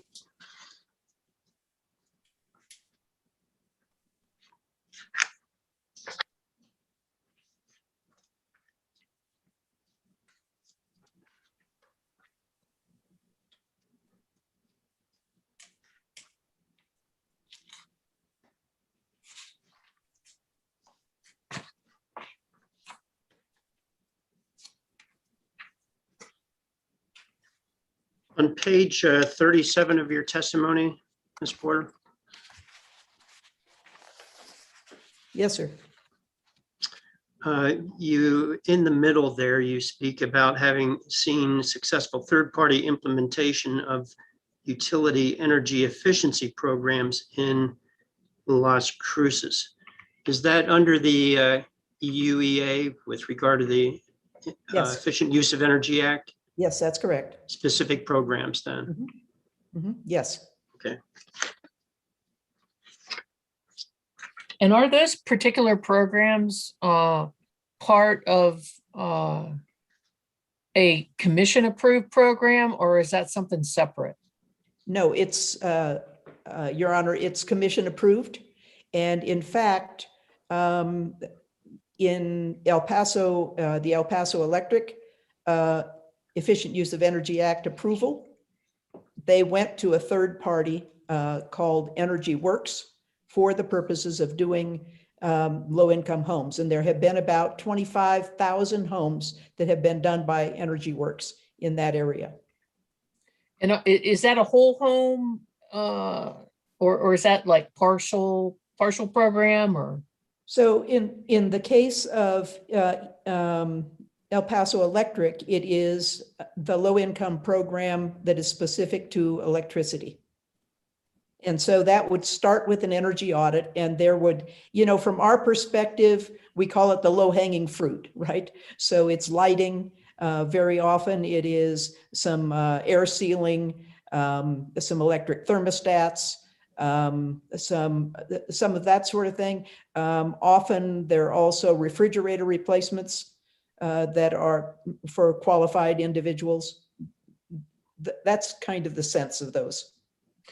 It seems like to me, I was trying to recall that there were some like whole home programs with a limited number of spots that some of the utilities were doing. Are you familiar with that? I'm not familiar with that specifically. One of the things that we're doing right now, actually in the International District of Albuquerque, which is highly energy burdened, is that we have gotten PNM and the gas company to agree that our implementer, which is Energy Works, is going to use both of those programs, they're low-income programs in both cases, for the houses that we are identifying. And we have added to that safety measures from Albuquerque Fire and also the Senior Affairs Office. And we also got a grant in addition to that so that we can make up to $8,000 in additional upgrades that are necessary for energy efficiency. And that may be to what you're referring. And that was a nice segue, because I also seem to remember that with some of these programs, that there was an availability of separate funding outside of the utility. And I couldn't remember if that was a state source or a private source. Well, you might be referring to the Department of Energy source, which is weatherization. And so that is another source. It is not one that is easily accessible for low-income people because there are many barriers that have to do with applications and certifications and so on and so on. And for instance, the barriers are so evident in our first 300 homes where people just self-affirmed their low-income status through a couple of different measures without having to verify anything. We then tried to move them over to access the weatherization program that is implemented by Central New Mexico Housing. And of the 300, only 4 moved over because the criteria for participation is just one barrier after another. Okay, thank you. Your time is resuming, Mr. Albright. Thank you. Ms. Porter, would you turn to page 39 and 40, please? Yes, sir. Beginning at line 13 on page 39 and continuing, well, really down through most of page 40, you talk about the non-accessibility of customers to Wi-Fi. Do you, have I generally represented what's on those couple of pages? Yes, sir. Are you aware that there is a approximately 25 to 30% of New Mexicans who don't have access to Wi-Fi capability? Yes, I am. All right.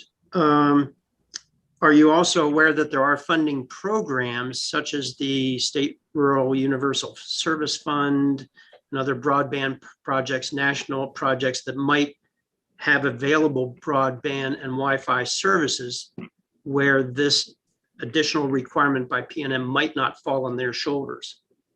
Yes, and there have been some very specific initiatives directed at low-income households, very recently because of the limitations of broadband in COVID and how that impacted particularly education, but also work. So I was going to ask whether or not to solve this problem here, that there might be another way of doing it rather than just putting more money into this program to help with the broadband connection or Wi-Fi and so forth. That might solve this problem with regard to the LMI population. Mm-hmm. So we're not suggesting that they put more money into the program. Okay. What we're suggesting is that they not have that requirement. I see.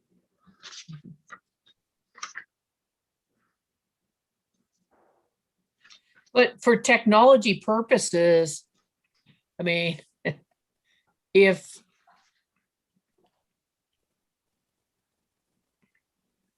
it's a technological requirement, then why should everybody except low-income people have to comply with it? Because of the financial burden on those people.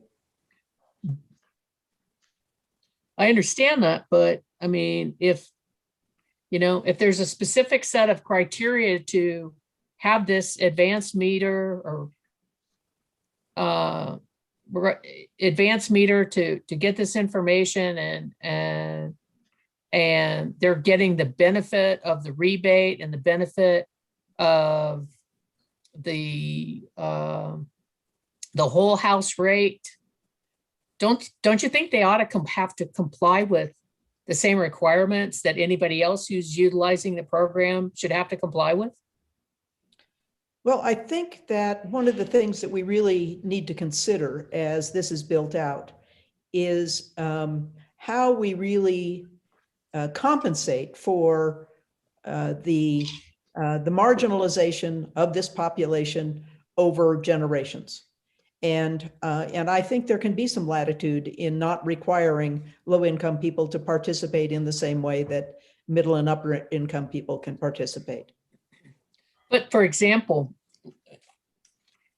and your time has paused right now, Mr. Albright. For example, I know that you say in your testimony that it's unreasonable for PNM to exclude customers who don't have Wi-Fi from participating in home charging programs. But really, if, for example, low-income people are participating in a home charging program in a multi-family housing unit,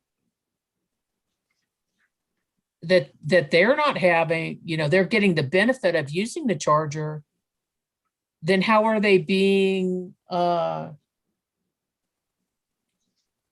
are they not participating? So in that particular case, Your Honor, they would be participating, but we're talking about the barrier for single-family residences. Ah, okay. And do you have any statistics on how many, what the percentage is in the low and middle income community of how many people are renters and how many people are homeowners? We have a very high home ownership rate in New Mexico, even among low-income people. And so, but it is still about 60% of low-income people who rent. And that would be in PNM service territory? Yes. Okay, go ahead, Mr. Albright.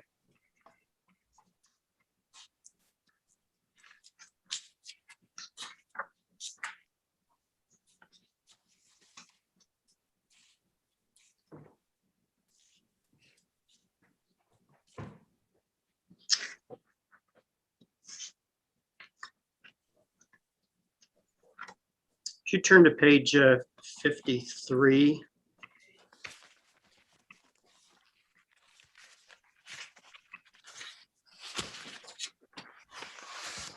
Yes, I'm there, sir. And at line 7 and 8, you have the recommendation that says, yeah, and well, let's start back at line 5. Should PNM seek community input when it develops its next transportation electrification plan? Your answer at line 7 and 8 says, yes, PNM should engage in planning with LMI communities to assure, probably should be ensure that they have their unique needs met. What kind of planning at the local community do you propose? And let me just add one more editorial comment. For example, you brought up the international district, for example, which is you know, I've done some volunteer tutoring with kids out in the international area. Thank you. Completely different 4 blocks away, 5 blocks away, 6 blocks away. It can be very, very different in a very short geographic area. So how would you plan, what would you suggest with regard to this kind of interface with the LMI community? So our success in providing services to the LMI community has been what we call a community-to-community approach. And what that means, for instance, our work in the International District has just started a couple of weeks ago. And we have 3 pastors, we have 1 school liaison, we have a behavioral health group, and we also have a public health provider from Bernalillo County, who are all our contacts into the community. And with those contacts, essentially what is happening is that there's a high trust relationship that is being developed. So the idea that, you know, we've all been told, right? If it sounds too good to be true, it is too good to be true, run in the other direction. Well, this crosses that. And so, for instance, our provider from Energy Works was working in the community yesterday, and one of the pastors says, you know, could you come and do a little brief presentation to our community at lunchtime today, since you're kind of in the hood? And he said, absolutely. And that kind of thing is where we get real information from people about what their needs are and how best to address those. And so all of our work is really community centric. If you go where I go and start asking questions or have a little focus group, we're not going to get what we need. Last question, Mr. Albright. No, I was just going to say, I think that completes my questions for Ms. Porter, Madam Hearing Examiner. So thank you very much, Ms. Porter. Appreciate your Thank you, time. Mr. Albright. Thank you, sir. Ms. Beatles, do you have reserved 5 minutes? Thank you. Oh, no, I'm sorry. Ms. Zur, you reserve 5 minutes. I'm gonna waive my 5 minutes. Okay, thank you. Now, Ms. Beatles, you reserve 10 minutes. Thank you. Good afternoon, Ms. Porter. Good afternoon. So on page 16 of your direct testimony, you cite the MJ Bradley report, and for your statement that they estimate that widespread EV adoption would save New Mexican drivers over $20 billion. Do you recall that, or can you refer to that now in your testimony? Yes. So, and did you hear some of the testimony yesterday in response to cross-examination about the MJ Bradley report? I did. Are you familiar with who authored the MJ Bradley report? I'm not familiar with who authored it. I am familiar with who sponsored it. Oh, I'm sorry. Let me ask it that way. I meant sponsored. Yes. NRDC and SWEEP. Mm-hmm. And do you recall when Mr. Baum-Hefner was asked if he knew who MJ Bradley clients were? And I believe Mr. Baum-Hefner answered that he didn't generally know who their client base is, or off the top of his head. Do you recall that? I do. Do you know whether MJ Bradley's client base includes government clients? I don't know. Would you accept, subject to check, that their website includes the New York Power Authority and the Port Authority of New York and New Jersey as clients of MJ Bradley? Yes. And you have no reason to believe that that is not true, right? I do not. Okay. So, and also, did you hear the testimony on cross-examination about limiting the participation of the EV pilot rate to that would charge time varying prices, that would charge a discounted rate for off-peak charging at night? Did you generally hear that testimony about limiting the participation in that rate? Yes. And do you understand that one of the concerns is that there would be an undue impact on low to moderate income customers if the cost of advanced meters that are required for that program participation were being brought into base rates in the next general rate case, whether that would be an undue burden if participation was not limited? Do you recall that testimony? I do recall the testimony. What is your opinion or thinking about that? Do you believe that LMI customers would bear an undue or unfair burden if the cost of advanced meters for open-ended participation in that program were recovered through base rates? I have not considered that to any significant degree, but it seems to me that it would be. Okay, and so that would not be, would that be any different from other capital costs to providing utility service being brought into base rates? No. Okay, right, I have nothing further, thank you. Thank you. Thank you, Ms. Beatles.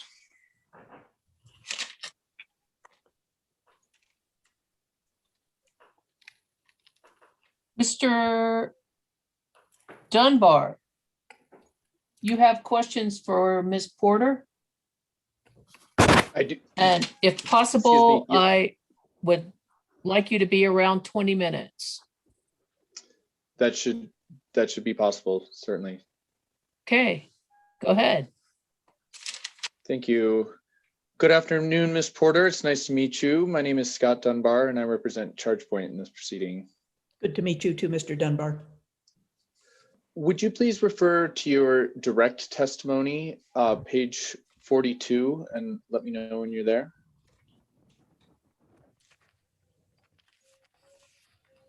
I'm there now, sir. Great. So there you state, quote, low-income drivers are less likely to have access to alternative payment methods, such as proprietary smartphone apps. That inconvenience can easily become an impossibility in the large swaths of New Mexico that lack adequate cell phone service, end quote. And I forgot to contextualize this, but is it accurate that this quote I've just read is in the context of your support for PNM's proposal to require public chargers that charge a fee to have credit card chip readers? Yes, it is. Okay. Let's set aside the cell phone coverage issue for a moment. I'll want to speak to you about that in a couple minutes. So with respect to your statement about alternative payment methods, is your concern that low-income drivers do not have smartphones, or that they do not have access to what you call proprietary smartphone apps? Both. Both, okay. Is it your understanding that for anyone who does have a smartphone, that the ChargePoint app, as an example, is free for anyone to download and to sign up for? Yes. Okay, great, thank you. Did you conduct any analysis on the prevalence of cell phones among low-income customers compared to the prevalence of credit cards? Did not conduct any research specifically, but what we know is that low-income people do have cell phones, but they also have plans that are significantly limited in terms of time they can use them and how they can use them. And by plans, you're referring to the data plans or the wireless Right. plans? Correct. Okay. And that's very helpful. Thank you. Do low-income folks tend to have smartphones? Some do. Okay. I just didn't know if what you said a moment ago, if that was only applied to flip phones or if it applied as much to smartphones as well. It applies pretty broadly. Okay. And when you say we know this, are you just referring to your experience interfacing with these communities and these folks? No, not just that. We actually have done some research to determine what the best way is to communicate with low-income folks. So one of the programs we have is a thing that's called Prosperity Kids. And Prosperity Kids is a college savings account. And so we want to communicate with the almost 1,000 families that have those accounts for their children on a regular basis to give them financial tips, but also to remind them to make deposits into their children's accounts. So in doing that research, what we knew is that computers were not the primary means of communication, and Wi-Fi was not the primary, but cell phones were. Okay, and that's really interesting, and it sounds like a great program. Am I correct in understanding that the functionalities that you just described, those are things that are done on smartphones, not flip phones, right? Well, our primary way of communicating with them is via text message. And so I think that there's a range of technology that can accommodate text messages. But you can't make a bank deposit typically with a flip phone, right? Correct. Okay. Okay, thank you. Did you conduct any analysis on the prevalence of contactless credit cards in New Mexico? Only incidentally with our staff. And we actually had a meeting of some other organizations that was here in the office. And at that time, I just asked them to take out what they had and show me. And in that process, there was about 50% that have it. That had contactless credit cards? Right. And you were looking at these are largely middle income professionals that we were testing that idea with. Okay. And approximately how many folks were in this meeting? About 25. Okay. Did you conduct any analysis on how prevalent contactless credit cards are likely to be in 2022 and in future years in New Mexico? We did not.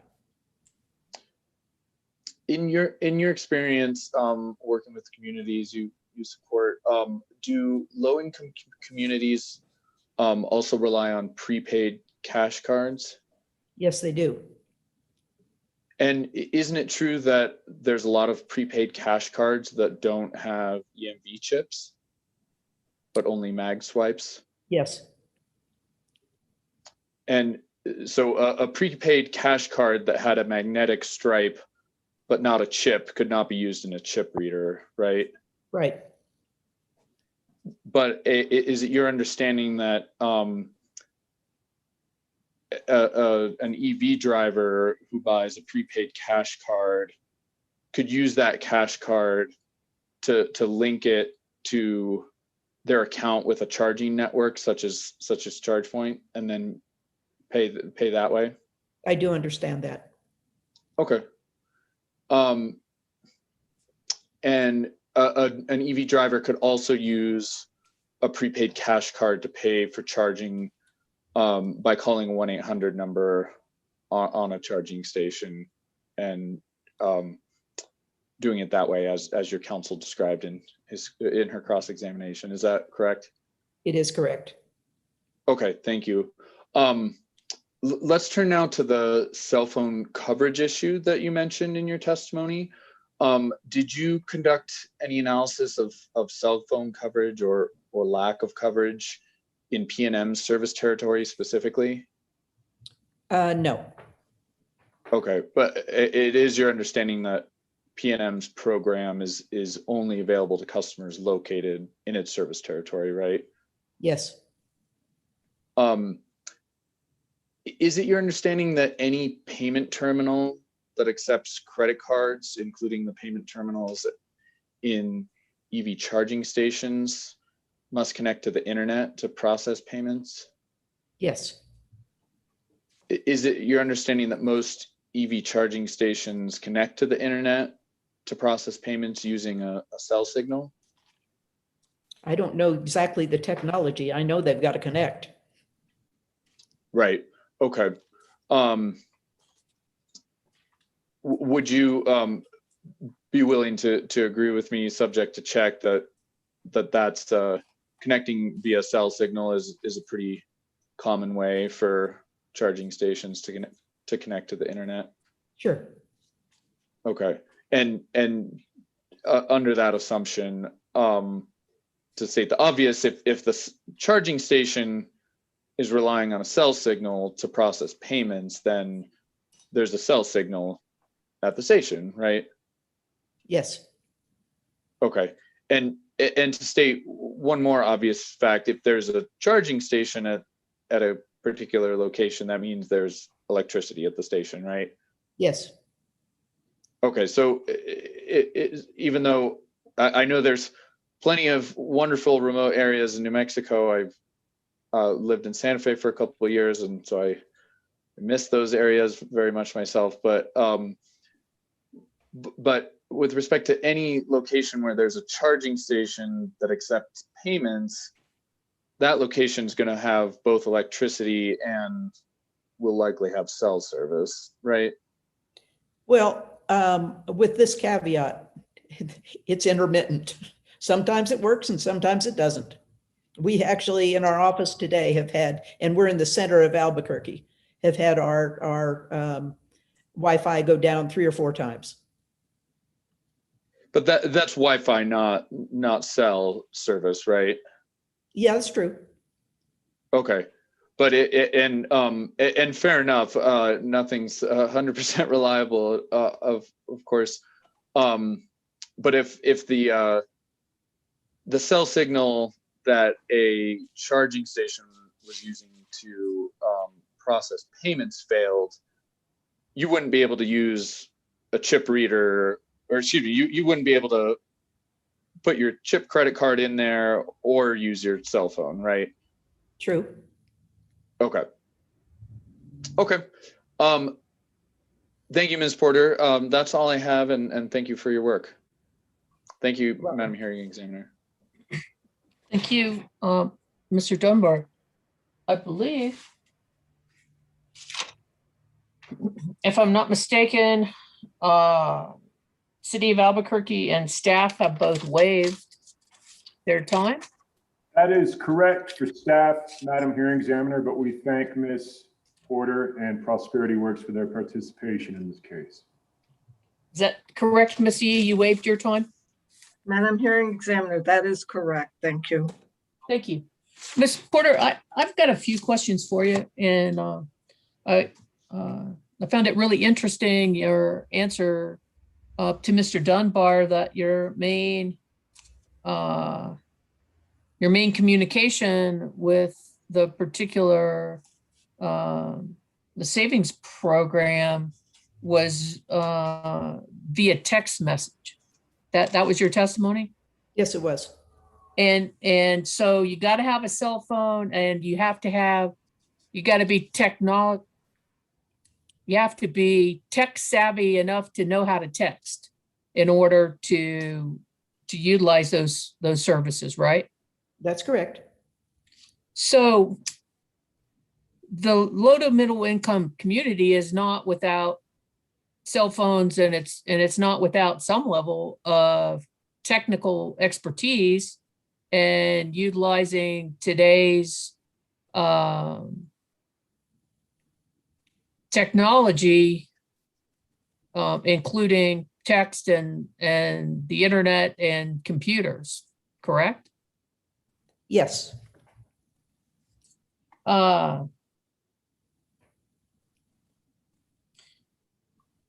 Have you done any research, or do you have any information on the prevalence of credit card usage in the low to middle income community? I do not. Well, do you think it's correct to assume that, just like in any other potential community, that sometimes people use cash and some people use credit cards and some people use prepaid credit cards? That is true. But however, one of the things that I think is important to note is that we have a very high unbanked rate in New Mexico. And if you are unbanked or underbanked, you don't have a credit card. Okay, and tell me what that means. Well, you get unbanked, right? So, but underbanked is you might have a savings account, but you have no other products from a bank. And so it's required that you have each of these in order to build a credit history. And without a credit history, you can't have a credit card.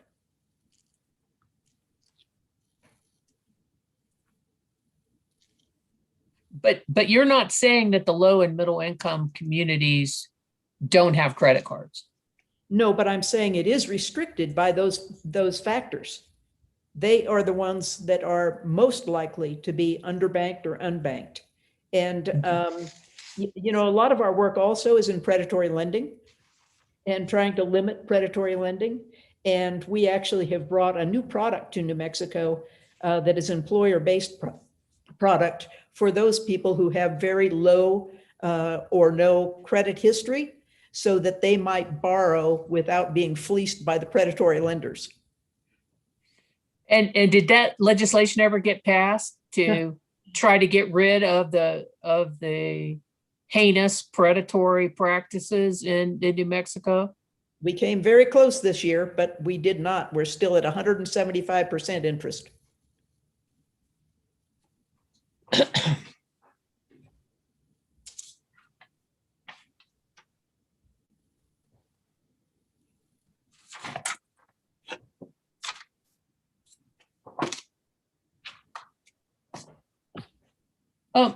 Just generally, with regard to your testimony about PNM being required to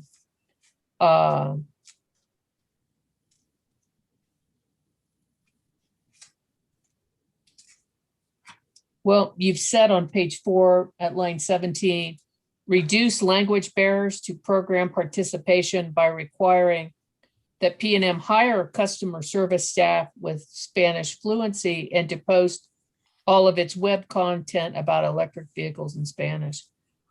Did you hear Mr. Babe when I was asking him about that during his testimony? May have been yesterday, could have been the day before. No, it couldn't have been yesterday. It was Tuesday or Monday. Where I asked him about that and asked him about the number of Spanish speakers. And I thought I heard him agree that PNM would translate all of the PNM content for for the program into Spanish. I think he agreed to do that, Your Honor, but what he disagreed about was the idea that, for instance, they were going to use some software that is not their own for Right. the purposes, for instance, of identifying cars that are available and prices and so on and so on. And that he said they would not do that because it would be too costly. Well, I mean, I don't remember him saying it would be too costly, but if it's not his website or not his, but if it's not P&M's content to control, don't you think that's stepping a bit far afield to try to make P&M either get something that they're using translated into Spanish? Well, I would suggest that if they are using some proprietary access to this information, that is one of the things that they could pay for, is that it would be available in Spanish as well. And we have had experience where you can go on the website right now and look at, for instance, the energy efficiency program, and you will find parts of it that are not in Spanish. And, when we first started doing our energy efficiency retrofits, P&M did not have one ambassador, is what they called them, who spoke Spanish. In this state, that is absurd. And so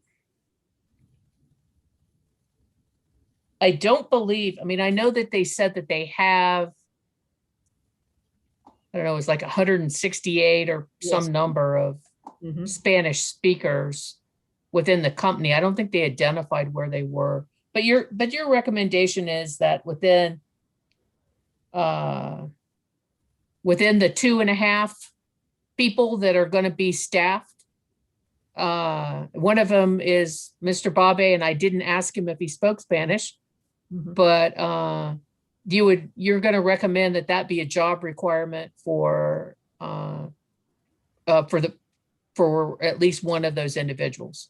Yes, ma'am.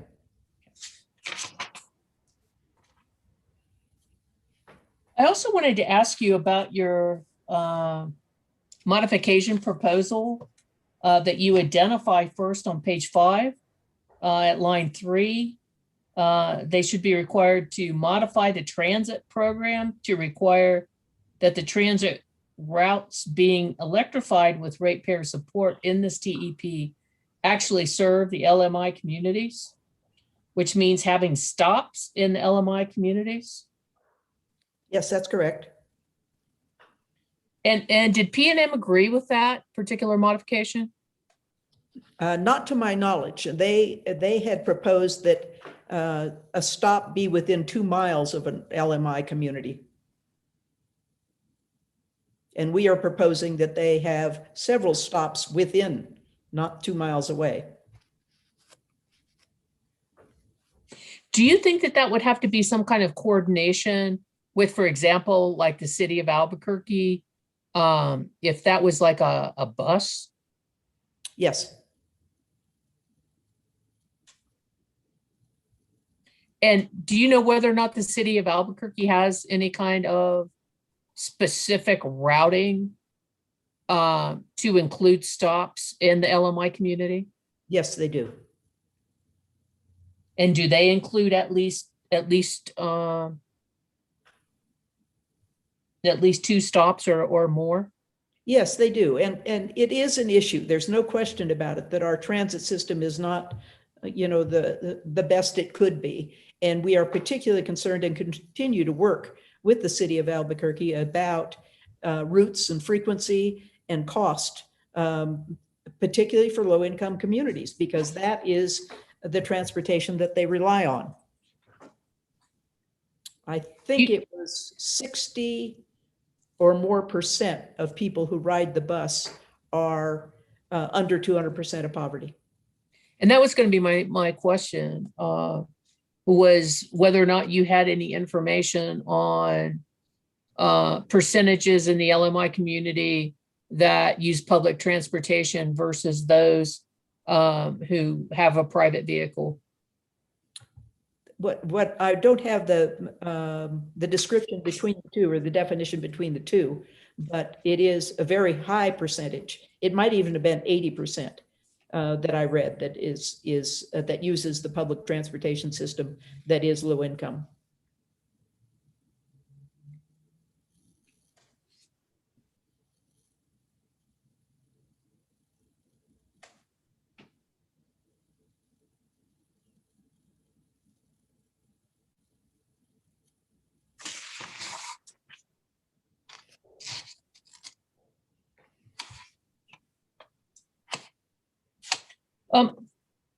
Ms. Porter, your testimony at page 17, you're answering the question posed at lines 1 and 2. Are electric vehicles too expensive to be a real option for low-income people?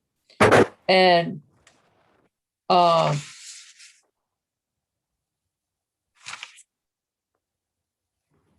don't really see a yes or no, but you begin by giving some information about electric vehicles and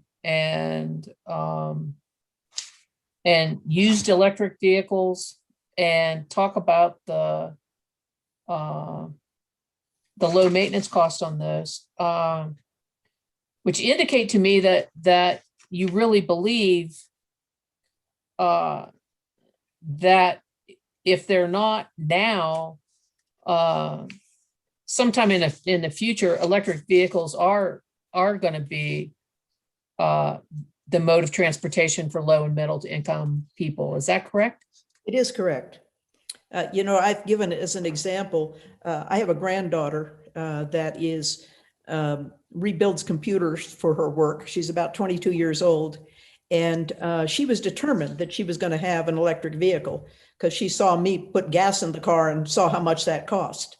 And even though she makes about $12 an hour, she saved $13,000 so she could do that.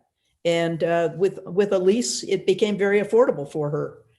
With the lease and the down payment, it became very affordable for her to do that. I would consider her to be a low-income person, right? So. Okay. But I think it's also, we heard a lot of information about what's available and what's not available. And I did a quick search last night and found on Carvana 676 electric vehicles available. About half of those had shipping costs associated with them, and about half did not. And they were between about $12,000 and about $70,000.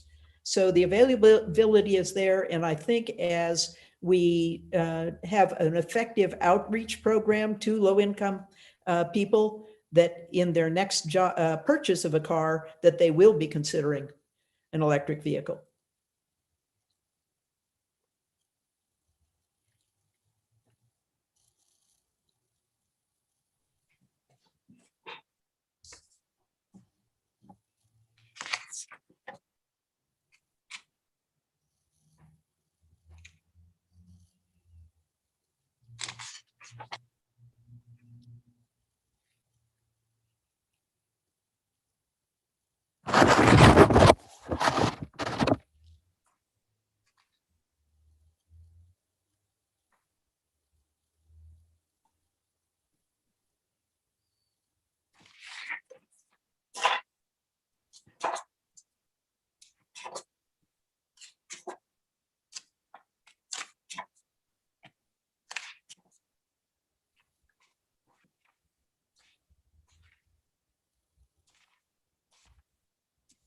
Thank you, Ms. Porter. Those are the questions that I had for you.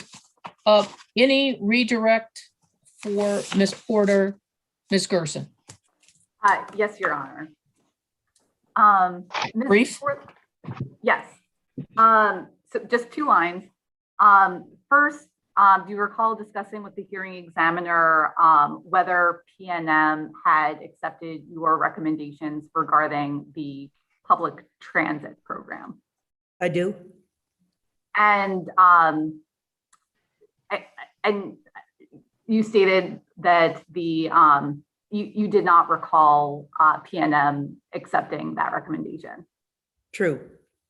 If you were to read in Mr. Bobby's rebuttal testimony that PNM did accept that recommendation without any further modification, would you have any doubts whatsoever about PNM's ability to fully implement that recommendation? I would not. Okay. Last line. You have a testimony site? I could. May I assist? Sure. It's in Mr. Babe's rebuttal testimony, beginning at the bottom of page 20, lines 18 through 21, and continuing to line 6 on page 21. PNM agreed to require stops for mass transit within LMI communities. Thank you. Okay. That's what I see too. Go ahead, Ms. Gerson. Ms. Porter, do you recall discussing PNM's recommended requirement that all participants in the residential level 2 program connect Wi-Fi or cell phone? Yes. I'm sorry, you broke up and I didn't get your whole question.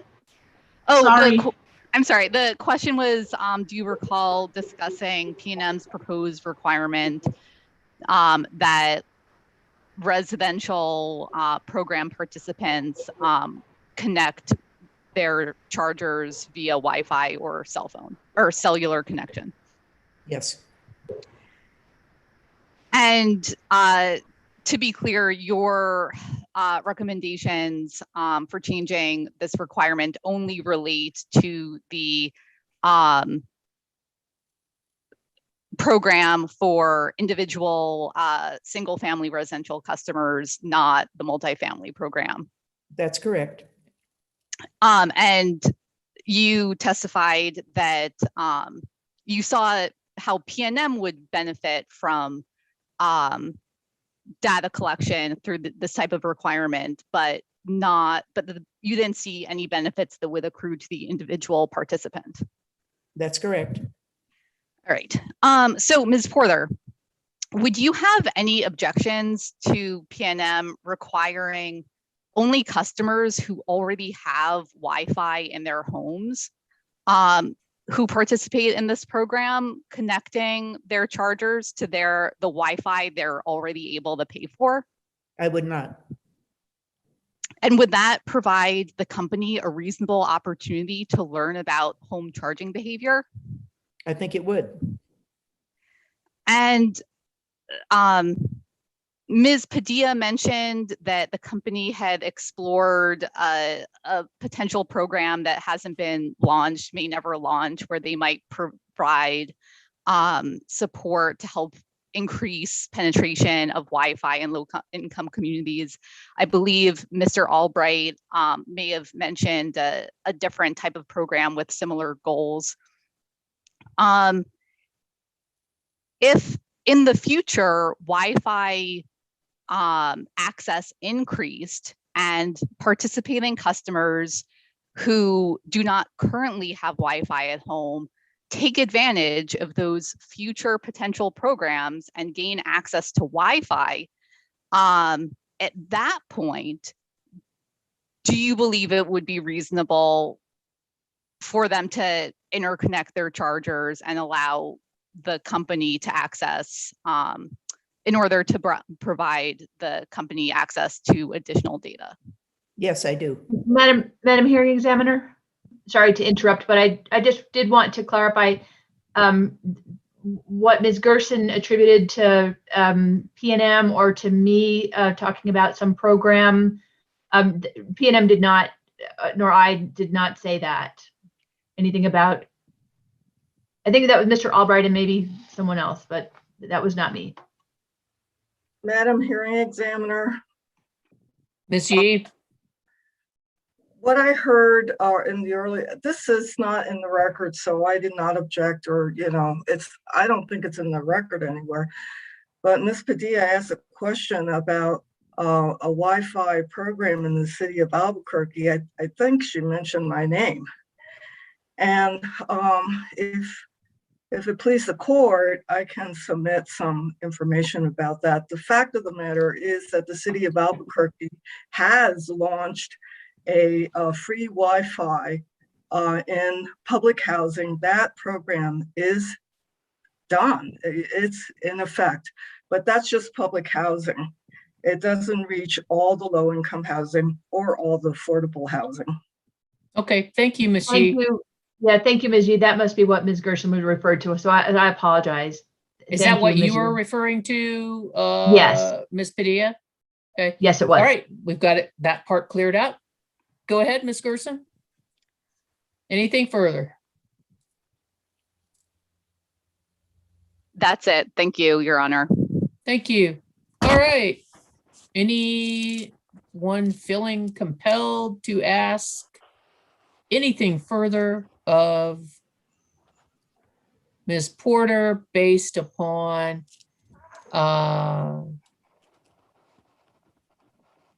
my questions and the limited redirect? Ms. Lynch, you already have counsel. You only get one counsel per witness. So, Madam. Okay, well, yes, ma'am. I just wanted to appreciate you and all of the interveners in this case. Our work together is really critical to a future in which we may all fairly share in the benefits of electric transportation. So thank you. Thank you, Ms. Porter. Appreciate your time, and you're excused. Thank you. Thank you. Very well. I believe we have another witness. Why don't we go ahead and Mr. Bagatko. Yes. You have a witness. I have a witness. Her name is Alicia C. Leyva Tercero, and I believe she might be in the waiting room. She is in the waiting room. Please.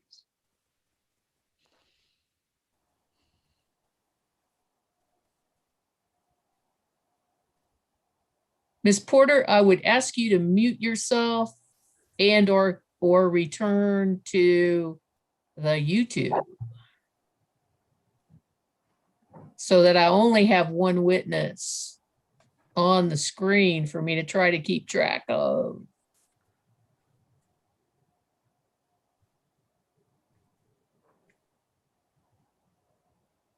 Hello there, Ms. Leyva-Tercero. How are you? Hello, Madam Hearing Examiner. I'm well. How are you? I am okay. I've lost there's our court reporter. I lost her there.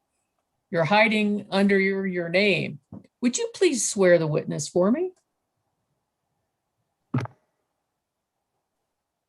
Yes.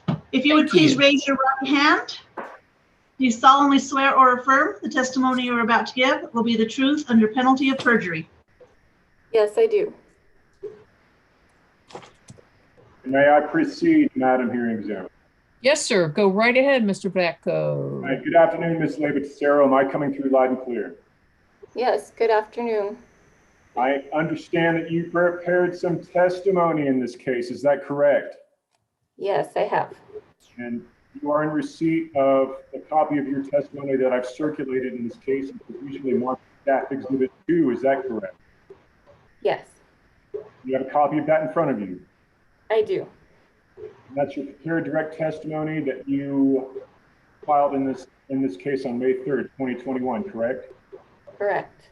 Leyva-Tercero, is that copy labeled Staff Exhibit 2 that you have in front of you a complete and accurate copy of what you prepared and caused to be filed in this case on May 3rd, 2021? Yes, it is. Do you have any changes or corrections to make to your prepared direct testimony, Ms. Leyva-Tercero?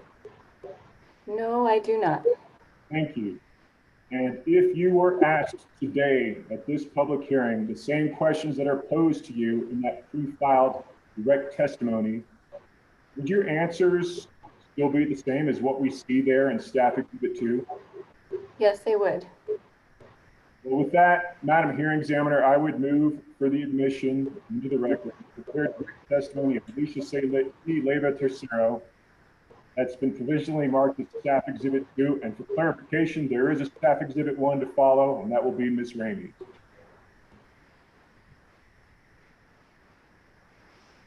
The only question I don't recall hearing, Ms. Leyva Tercero, is were the exhibits to your testimony prepared by you or under your direction and control?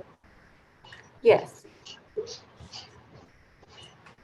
Is there any objection to what's been identified as staff exhibit 2, the pre-filed direct testimony of Ms. Leyva Tercero? Hearing nor seeing any objection, staff exhibit 2 is admitted. And thank you, Madam Hearing Examiner. And with that, I would tender Ms. Leyva Tercero for cross-examination. Okay, I'm getting some feedback from somebody. I don't know if somebody is actually on the YouTube still or what. I just throw that out there. All right. Ms. Padilla, you have questions for Ms. Leyva Tercero. I do, Madam Hearing Examiner, and PNM had requested or had reserved 30 minutes, but I don't expect that this should take more than 10 or 15. Okay. Good afternoon, Ms. Leyva Tercero. It's good to see you. Good afternoon, Ms. Padilla. Good to see you too. Last time I saw you in person was right shortly after you'd started at the commission, I think. Probably so. Let's see. I wanted to first ask you to, did you review Mr. Babe's rebuttal testimony in this case? I did. So you're familiar with the recommendations from staff and interveners that he accepted in his rebuttal testimony? Yes. I mean, there were a lot of different recommendations, so I'm not going to ask you specifically about each one, but I wanted to ask you generally, if you could look at Mr. Babe's rebuttal testimony on page 13. That's where he had the table of the program components with their associated cost, and he compared what the original proposal was to what PNM's rebuttal position was. What page, please? Page 13.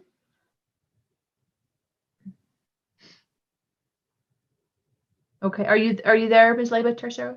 Yes, I'm there. Okay.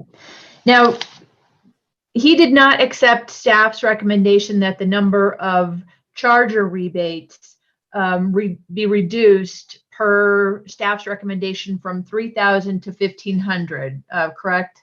Correct. So this table does not reflect that reduction in the residential charger rebate. I think that would, if staff's position were adopted, I think that would be a reduction in the residential charger rebate of 750,500 Yes. times. Okay. So notwithstanding that difference, the other changes that PNM made in its rebuttal case, including, let's look on the second line there, PNM agreed to make more funds available for residential installations for low and moderate income customers. Do you see that on the second line? I do. So that's an increase of $75,000 to the budget. It's there in the second column, right? Yes. And what I'm going to ask you when we go through all of these is just if staff has any concerns about PNM's acceptance of these other recommendations. So you see the non-residential infrastructure rebate in Mr. Babe's rebuttal, he agreed to a slightly higher amount for, I think that ends up being for the level 2 ports, but nonetheless, that overall category, PNM is now recommending about $200,000 more in that category. Do you see that? Yes. So I think those are the two areas I wanted to ask you. Does staff have an opinion of whether you think the changes that PNM has agreed to in rebuttal are reasonable? Well, staff would like to keep the budget lower to mitigate the financial impact to the ratepayer. But in some cases, I do think these are reasonable. For example, the additional funds to the LMI customers if they need the panel upgrades. But in general, staff is attempting to mitigate the financial impact on the ratepayer. Okay, thank you. Let me go back to your testimony then and ask about, I know this is a dangerous way to pose this question, but staff had proposed a lower number of rebates for residential chargers based in large part on staff's position that a level 1 charger, in staff's opinion, would be sufficient. That's what staff's position was, correct? Well, I guess in part, there's a few reasons why staff recommended that. So first of all, staff does recognize the benefits of the level 2 smart charger in that it provides for faster charging, and it can be programmed to be charged at certain times, such as the off-peak hours, although it's my understanding that the vehicle itself may have that capability. Mm-hmm. So there are some benefits there, but also staff realizes that it's not absolutely necessary to have a level 2 charger, because customers can charge with the level 1 charger that comes with their vehicles, and that may be sufficient for some customers. But in addition to that, I think that it can be reasonably expected that higher income customers are going to be more likely to participate in these programs, at least initially. And so then we would be giving rebates to customers that would likely be able to afford to purchase their own level 2 charger if they wish to do so, yet we're asking all ratepayers, including low-income customers, to cover that cost. And so staff's recommendation here serves to balance the interests of all stakeholders, not just the utility or the environmental groups, but the ratepayer. Okay. So I think I heard you suggest there's some risk of free ridership then with the residential charging rebates. Is that fair? I guess you could put it that way. Okay. So I was going to ask if you'd heard anything. Have you been able to watch the other 3 days of the hearing this week? I have, for the most part, yes. So I was going to ask testimony of the past 3 days. What did Correct? I say? The riveting testimony. Oh, riveting testimony. Yes. I hope it's been. Have you heard anything from any of the testimony that's been offered in the hearing that's changed your opinion on whether a level 1 charger is sufficient for many customers? Well, no, I mean, my analysis and my testimony was, I understand that it may not be sufficient for all customers, but it's not necessary to charge your vehicle at home. And for some customers, particularly those that have hybrid vehicles that have a smaller battery, it is possible for those customers to get a full charge overnight, and more specifically during the off-peak hours under the WHEV rate. And also different customers have different driving habits. Some customers may not need to have a full charge overnight. And I think you mentioned just a second, Ms. Padilla. Sure. Miss Levitt-Trussero, did I just hear you say that it's not necessary for customers to charge at home? No, not that it's not necessary, but that they may not require their vehicle to be fully charged overnight, depending on Okay. Okay, because I thought what I've heard in testimony this week is like, it seems like I read one place it was 90 and one place it was 80. So a significant percentage of people charge their vehicle at home, correct? Yes, I would agree with that. I'm just saying that maybe not all customers would find it necessary to fully charge their vehicle overnight at home. Okay, thank you. Go ahead, Ms. Padilla. And Ms. Levitt-Trussero, you did mention that you're aware that some vehicles have programmable charging. So even if it's a level 1 charger, the customer can program the charging time, correct? Yes. But that wouldn't be a smart charger, so that wouldn't allow PNM to obtain any kind of charging data to inform its load research or other research that it's hoping to accomplish in this pilot period, correct? Objection, Madam Hearing Examiner.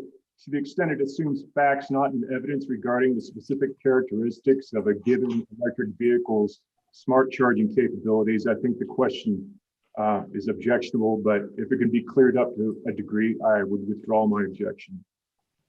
Okay. Ms. Padilla?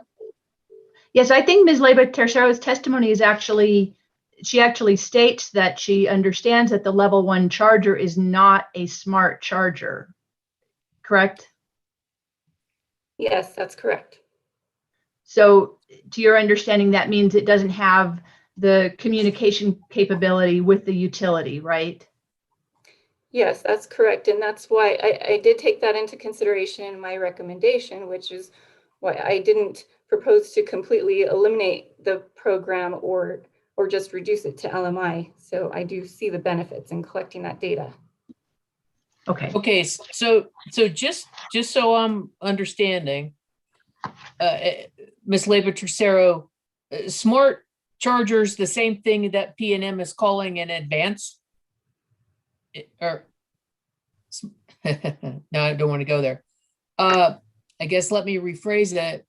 The level 2 is smart in that it can communicate data with PNM, correct? That's my understanding, yes. And but the level 1 charger cannot?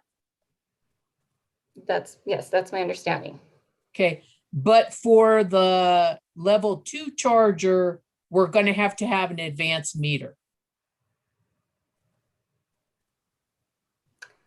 I believe that regardless of the charger, you would need an advanced meter to participate in the WHEV rate. Whether it's level 1 or level 2? Yes, that's my understanding, yes. Okay, so part of your objection to the level 2 isn't differentiated because you're going to have an advanced meter. No. Okay, thanks for clearing that up for me. Go ahead, Ms. Padilla. All right. Staff's recommendation is also that the cost of the interval meter, the advanced meter, not a smart meter, as Ms. Pitts made clear, that cost of the meter, staff's position is that it should be part of the TEP program costs, correct? Sorry, no, let me mix. No, staff's position is that the participating customer should pay for it. I think staff's position is it should be a monthly fee on their bill. Correct? Yes, that's staff's primary recommendation, is that those meter costs should be recovered through the participants, and it doesn't have to be a monthly bill, but by the participants. That's the primary recommendation. And then in the alternative, if the commission does not accept that, staff recommends that those costs be recovered through the TEP rider to reflect the true cost of the program rather than through base rates. Okay. But the meters in this case, PNM is not proposing a sub-meter type of setup, correct? Correct, but PNM is still requiring that meters be replaced. So still requires a new meter. And the meters in this case, the interval meters, would have more capabilities than the current either mechanical or even the digital meters that PNM uses for its residential customers, right? Yes. But notwithstanding that, staff's position is still that you believe this is only a benefit to the participating customer, and thus that participating customer should pay for the meter? No, I mean, I think that the research indicates that widespread transportation electrification will result in benefits to all customers, but I don't know if, when, or to what extent that will occur. And I believe that the costs need to be mitigated for the ratepayer. And again, I will point out that at least initially, I think that it's reasonably expected that higher income customers will be purchasing EVs and therefore participating in these programs. And a higher income customer would be more likely to be able to afford a $100, $190 meter cost rather than passing those costs along to all other customers. And those costs could be a lot higher if the cap is removed from the 4,000 participants. Okay. Yeah, I did want to ask a little because about that issue. Staff also recommends that the cap be lifted, but with the caveat that that only take place if the meter costs are paid by the participating customer, correct? Correct. Okay. I think the last subject, well, actually, two more. If you could look on page 31 of your testimony, Ms. Leyva-Tercero, it's line 20 through 22. At this point in your testimony, you were stating staff's position about PNM's proposal for approval of the rider, correct? Correct. And you say that staff believes that PNM's proposal provides for adequate review of the annual rate rider. Were you listening to the testimony yesterday when Mr. Blank was on the stand? Yes, I believe I heard most of it. And did you read Mr. Blank's direct testimony? I did. He proposes, oh, I'm sorry, I've interrupted you.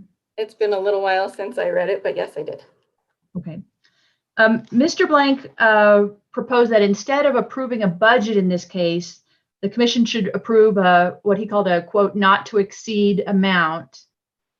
And then he proposes after, I'm probably not going to state his position exactly correctly, but there would be basically a full regulatory review of all budgetary items and expenditures after the fact. And at that point, the commission would make just and reasonable findings. Do you understand that in general to be his position? I do. Does staff, I mean, staff's position here, as stated in your direct testimony, is contrary to Mr. Blank's testimony, correct? Yes, staff is not opposed to PNM's proposal on this, except that I thought that I was agreeing to the approach that is required for the energy efficiency filings, under 17.7.2.13. And it sounds like that maybe that wasn't quite what PNM had proposed. Okay, I see that it's because what Ms. Pitts has outlined is a 60-day review period. Well, can you explain a little further what the difference is between your understanding of the energy efficiency process versus what Ms. Pitts is proposing? Actually, that whole conversation was kind of confusing to me. I'm not sure. That seems like there were multiple approaches in there. So I'm not exactly sure what all of the differences were. I just know that apparently it wasn't the same as what's under the energy efficiency rule. And that's, yeah, that's the approach that I would agree with. Okay, I kind of wanted to ask you also, that's helpful, but a sort of a higher level question about the process and about what commission approval of this case means is actually addressed. Could you go to page 40 of your direct testimony?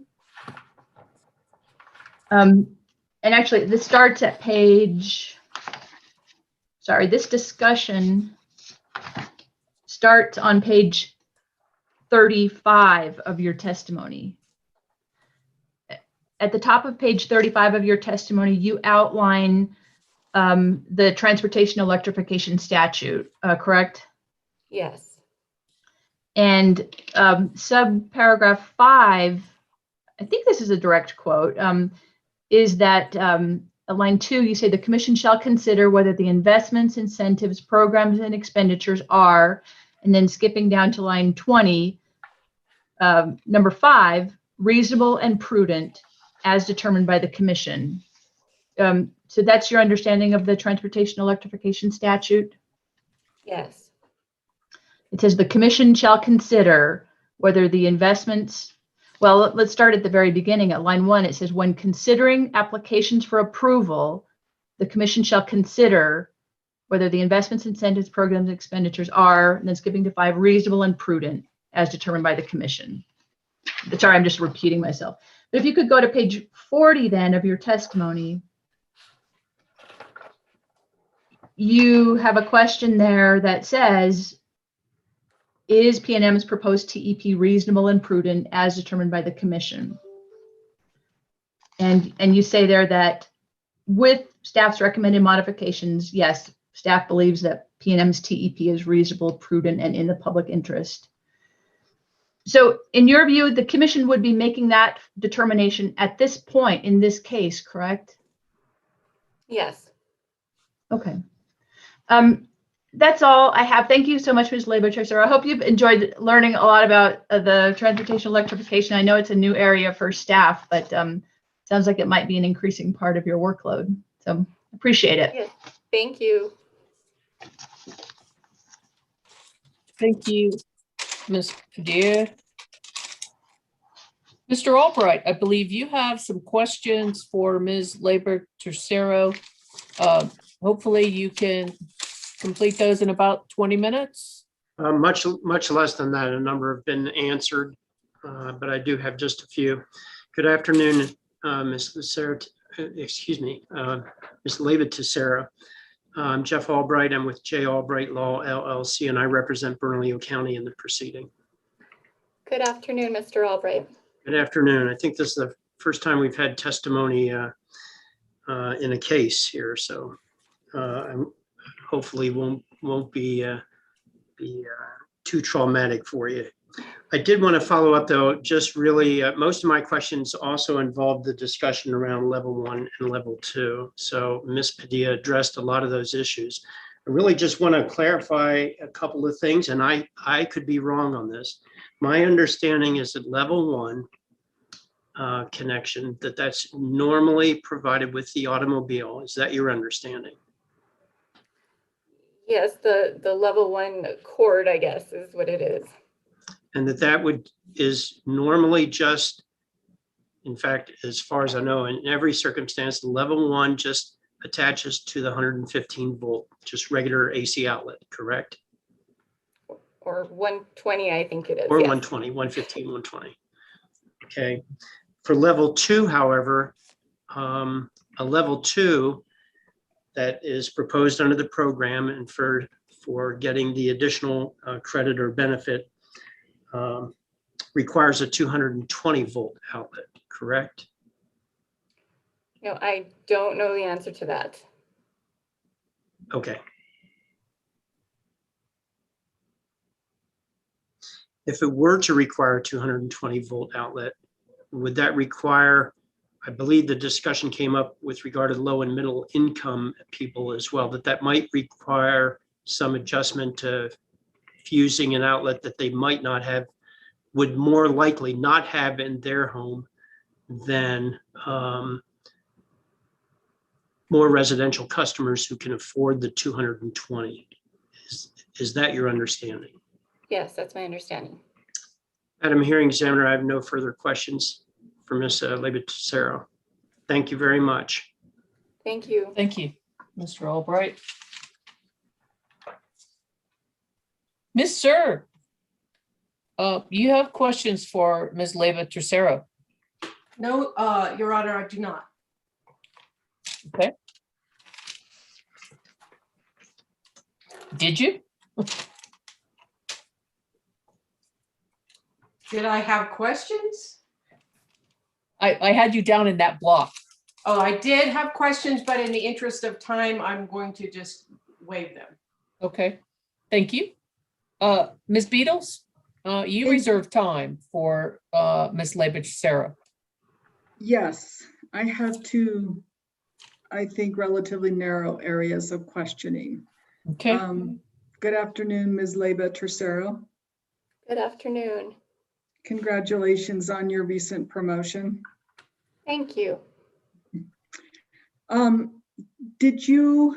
you listening to the hearing on YouTube when Ms. Yee was cross-examining Western Resource Advocates expert Aaron Kressig? I believe I was. Yes, that would have been this morning. Were you listening this morning? Yes. Do you recall the area of questioning about Mr. Kressig's recommendation that P&M hold quarterly stakeholder meetings upon approval of a transportation electrification plan? Yes. And did you understand Ms. Yee's concern to be how implementation issues or other problems could be brought to the attention of the commission? Yes. Do you believe that commission rules here in New Mexico provide mechanisms by which a stakeholder could bring a problem to the attention and to the attention of the commission? For example, a petition or a motion? Yes. Okay, that's all for that area of questioning. And the other is, I'd like to explore a bit staff's concern about allowing too much participation in the pilot rate due to the cost of new meters. Okay. And it's my understanding, and tell me if it's yours as well, that PNM proposes to bring the cost of the new meters into rates during its next general rate case. Is that your understanding as well? Yes, that's my understanding. So is it also your understanding that meters are capital expenditures or capital items that the company would ordinarily bring into rate base? Yes, but I believe in this case, PNM would not be requiring meters to be replaced, at least not right now, if not for this program. So I think that those costs are specifically associated with this program. Mm-hmm. So you believe that some of those meters may be replaced before they are fully depreciated on the books of PNM, or replaced before the end of their useful lives? That's possible. Mm-hmm. So when capital items are brought into rates during a general rate case, there may be some offsetting considerations, right? Such as depreciation amounts? Yes. And it's also just as possible that some of those meters would be scheduled for replacement anyway, right? That's possible, yes. And that in a general rate cases, all categories of expenses are viewed in the context of a test period that synchronizes revenues, expenses, and investments, right? Yes. Wait a minute, but it's unrecovered expenses, right? Yes. Okay, so for example, if an expense has already been determined as just and reasonable, and the utility's already been given authority to collect that expense, then you wouldn't be reviewing that expense again for collection in a future rate case, would you? Yeah, but I believe that's correct. No, you wouldn't. Go ahead, Ms. Beatles. I was going to be finished until you asked your questions, Madam Hearing Examiner. So let me clarify what I understood the witness's testimony to be and what it wasn't. So, Ms. Labor Tercero, did you understand when I asked about whether there would be potentially offsetting consideration when new capital items such as meters are being brought into rates? Did you understand that to include potential, depreciation, accumulated depreciation, any tax effect, other associated expenses and other accounting entries or items? Yeah, I believe those things are also considered, yes. And if the commission in this case decides to open up the program for more participation, and there is a presumption, potentially even conclusive, I don't want to argue about the law, or I don't want to explore the law at this point, but if there's a presumption that those items are just and reasonable,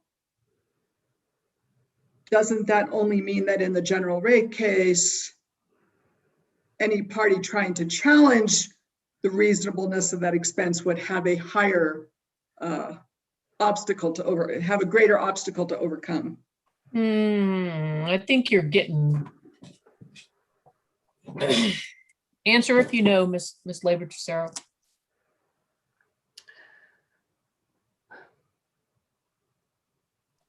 I think that would be a reasonable assumption. Okay, that's all. Thank you.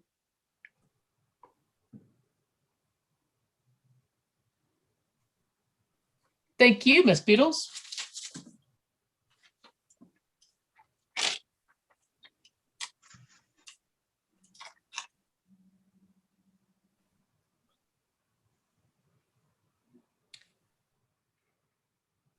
There you are, Mr. Dunbar. Charge point had reserved time for this witness. Go ahead, sir. Thank you, Madam Hearing Examiner. Good afternoon, Ms. Leda Tercero. Good afternoon, Mr. Dunbar. It's good to meet you. I am counsel for charge point in this proceeding. Would you please refer to your direct testimony, page 9? Let me know when you're there.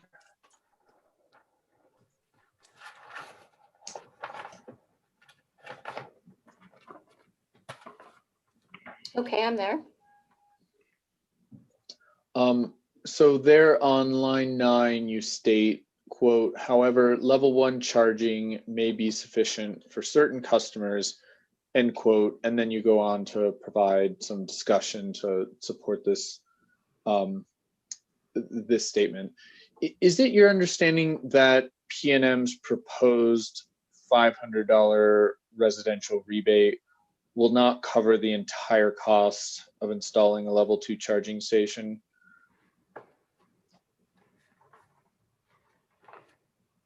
I don't know if that's the case. So you don't know if customers would need to both purchase a charger and pay for the cost to get a 240 volt outlet in their garage? I believe I saw something that had a range of costs for charger and installation. And I don't know, I may have included that in my testimony, but I thought it was that the range, let's see. Yeah, so if you turn to page 6 of my testimony.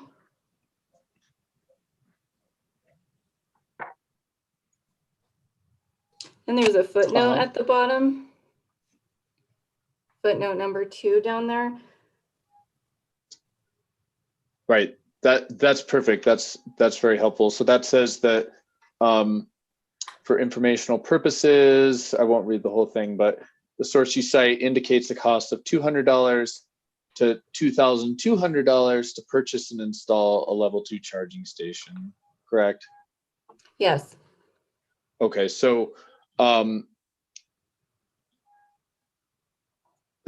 understand that $200 is less than $500, but for most of that range that's cited there, $200 to $2,200, the $500 is not going to cover the entire cost of purchasing the charger and installing it, correct? I don't know that. I'm just asking you about those numbers that we just looked at, the $200 to $2,200, right? I understand that $500 is in the middle of that range, but it's definitely toward the lower end of that range, right? Yes. Okay. Do you have any understanding of whether chargers that are smart and networked and the sorts of chargers that PNM would require in this program, whether those chargers tend to cost on the low end of that range? Like, can you get a smart charger for $200, $300, $400? Do you know? I don't know, but I would imagine that the more capabilities they have, the more expensive they would be. Okay, for purposes of this discussion, would you be willing to agree with me that that most smart chargers are going to be at least $500 just for the charger? Sure. Oh, okay, thank you. So assuming that that's the case, residential customers who receive the $500 rebate are still going to incur some costs to get a level 2 charger installed at their home, correct? Yes. Okay, thank you. So is it fair to say then that whatever this cost is, and this cost that customers will have to pay will probably vary, but is it fair to say that only customers who are willing to pay this cost for the convenience of having a level 2 charger in their home will do so? Yeah, that's fair to say. Okay, thank you. And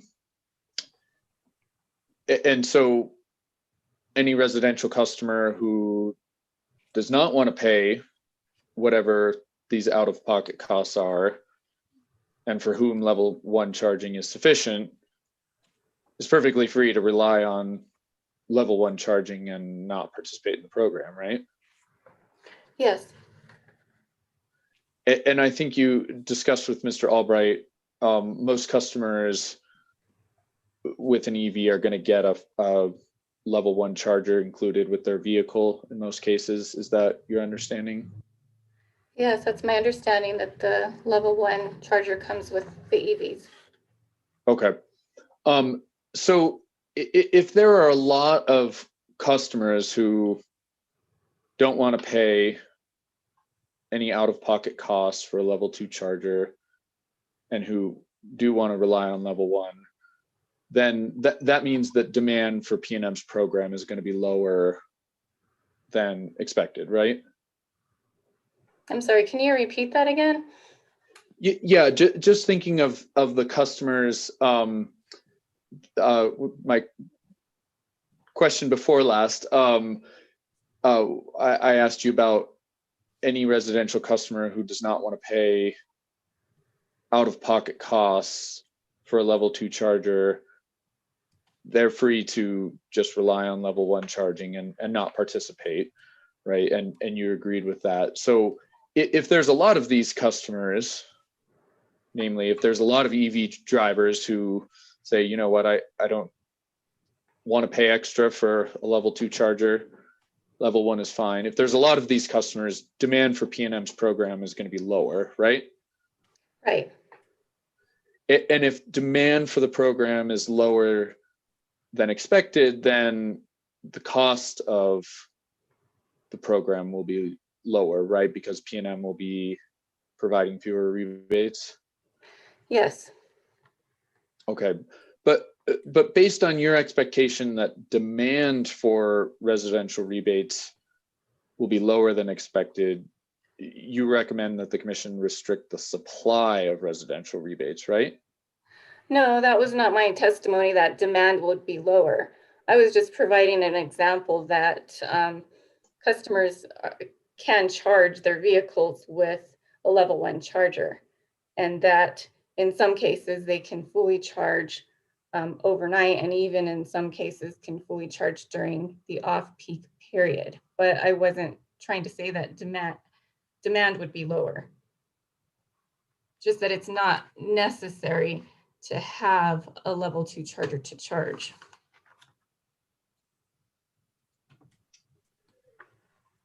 Thank you for that clarification.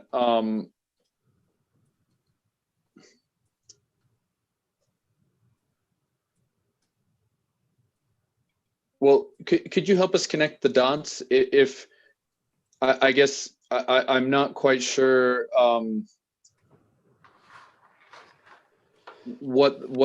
frankly, what point you're trying to make by explaining that. If that doesn't tie into your recommendation to reduce the number of rebates PNM is going to offer. Well, it does in that. I'm sorry.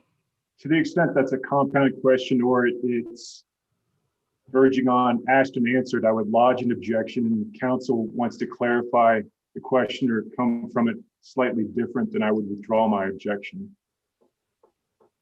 I'm happy to rephrase, Madam Hearing Examiner. It probably was. I thought the question was clear, but okay. So, Ms. Labor-Sarah, do you understand the question? Yes, it does. What I've explained does relate to my recommendation. I'm saying that, yes, although there are benefits to having a level 2 charger, it's not absolutely necessary to be able to charge your vehicle, because customers can use a level 1 charger to charge. But there were multiple reasons for my recommendations, which I explained to Ms. Padilla earlier, which include mitigating the financial impact to the ratepayer and balancing the interests of all stakeholders, including the ratepayer. Okay, so well, is it fair to say I understand that there were multiple reasons behind your recommendation, and I'm still confused about how this discussion about level 1 charging excuse the pun, plugs into your ultimate recommendation. So is your recommendation that since there are some customers for whom level 1 charging is sufficient, that there shouldn't be as many rebates offered? I mean, in part, but also a big part of my recommendation is because it's, like I said, it's reasonably expected that higher income customers will be more likely to purchase EVs, at least initially. And so those customers would be reasonably likely to be able to afford a level 2 charger. And those are the customers that we would be providing rebates to. Yeah, we're asking all customers to pay for that, including low-income customers and many customers that are currently struggling to pay their bills. And that fact is demonstrated by PNM's monthly delinquency reports that are filed in case number 20-00069-UT. Okay, let me try to come at this from a different angle with just one more question. So is it your opinion that, okay, PNM has proposed 3,000 residential rebates, if I remember correctly. So, and you recommend that PNM only offer 1,500. So is your argument that, at least in part, I understand part of your reason for that is the cost impact. So I understand that. I'd just like to set that aside for a moment. Is your argument that even if there's demand for 3,000 level 2 rebates, PNM should only offer 1,500 because, in part, level 1 charging is sufficient for those customers? Well, no, first of all, we don't know what the demand will be. And there's also 25% budget flexibility. And so if there is greater demand, then PNM has the flexibility to increase that number of rebates.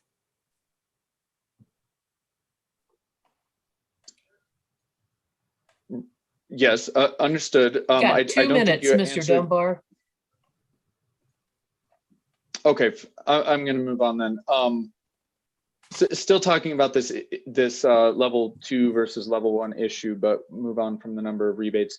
Did you conduct any analysis, Ms. Tercera, of other reasons that EV drivers might prefer level 2 chargers other than charging speeds?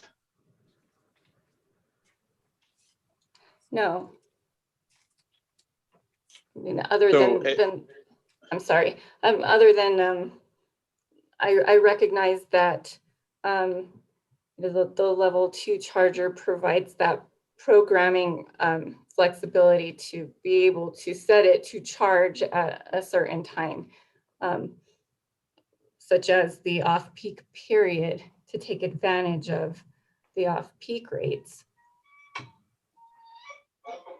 Okay, so it's not just charging speed. The charging speed. Well, let me rephrase. Would you agree with me that the faster charging speed that you get from a level 2 charger is only one reason that customers might prefer level 2 chargers? Another reason being programmability, as you just mentioned. Yes. Okay.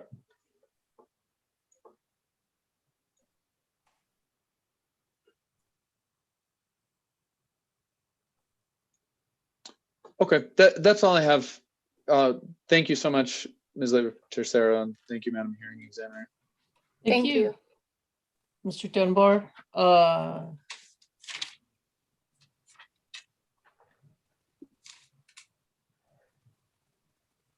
Ms. Gerson.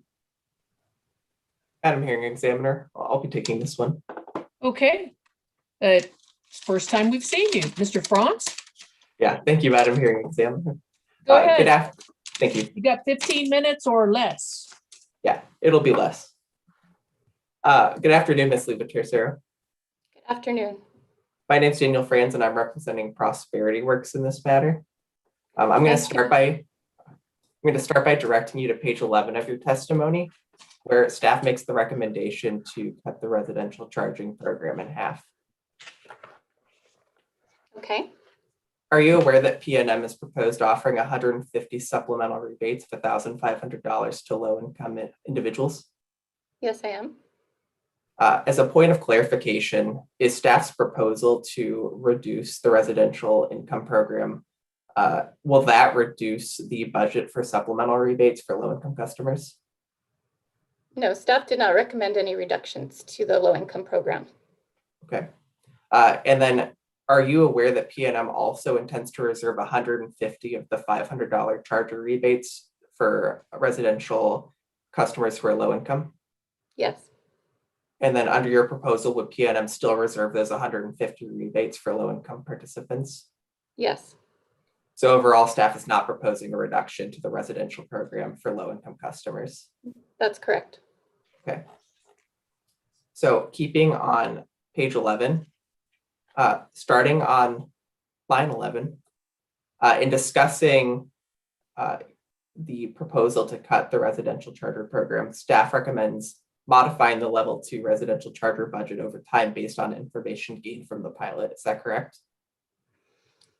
Yeah, if it turns out that there is a lot more demand, then you know these TEPs are going to be filed every 2 years, and modifications can be made over time. For that purpose, do you think it'd be reasonable for PNM to survey participants in the residential L2 charging program about their EV purchasing decision? Do I think it would be reasonable to survey? Yeah, for PNM to survey the participants in that program. Sure, I think that would be reasonable. For instance, would it be helpful for PNM to ask everyone who receives the rebate whether the availability of that rebate influenced their purchasing decision? Yes, I think that would be reasonable. And so you think it'd be reasonable to use these results to inform the future budget adjustments that staff proposed? Sure. Okay, that's all of my questions. Thank you. Thank you, sir. Ms. Yee, I believe that City of Albuquerque has requested some time. Yes, ma'am. And I would like to use some of that time. I think I reserved 15 minutes. Okay. So thank you, Madam Hearing Examiner, and good afternoon, Ms. Leyva Tesoro. Good afternoon, Ms. Yee. Hi. Today, and my name for the record is Jane Yee, and today I am representing, as I have been for the last few years, representing the City of Albuquerque in this case. And so my first question to you, Ms. Leyva Tesoro, is whether you have been involved in an energy efficiency case in all the many years now that you have worked for the commission, both in the 2000s when I was there and later when you went back to work for the PRC. Have you done an energy efficiency case? Have you provided staff testimony? Yes, I have. So then you must be familiar with PRC rule or commission rule 17.7.2, which if you were listening to the testimony earlier in this case, which Madam Hearing Examiner has taken administrative notice, right? Yes, yes. So you are familiar with this rule? Yes, I am. And you are probably then familiar with the requirements that this rule places on the application. And thank you, Madam Hearing Examiner. And I am referring generally to the area of 17.7.2.8 and down in the area around the application requirements, which starts at F.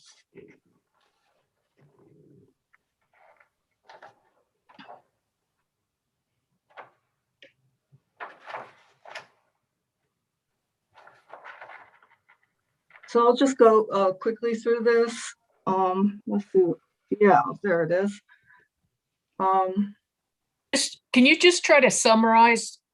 I mean, we have the energy efficiency rule, and what's your specific question to her regarding this?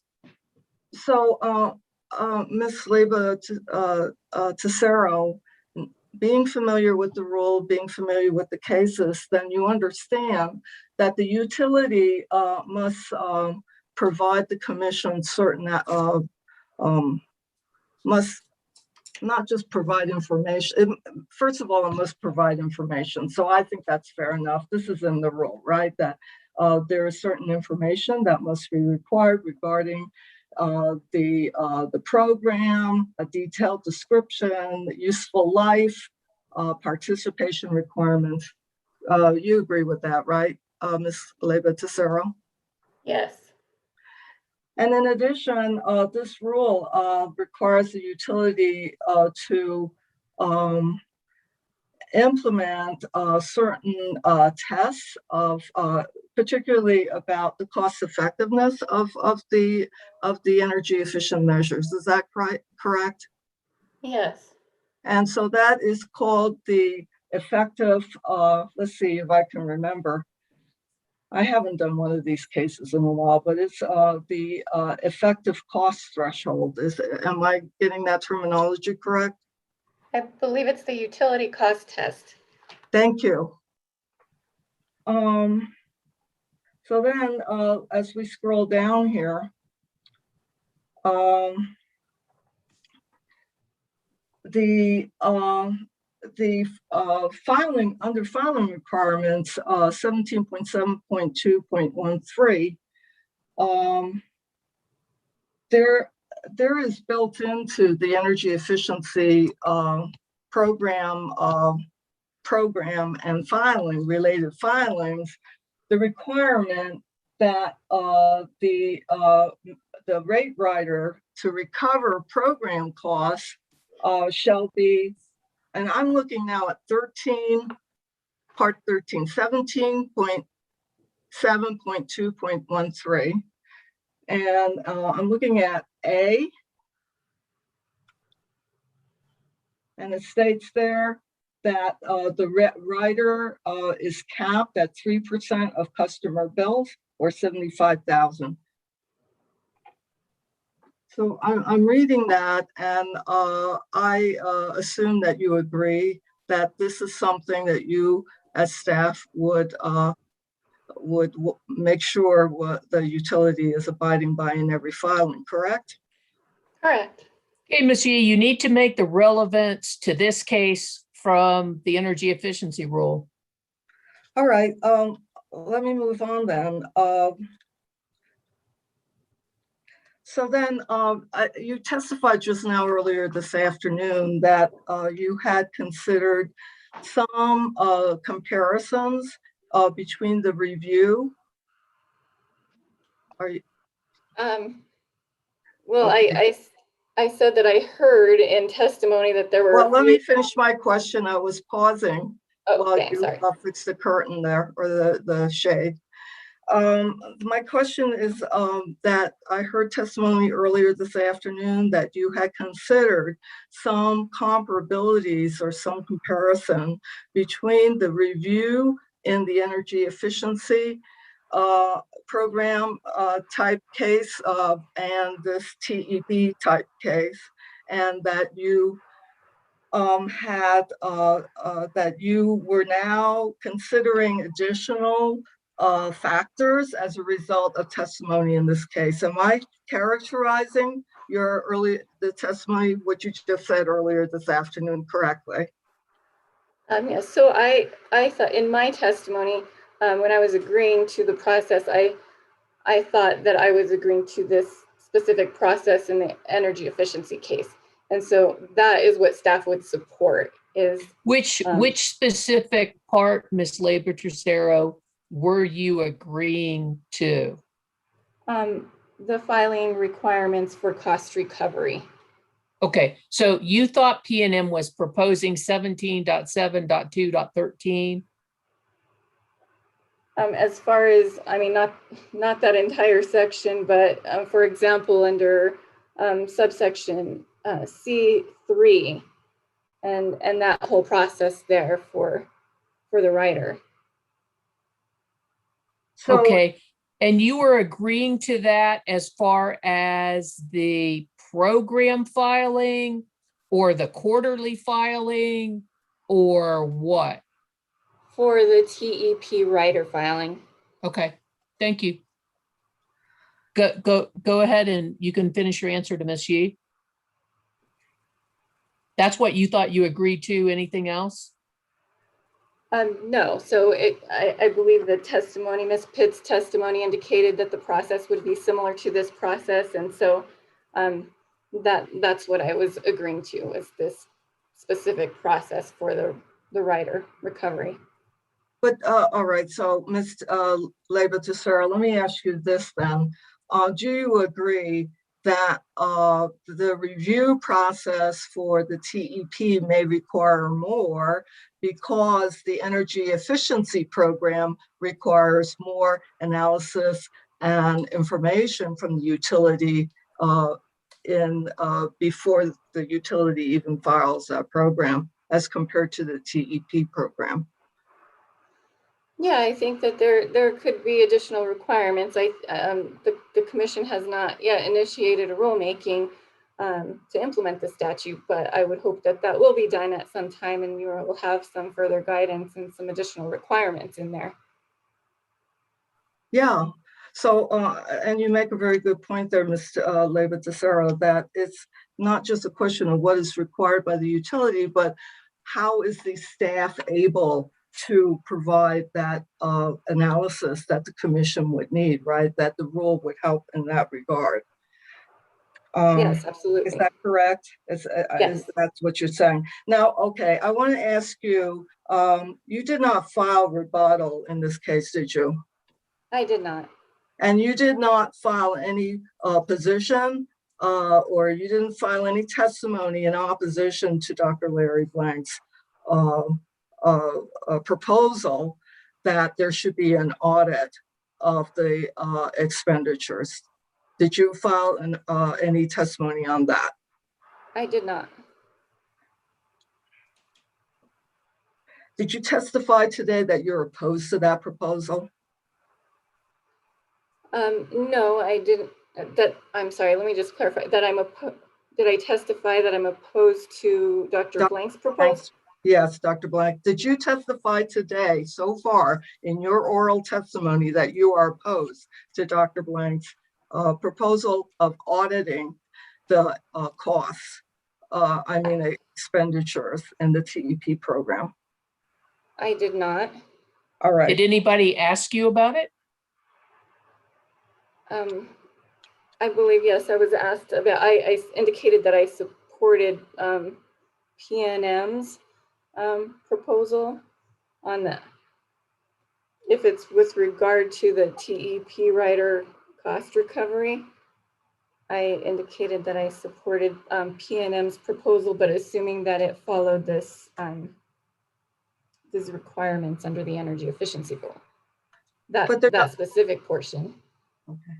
Okay, but Ms. Yee's asking you about Dr. Blank's proposal. I believe, if I recall his testimony yesterday, that there be an that this docket be open-ended and that there be the ability to keep coming back into this case to, I believe, re-examine the program forever. Madam Hearing Examiner, if I may very respectfully offer that Dr. Blank's written testimony emphasized the need for an audit of the expenses incurred by PNM. And in his oral testimony yesterday, he offered keeping the case open as one option that the commission in this part of the case could adopt. Okay, so that's Dr. Blank's position, Ms. Leyva Teixeira, and I think Ms. Yee just wants to know if you agree with it or not. My question is whether she opposes that. Okay, do you oppose it? Well, I guess I'm not necessarily opposed, but I think that the current case right now provides for an adequate review of the budget. I think that in the commission approving a budget, they're essentially approving, there would be a cap on spending based on the budget that's approved by the commission in this case. And that may include the budget flexibility. And then in that case, that would be the cap. But I don't believe that PNM could spend more than that amount. It's possible that they could spend less if they don't have as much participation as they expect. But I think in this case, there's already a review of the costs. And then when PNM files its actual TEP rider rates, then there would be an opportunity to review what they actually spent. And again, I don't think it should be any more than what is approved by the commission in this case. And there will be an opportunity for review there. You're talking about the commission's opportunity to review the actual expenditures would occur upon the filing requirements in the annual report under something comparable to 14 in the energy efficiency rule. Is that what you're testifying? Yes, I believe so. 2 minutes, Ms. Yee. All right, so Ms. Leyba Lucero, I wanted to ask you if PRC staff was involved in the pre-filing stakeholder meetings that PNM held on the TEP program. I see that staff was listed there. I personally did not participate, and I don't know who from staff did. I assume that if anyone did, it may have been John Reynolds. Okay, do you know if any of the commissioners attended those stakeholder meetings? I don't know. Is it common for the commissioners to attend stakeholder meetings like that, which could then turn into an adjudicatory case? I don't believe it is common. I know that I attend some of the stakeholder meetings for the energy efficiency programs, and I don't think I've seen commissioners in those. So if last question.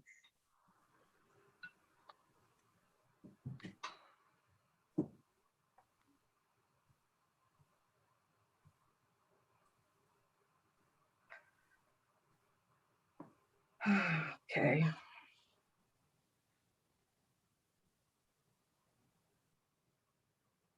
Okay, the last question is this.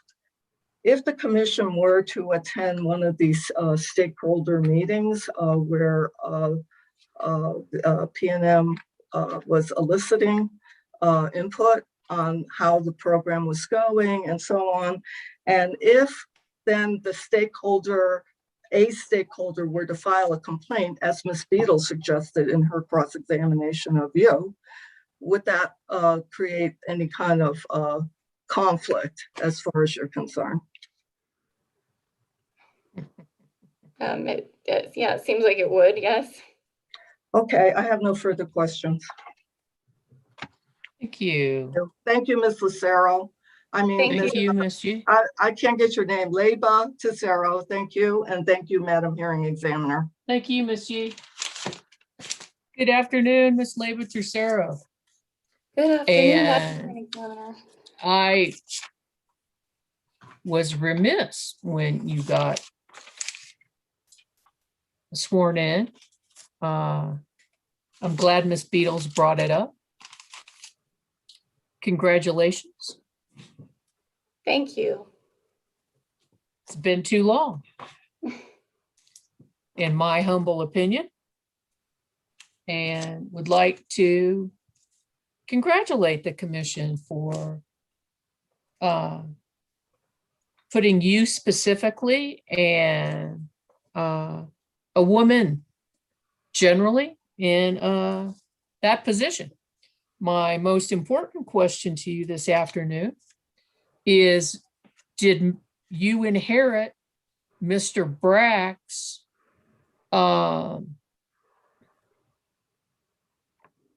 collection of peeps? I did not. I think those are gone. Oh, good. Good, because those peeps had been around for many years. and I think you've been asked this, but I just want to give you the opportunity since you are pretty much representing the policy position of the utility division staff. Have you seen, read, or heard anything in the past 4 days or in the official record of the case that would cause you to change any of the recommendations that you've made? No. Not persuaded by some of P&M's rebuttal positions or some of the explanation of what people think the statute means or how to achieve it? No.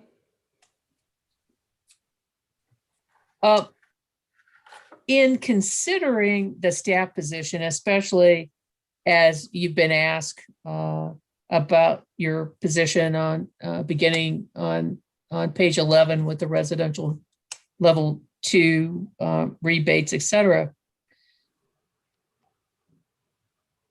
And my understanding of staff's fierce intent to not only look at all of the customer classes, but to look at the overall cost effect. Does the potential to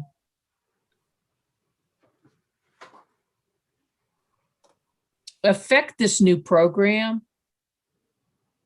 and the benefits of it somehow mitigate the couple of cents that's being projected per residential customer per month in the commission's adoption of this program?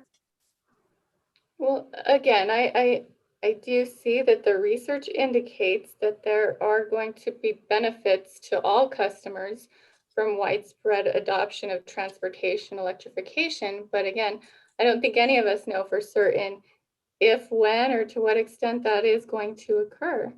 And with regard to the bill impact to the customer, I mean, a few cents, depending on who you ask, I mean, a few cents could be a lot to someone that doesn't have a few cents to spare. And in addition to that, I would point out that that bill impact does not include the cost of the meters, which right now is estimated at $1.8 million. And if the cap is lifted, it could be a lot more than that. It also does not include the 25% budget flexibility. So, but even if you included $2 more million and even for meters and $2 more million for budget flexibility, you know, then still, even if you doubled the 2 cent impact for the residential customer, the average residential customer, I mean, you could still be just talking a nickel, right? You know, that's possible, but in my experience with the commission and writers, I mean, I think over time, these costs are going to continue to go up. I rarely ever see the rider rates come down. I mean, I hope that they will, but.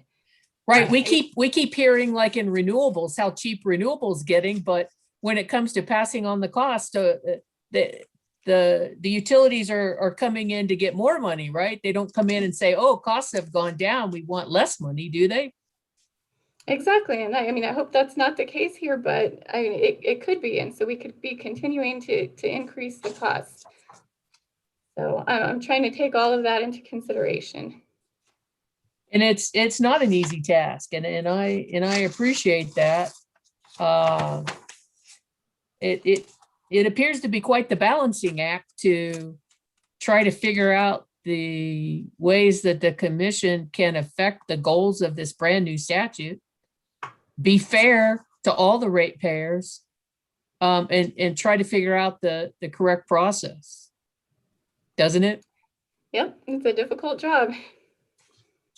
I was never really good at juggling. Can you juggle? Not very well. Yeah, I can juggle one, but get more than that. That sort of doesn't work for me. But I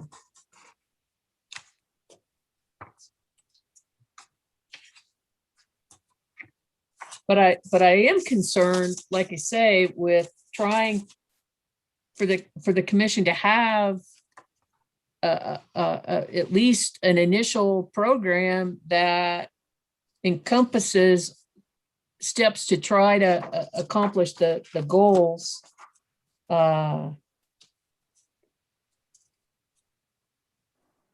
Perhaps if we weren't evicted from our building, we might have had a charging station in the parking lot.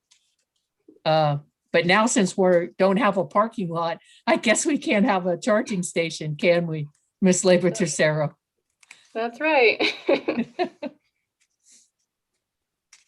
Do you have an electric vehicle? I do not.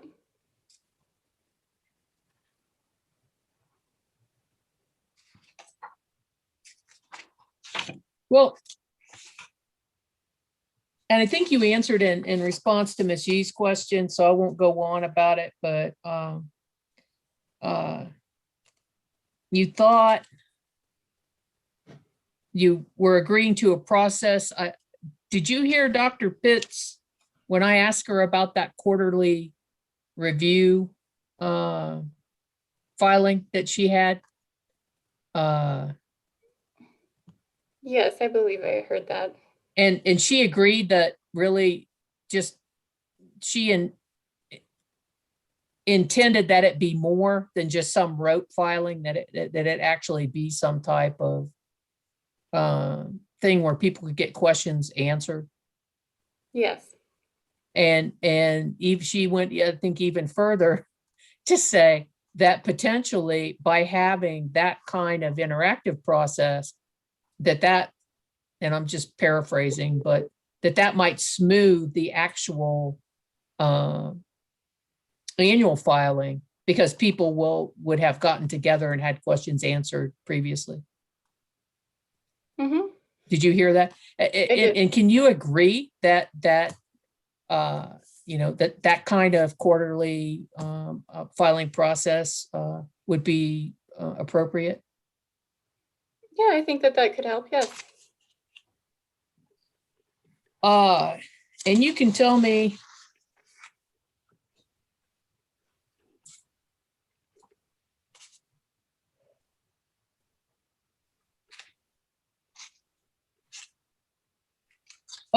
did you hear previously that when I was trying to get Mr. Kessick to do math, and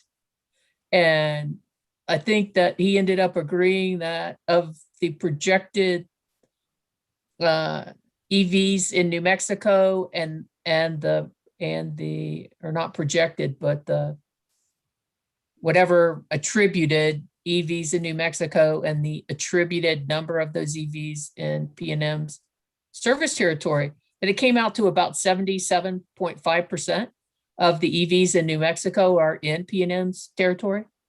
Yes, I recall that.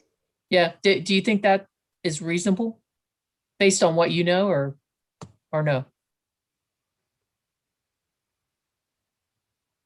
Yeah, I think that sounds Possible. about right. Yeah. Okay. Well, and if that were to, does that have any effect on how big you think the program should be sized? I think that's something that should definitely be considered. But again, I think we need to, allow PNM to implement a program and then start collecting data and see what's actually happening out there. And that's the only way we're going to know for sure. And that's the only way we'll be able to improve the program to try to meet the requirements of the statute. Okay. Let me find.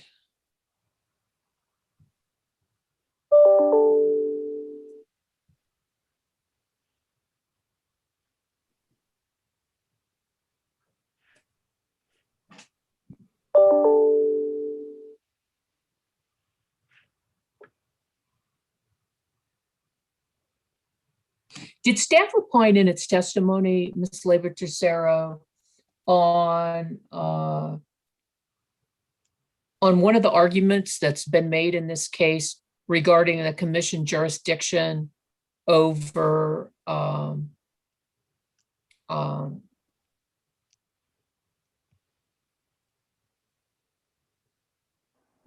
under the statutory provisions that the commission didn't have any jurisdiction over natural gas or electricity for fuel providers?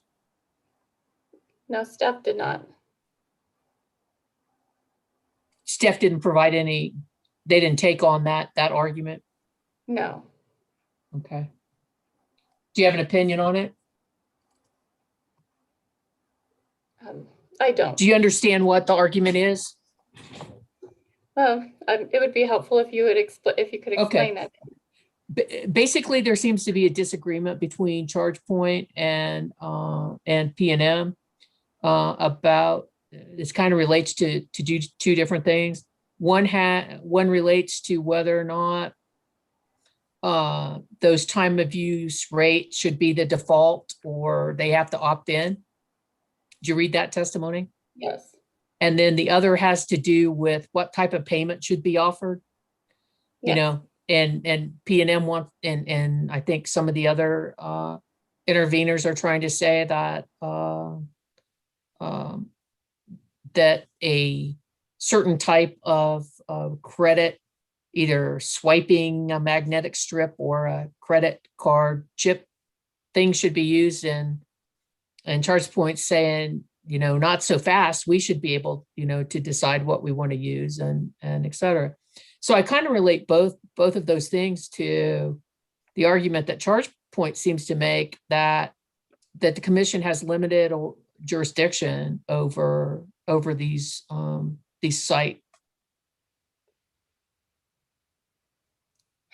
Yeah, and I mean, I would think the commission does have limited jurisdiction over that, but I'm not an attorney, and you don't want to be. I don't want to be. Okay, and that's fair, but you didn't take a position and in your testimony, correct? Correct. Okay, and you mentioned a little bit to Ms. Yee about, you know, about the commission doesn't have a rule, an EV rule. You think that's going to make it more difficult to try to figure out these first cases, and do you think the commission should have a rule? I absolutely think that it makes it more difficult, and yes, the commission should have a rule. And are you volunteering to spearhead that? I don't know about that, but I'm sure that'll be a big undertaking. Okay. She can now assign someone else to that task. Aha! You're right, Miss Beatles. Let's see. Okay, and I asked you about the others, and I think that's all I have for you, Miss Leber-Tercero. I appreciate it. Mr. Bagatko, any redirect for your witness? Just a very minimal amount, Madam Hearing Examiner. Okay. Thank you. Get closer to your speaker. How's that? That's good. Ms. Leber-Tercero, is the transportation electrification statute a new statute? Yes. To your knowledge, have we had any transportation electrification cases come before the commission and obtain a final order at this point? No. And as you were just discussing with Madam Hearing Examiner, you think, am I correct in understanding then that you would find it helpful to at some point have a rule to guide our analyses when applying the statute in future cases? Yes.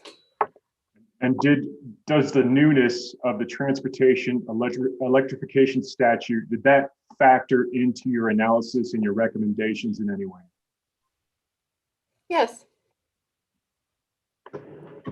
And along those same lines, the fact that what P&M advances in this case is termed a pilot program, was that also something that you took note of in formulating your recommendations.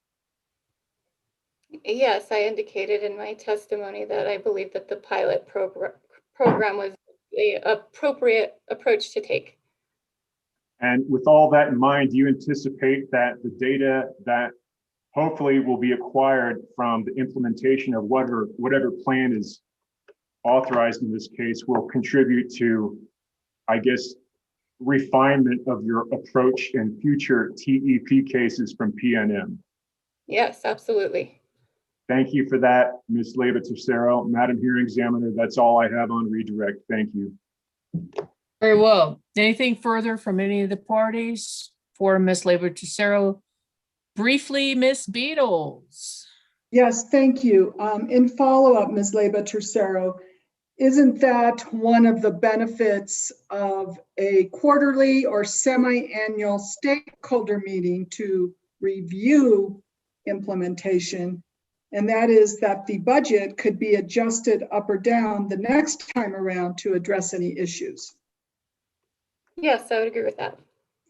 And also, to avoid any potential commissioner conflict, could the commission order, ask, or the company could volunteer to present at an open meeting regarding the progress and developments of implementation, right? Yes, I could do that. Right, that's all. Okay, anything further from anybody else? No. Okay, seeing nothing or hearing nothing. Ms. Leyva-Tercero, you're excused. Thank you very much for your time. Thank you. Mr. Badgatko, you got a witness, another Yeah. one. I do. I have one more witness, Georgette Okay. Hume. All right, why don't we take a 5-minute recess just because we haven't had one this afternoon? For people I have where it's 4:30, so let's come back at 4:35 and we'll present your witness. All right, sir? Thank you.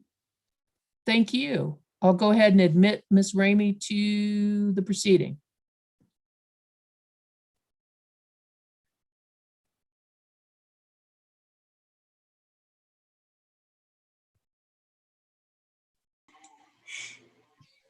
It happened to my Zoom. Okay. Okay. There we go.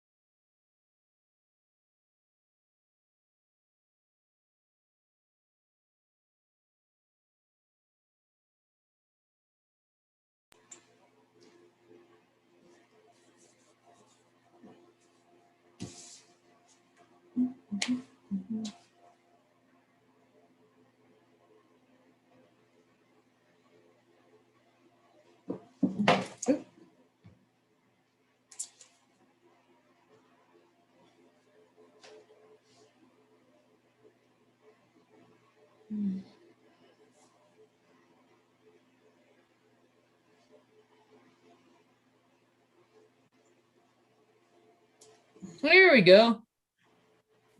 Mr. Baraco, you have a witness. Yes, I do. Last, but certainly by no means least, I would call Georgette O. Ramey to the stand on behalf of NMPRC staff. Very well. Good afternoon, Ms. Ramey. Good How are you? afternoon. I'm good, thank you. Very well. Would you please swear the witness for me?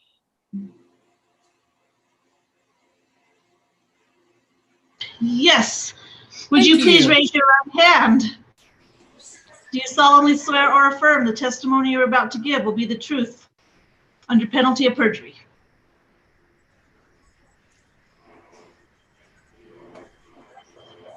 Hold on a second, that's me probably.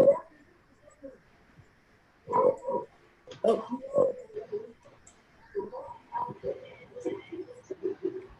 Are you Okay, still? wait. I think that's me because I got my, You got to turn the YouTube off. right. Okay. Oh, wait a minute. Whoops. I turned the, okay, hold on. Zoom outlet. Whoop. Okay, I'm back. Okay. Did you hear? Sorry about that. I'm last and I get it all screwed up. Okay, can we do this again? I'm sorry. Yes. Do you solemnly swear or affirm the testimony you're about to give will be the truth under penalty of perjury? Yes, I do. Very well, Mr. Bagatko. Thank you, Madam Hearing Examiner. Ms. Ramey, do you recall filing some testimony in this case on May 3rd, 2021? Yes. I hope and trust that you have a copy of your direct testimony that I marked as Staff Exhibit 1 and previously circulated to everyone in the case, including you. You got that in front of you? Yes, I do. All right, it's been provisionally marked as Staff Exhibit 1, but before I proceed any further, would you take a moment to look at that and make sure that it is a complete and accurate copy of what you caused to be filed in this case on May 3rd, 2021 in the form of your testimony? Yes, it is. Ms. Ramey, do you have any corrections to make to your direct testimony? No, I do not. Thank you for that. And sitting here looking at this right now, if you were asked the same questions today at this public hearing as what is posed in your direct testimony, would your answers change or would they be the same? They would stay the same. And regarding the exhibits attached to your direct testimony, those were prepared and processed and marked at your direction and attached to your testimony under your supervision, correct? Yes. Well, with that, Madam Hearing Examiner, I would submit Staff Exhibit 1, the direct testimony of Georgette O. Ramey, filed on May 3rd, 2021 in this case, into the record, and proceed from there. Any objection to what's been identified as Staff Exhibit 1, the pre-file direct testimony of Ms. Ramey? Hearing nor seeing any objections, staff. Madam Hearing Examiner? Mr. Albright. Isn't that Staff Exhibit 2? No. No, it's not. It's Staff Exhibit 1. Miss Labor Tercero's testimony was Staff Exhibit 2. I'm sorry, I messed that up. Thank you very much. Okay. Yep. It's all good. Thank you. With that, Madam Hearing Examiner, I didn't admit it yet. I got stopped. Sorry, I'm so eager to get this done. Thank you. I'm never letting you go. Yeah, I know that. Hearing nor seeing any objection, Staff Exhibit 1 is admitted into the record. Now, Mr. Bagatko, do you pass your witness? Abundant thank yous, and I pass the witness for cross-examination. Thank you. Very well. Ms. Padilla, you have questions for Ms. Ramey. I do, Madam Hearing Examiner, but it's really just about one topic and shouldn't take too long. Very well. Good afternoon, Ms. Ramey. My name is Leslie Padilla. I'm corporate counsel with PNM Resources, representing PNM in this matter. I reviewed your testimony and thank both you and Ms. Labor Tercero for the good, thorough testimony. I wanted to ask you about staff's recommendation related to the PNM, the number of PNM employees that PNM has proposed to manage the TEP program. Okay. Staff's recommendation, and I think I confused myself a little earlier today reviewing your testimony. Staff's recommendation is that for the first year of the program only, there should be just one employee, correct? Yes. Okay, so that would be a reduction of what PNM has proposed of 2.5 employees down to a single employee, but only for the first year, right? Yes, and that's based on, in my testimony, if you reach a certain benchmark, which I proposed is 40% participation, then if that occurs in 6 months, then we would support, adding additional staff. We just believe that the startup may not require so much staff, and we want to minimize the cost as much as possible. Okay, and the 1 year provision though that you've included in your budget, that accounts for the reduction in staff's budget, and this is in your exhibit. Yes.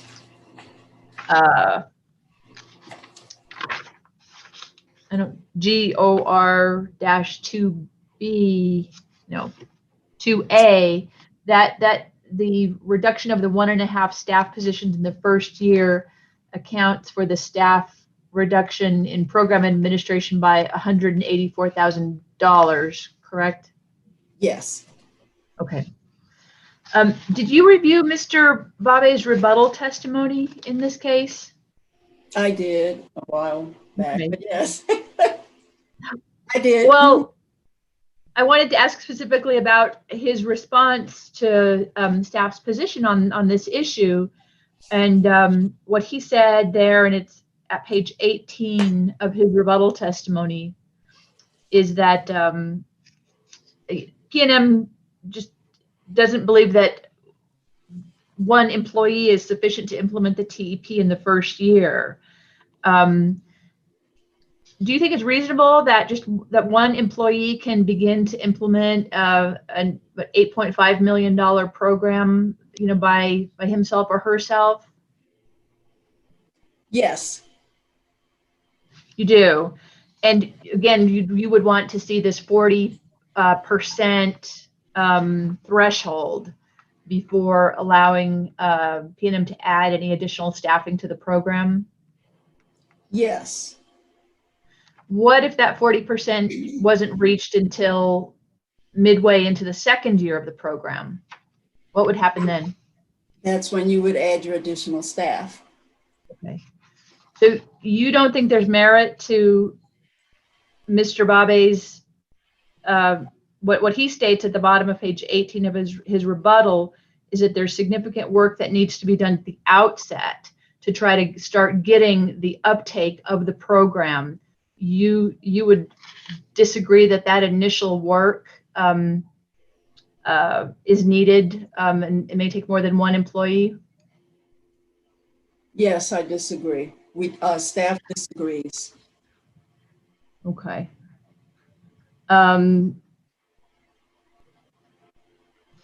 Did you see his testimony at page 19?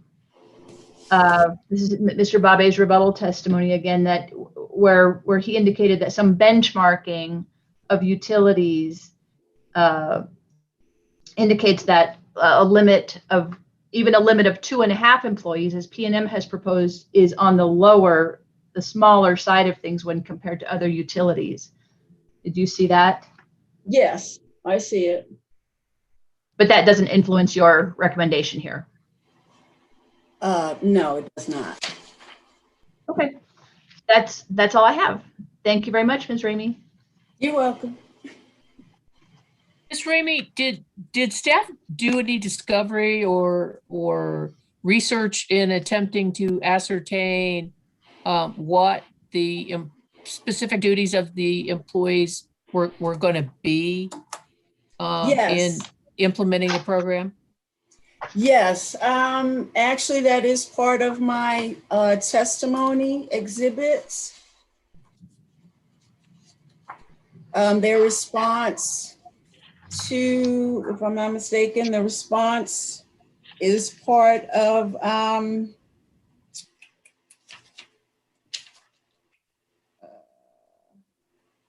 page 7 of 10. We requested information pertaining to the job descriptions and the salary component breakdown. And so that is part of my testimony. The response is related to that.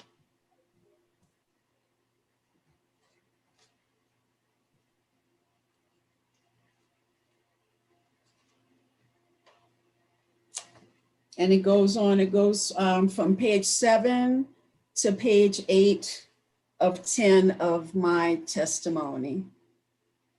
And to be clear, you're talking about exhibit GOR-3, Ms. Ramey? Yes, thank you.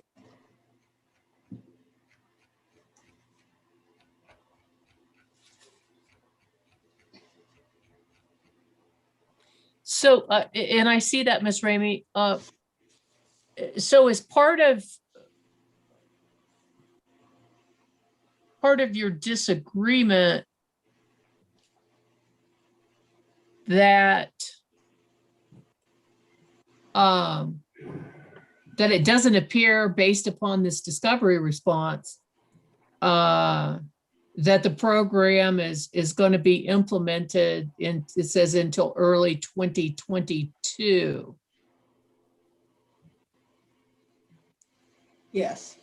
So is your thought that they shouldn't be able to recover anything for except for one position in if at all in 2021? Is that correct? Correct. Okay. So when does your year begin? It's 2022 and 2023, the 2 years of the proposed program. Okay. So you don't think they only should get one position in 2022? Yes. And that's, what if they only get, 10% participation? Realistically, you want to ensure that, employees are performing necessary duties based on the workload. So if there's not that much workload, then there shouldn't be a need for additional staff is the view. And that's where we proposed a threshold. Most of the program in the beginning seems like it would be through advertising and promotion to get the word out. And then hopefully that will pique interest. And then as, applications and processing increases, then that would dictate a need to add more staff. So you don't think there's going to be enough activity that P&M has set forth, any like pre-program, getting materials,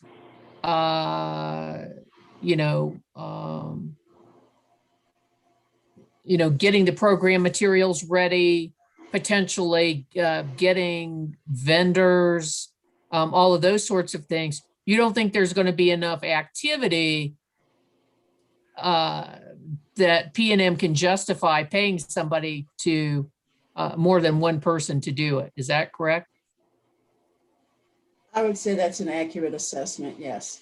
And so you think they ought not to be able to add until the people start participating in the program. You don't think they should be able to add any more people to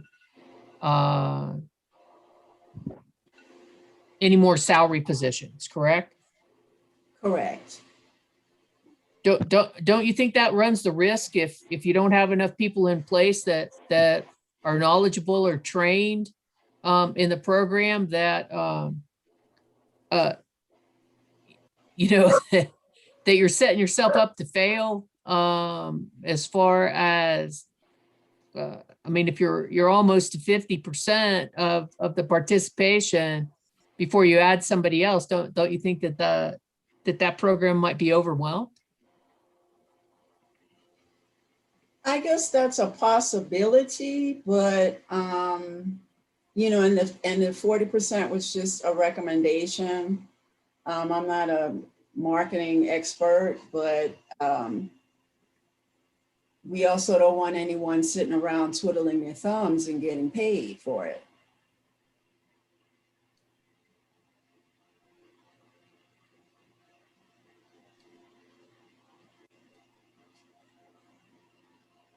And that was it as far as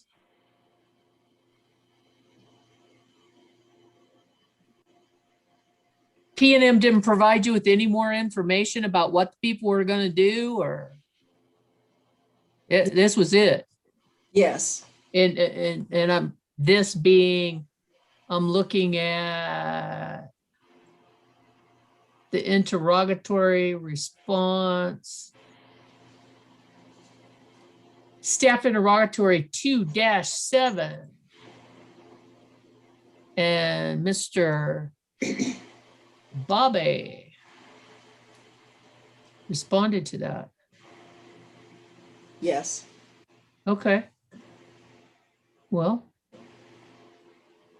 I guess you can only go on the information you get, huh? Yes, ma'am. All right. Thank you, Ms. Ramey. I believe, Mr. Albright, you have some questions for Ms. Ramey. Yes, just a handful. Okay. Good afternoon, Ms. Ramey. How are you? I'm a little tired like everybody else, but I'm okay. Thank you. I think you aren't alone in that assessment. Jeff Albright, representing J. Albright Law LLC on behalf of Bernalillo County. Just a few questions, one of which has already been broached. How did you arrive at the 40%? What did, on page 8, where you came up with that? Where did the 40% come from, or what was the basis for that? Well, it just seemed that 25% was probably too low, and maybe 50% might be a little high. So 40% seemed a good compromise to, you know, propose. And like I said, it's just a proposal, but, you know, we think it's important to have people, you know, actively working if they're getting paid to promote the program and process it as indicated.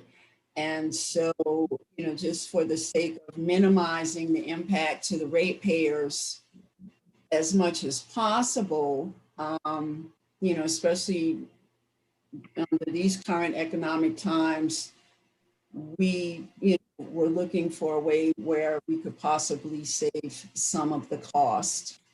And that seems a reasonable one until we know what happens. You know, right now, everything is so unknown. In fairness to P&M, when you came up with the 40% estimate there, did you take into account any of the outreach programs and those types of things that might also be needed and have been discussed as part of the proceeding here? Well, yes, I mean, you know, whatever they do, I think, you know, one person can manage it. I mean, we have voicemail, you know, we have things that, can be scheduled. So, the person can, split their time, however, they schedule their events or what have you. They can have events one day every week, or be in the office, half a day, and then out of the office doing other things at another time, and then, so it just depends on how they want to structure their daily routine and task, and still be able to provide a decent customer experience, I think.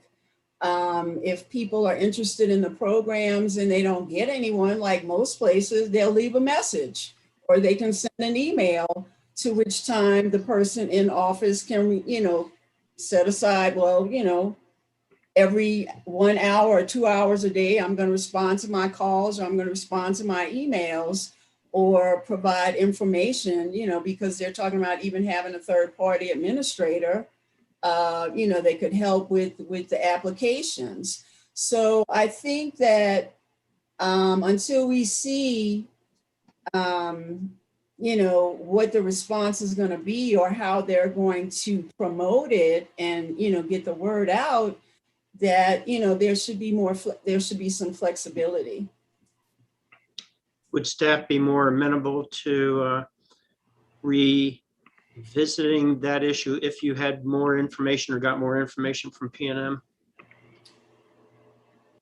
That might have helped. Yes, they really didn't have, as you could see in my testimony exhibit, they didn't have a full description of what the specific duties were going to be, or expectations. And these are pretty high salaries compared to a lot of New Mexicans. Okay. Same page, page 8, when and continuing throughout your testimony, when you refer to smart meters, those are the same as the advanced meters that I believe Dr. Pitts was presenting, right? You're talking one and the same, correct? Yes. Okay. Because that's what they used in their original filings. Understood. Understood. And that's why I put it in quotes as well. Okay. Fair enough. Page 11 at line 12. Yes. Okay, we have the customer deposit interest rate set by the commission annually. The rate is currently 1.67. So the 1.67, is that, as I recall the testimony from Dr. Pitts, which is the footnote, that's based upon the federal numbers that are given generally January of each year. Do you have an updated number for that as far as 2021 goes, January of 2021? No, I didn't try to update it or verify. Okay, and they didn't provide an update from this year, as I recall, and I could be wrong in that, but I believe the testimony. You are wrong. Dr. Pitts testified as to what it should be. Right, and did she take that from the 2020 or 2021? Now that I don't recall. I can recall Dr. Pitts's testimony saying that it should be updated annually, but the commission is using like 2018.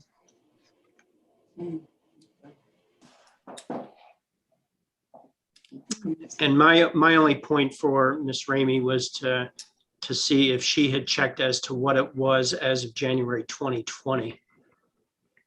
Or I'm sorry, 2021. No. Okay. Why not?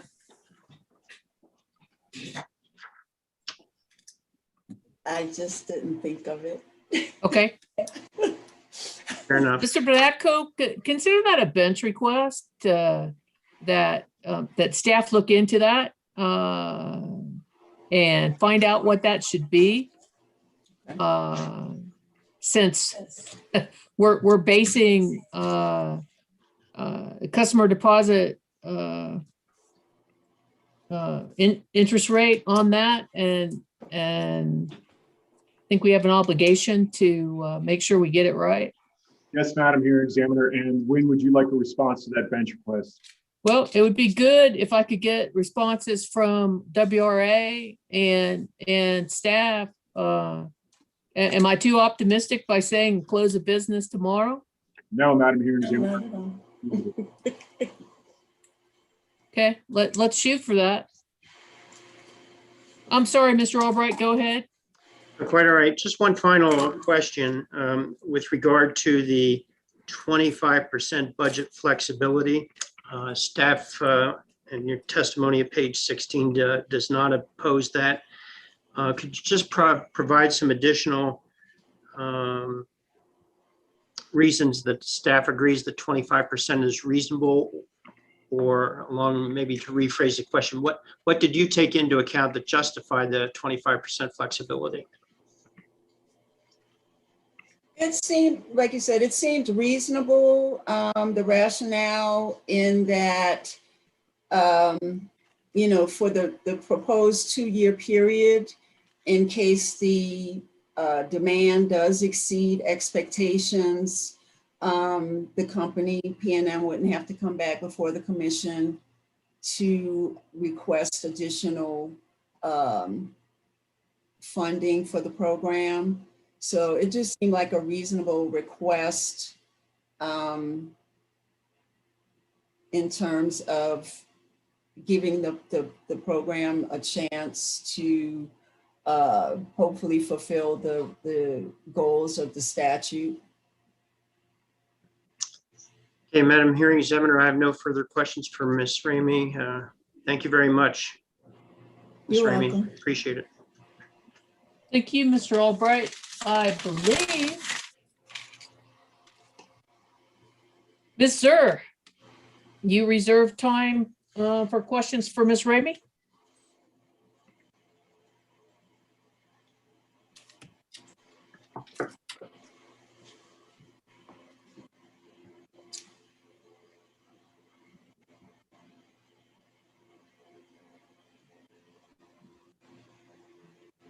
Yes?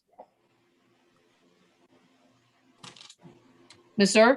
I'm sorry, for a minute there, I lost the audio. Okay. You have questions for Ms. Ramey? Miss Ramey, are you having a good day? It's okay, yes. Thank you. How are you? I'm good. Would you mind if I don't ask you any questions? No. All right, I think I'm gonna pass in that case. Thank you. Thank you, Ms. Okay. Sarah. Ms. Beatles, you have questions for Ms. Ramey? No, thank you. Okay, so I'll mark those.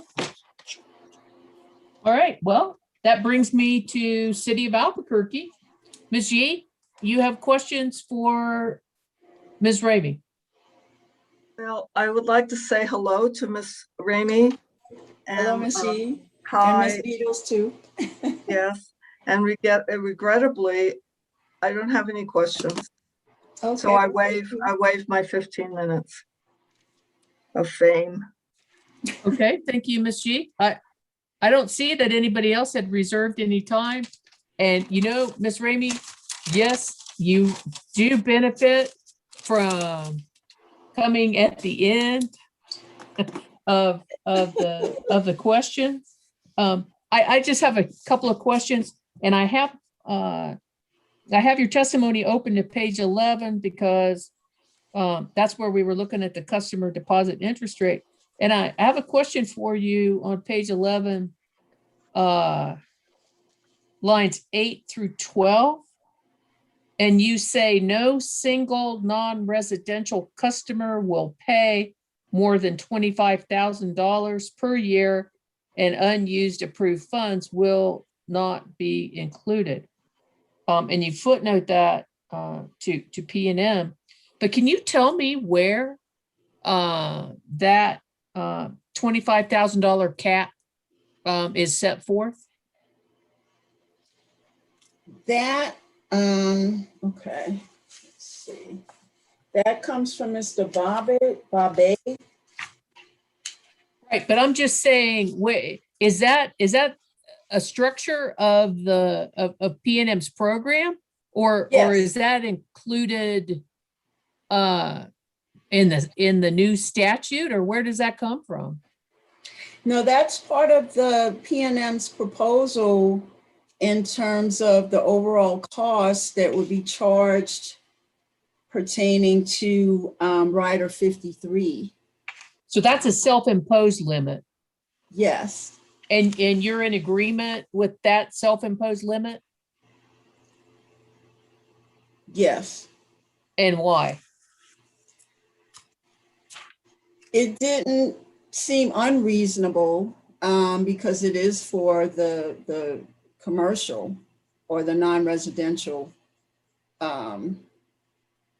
expense. I mean, it does seem high just looking at it as $25,000, but I don't really know what a normal commercial or non-residential customer bill would be. Well, let's look. Let's see where I got that from.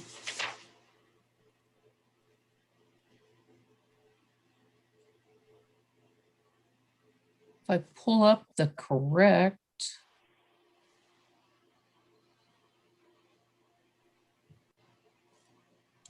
folder, let's look.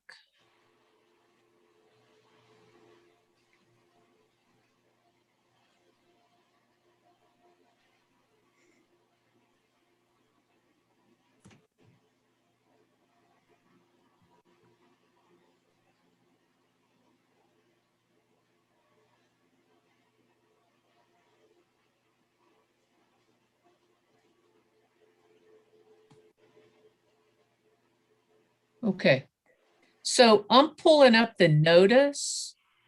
Okay, the notice. Can you see the notice, Ms. Ramey? Yes. And so this is the notice that went to customers in this case. And I believe of the rate groups that rate group 30B for large service. Oh, I did look at this. Okay. I think okay, is the biggest change. So for Okay. example, if you look at that, if P&M had a customer that was at the bottom of the or had the highest consumption level, then potentially they could be paying under the proposed projected rate schedule, they could be paying around $2,000 a month increase, correct? Yes, I did look at this. Okay. All right. So you did look. So you did look at the different projections for the different customer classes.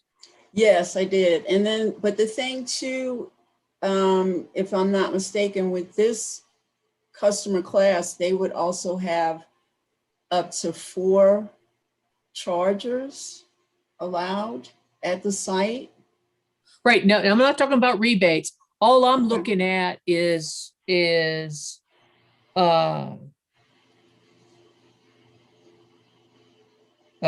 okay. Maybe I misunderstood here.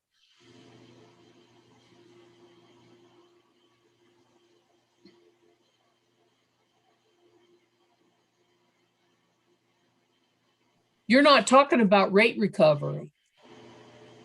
No. No, you're talking about how much that wait, yes, you are.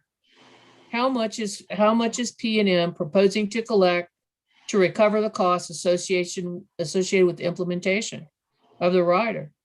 Yes, you are. Okay, right. Okay. So you're basically saying on page 11 at lines 8 through 10 no single non-residential customer will pay more than 25,000 per year. Correct? Yes, it is Okay. related to the expenses, but those expenses, like I said, would be based on possibly 4. Now, because they're allowed, the non-residential participant can get 4. right, but I'm not talking about rebates. All I'm talking about, Ms. Ramey, is this appears to me to be a cap on cost recovery, isn't it? Madam Hearing Examiner, this is Ms. Leslie Padilla? Padilla. Well, I don't know if you'd want me to try to offer some assistance, but No, no? Okay, no, all right. no.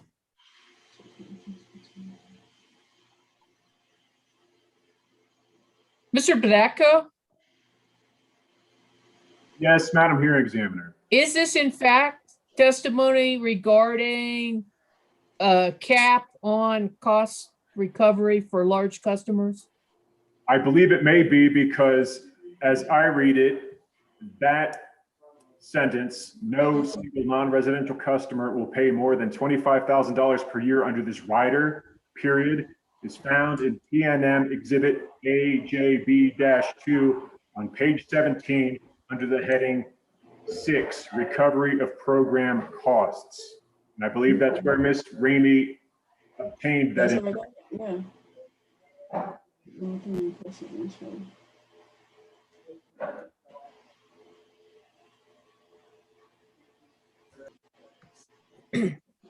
So my question to you, Ms. Ramey, is that if this is a cap, I know you got it as a proposed program limitation from P&M, but why do you feel that it's appropriate?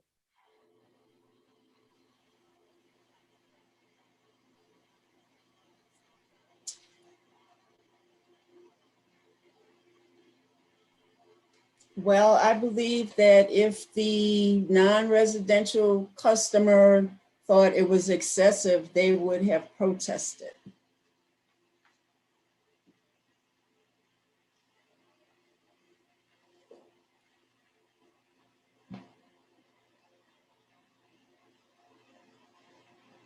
Based on their, usual consumption and expenses. Well, it hasn't been charged yet. Right, and we don't know if it'll even get to that point. Right, but you're saying if you had been a large customer, and I guess I'm not looking at the proposed, I was looking at the proposed rate just to see how much of, because it looks like to me, for example, if you look at the one I was talking about, that 30B, yes, where the percentage of change was around $2,000, depending on how much they use,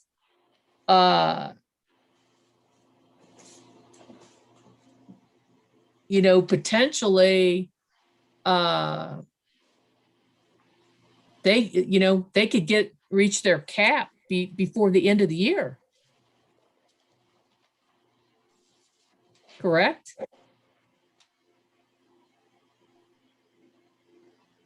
I guess it's possible, but I have to admit that rate design is not my area of expertise. And so basically your testimony is that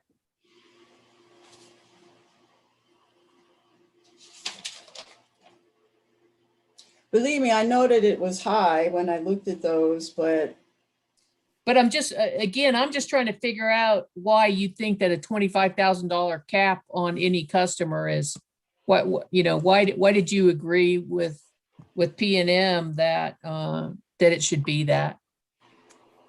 I had no real reason to not or propose any alternative. Okay.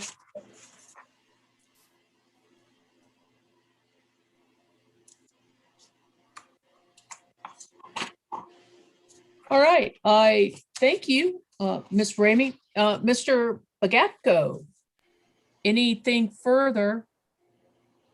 No, your examiner, nothing further. Thank you. No redirect? Okay, last chance for a question. Not seeing anybody. Madam Hearing Examiner? Oh, I am, Miss Padilla. Yes, and I apologize. I know I'm standing between everyone and or whatever we're doing on Thursday night, hopefully cocktails or but Ms. Ramey, I just wanted to follow up about some questions that the hearing examiner asked you.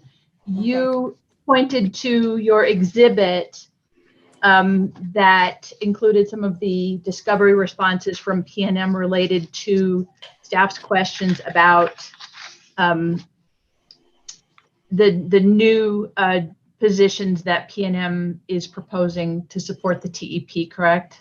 Yes. But that was not the full set of information that PNM has provided in this case about program administration, is it? I'm not sure what you're asking, but I mean, there was a discussion in their testimony. There was discussion in the testimony. Did you look at Mr. Babe's, I'm getting tired too, Mr. Babe's exhibit AJB2? It's the proposal reference document for the TEP. Oh, yes. Okay. If I could ask you just quickly to go to page 32 of that. This is again exhibit AJB2 to Mr. Babe's direct. Yes. But there is some description here about program administration, correct? Yes. There's also really discussion throughout this document of the different things that PNM staff will have to do to administer the TEP. I would point you, for example, to, yes, Madam Hearing Examiner is sharing very helpfully the section of the reference document that I was referring to. For example, there's discussion on just the previous page 30 and 31 of that document about the marketing channels that PNM proposes to use, including video and commercial content. I'm reading right here in the middle of that page 7.4.1.1. So there, would you agree with me that there is discussion beyond the discovery responses of places where PNM will have work to do to implement the TEP? Yes. Other things that have come up in the course of this hearing, for example, are several of the parties have proposed quarterly stakeholder meetings. PNM has agreed to conduct semi-annual stakeholder meetings. That's an additional use of staff time, correct? Yes. Staff will also have to fairly quickly start preparing a new application because one will want to file one in January of 2020. I'm sorry, I've got 23, I believe. So staff will have to be working on the next regulatory filing, correct? I would suppose. If that's staff had also, there's going to be several contractors, and I think the hearing examiner referred to some of these that PNM will have to hire and manage, including a contractor to do community outreach, a third-party evaluator. Are you familiar with some of those requirements on PNM staff? Yes. Okay. I think that's this one person in your mind would both administer the rebate programs and fulfill the rebate programs until 40% of the program's goals are met. But I thought there would also be the third-party administrator assisting. Yes, yes, you're right. So the person would be managing that third party to make sure that rebates are fulfilled appropriately. Yes, that's my understanding. Okay. All right. That's all the questions I have for you. I appreciate your time. Thank you. Okay, thank you. Thank you. Anything further? I think we've lost a couple of people. I do have a question of you, Madam Hearing Examiner, but no more questions of any witnesses. Okay, well, let's make sure that we're okay. Looks like we've lost Ms. Gerson and Mr. Dunbar. Okay. Hearing no other questions, Ms. Ramey, thank you for your time. You're excused. Thank you, Madam Hearing Examiner. Thank you, everyone. Anything further from staff, Mr. Pagatko? Other than to say thank you to all the attorneys and the subject matter experts and our court reporters, and of course you, Madam Hearing Examiner, for participating in this and making this, I think, go much more smoothly than it could have otherwise. I'm really thankful for that, and I thank everybody for their professionalism. And that's all I have from staff today. Okay. And Ms. Beatles, you had a question. Two matters. One was the bench request. I believe you just indicated that you would like responses to the ones that you issued from the bench during this hearing. You would like them filed by close of business tomorrow? Yes, that would be good. Okay. Yeah, the two for your witness. And any other questions? Yes, ma'am. Yeah, I did have one matter, and Ms. Yi was so certain about her objection on the basis of a non-responsive answer, and she has way more trial experience than I do, that I looked into it during the breaks we had today, and she's right, and I was wrong. And I just don't like to make representations to the, to the tribunal that I find out are wrong. It is an objection of, as Ms. Yi represented to you, and the remedy was what you is what you dispensed, which is that you just simply instruct the witness to answer the question and also or a motion to strike. So, you did cure it, so I'm not raising that as a problem. I just wanted to tell you that it is a valid objection. And of course, the PRC is not bound by the rules of evidence, but there you go. Okay, thank you. We've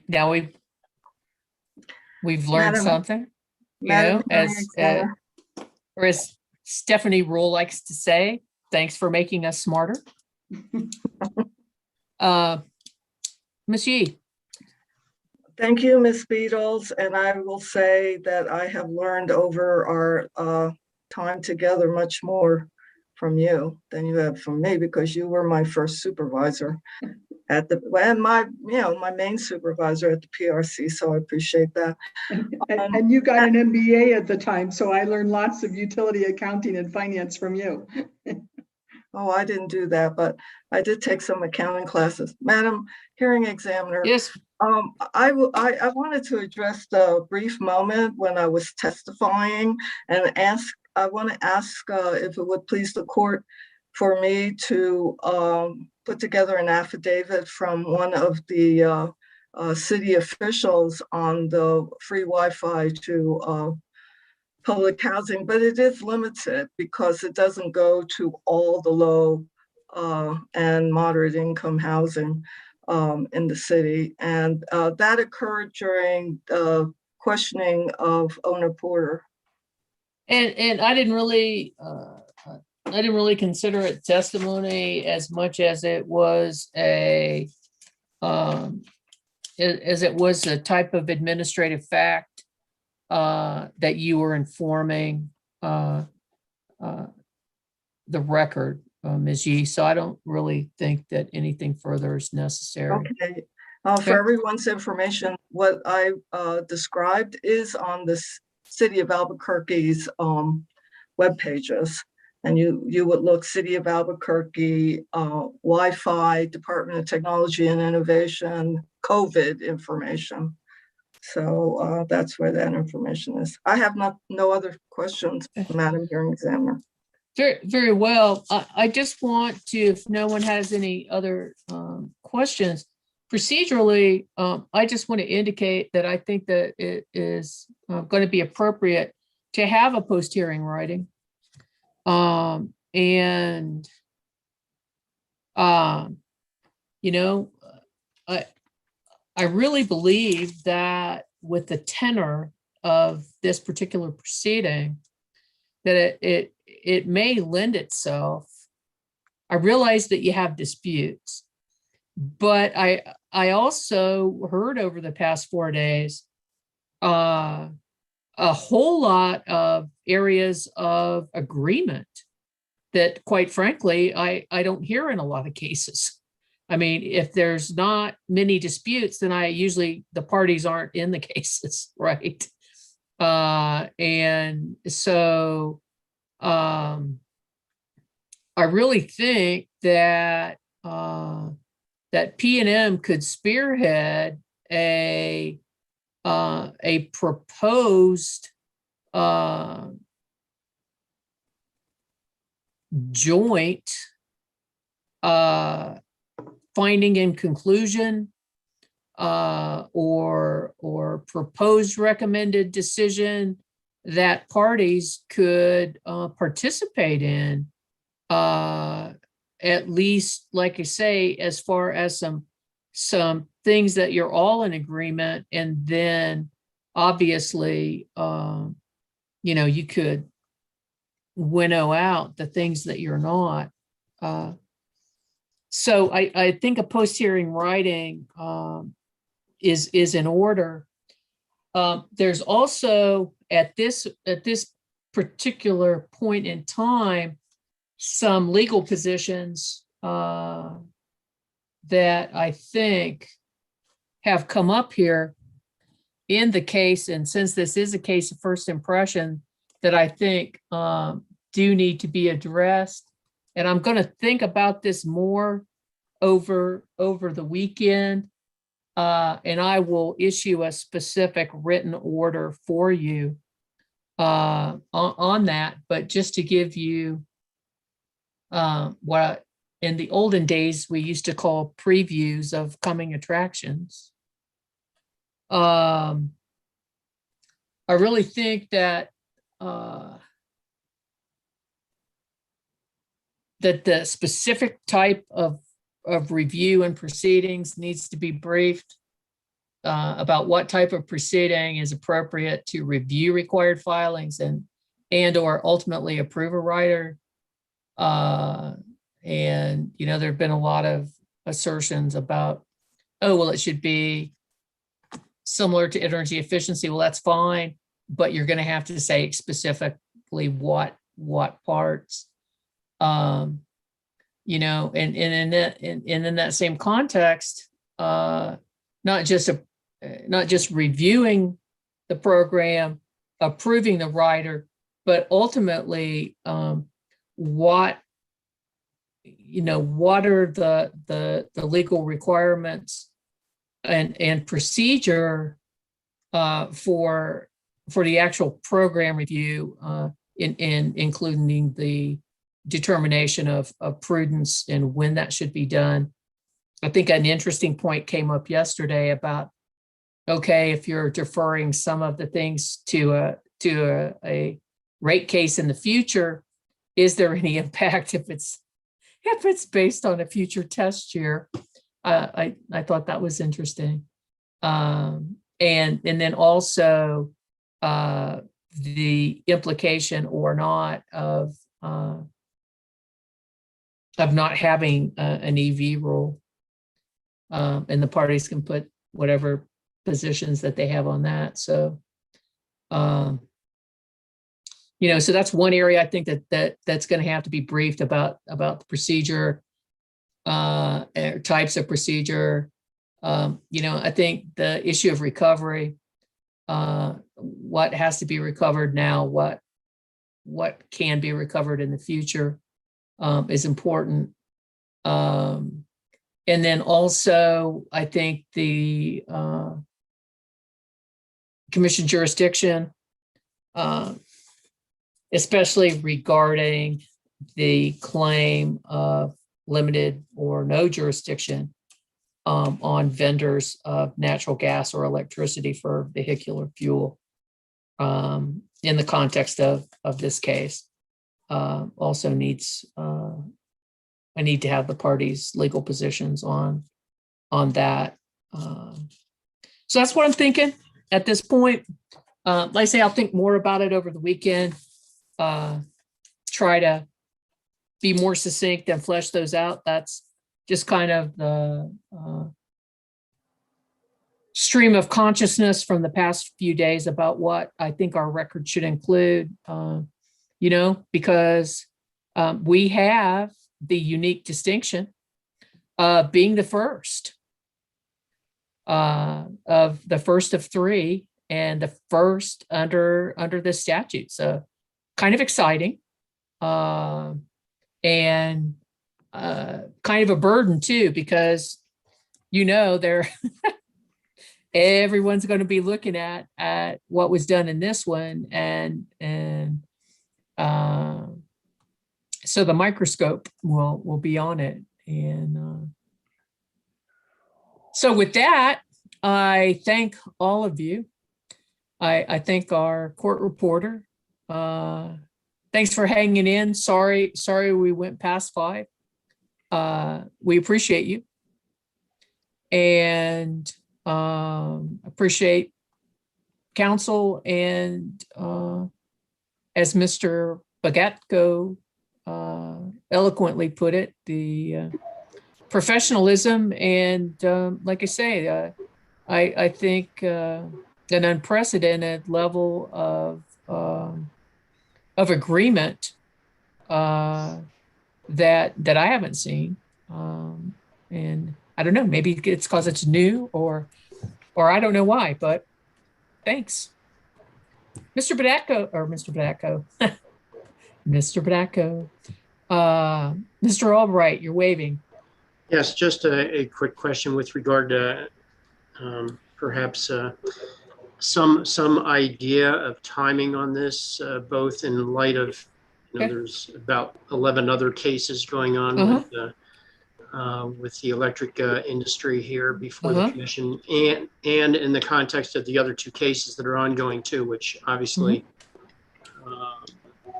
could have an impact with regard to things like procedural rules or process or whatever. Do you have a sense for that? Well, you know, while I try to be sympathetic with people's workload, in you know, trying to process the case in the time frame and try to do what I need to do, this is the really important case to me right now. Okay. And what I would be thinking is, since you're getting an expedited transcript, you know, I mean, I guess if we're just going to do, I don't know if parties are going to want the opportunity to do a response brief, but you know, I would be looking at something along the line of, if possible, you know, say maybe, you know, maybe the 21st, the 18th would be better of June. But I guess I could see the 21st, and then a response brief, if necessary, within a week, like the 28th. Thank you, Madam Hearing Examiner. So, Does anyone think that's not doable? Madam Hearing Examiner, just for clarification then, I take it that pursuant to your May 4th pre-hearing memorandum order, paragraph 6, then that those two dates set forth there, June 16th and June 25th, the post-hearing writings will be vacated. You know, I thought I had put some in there. Tell me again what I put. June 16th for initial post-hearing writings and June 5th for responses. Oh, July 5th? June. I went backwards? No, June 16th for the first round of briefing, and then June 25th.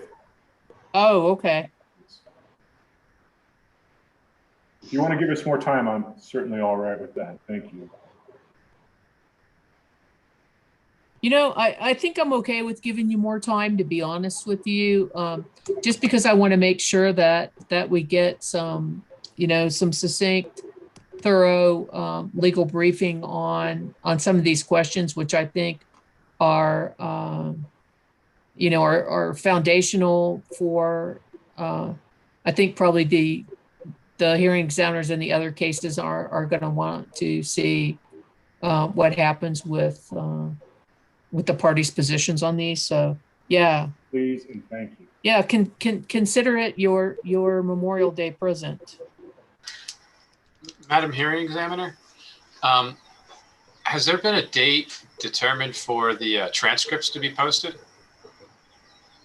I know it's expedited. I just didn't know if there was a specific date that we were expecting the transcripts. Do we know at this point? Sometime next week? Yeah, it'll be Tuesday, since Monday is a holiday and no one will be in our office to get them out to you.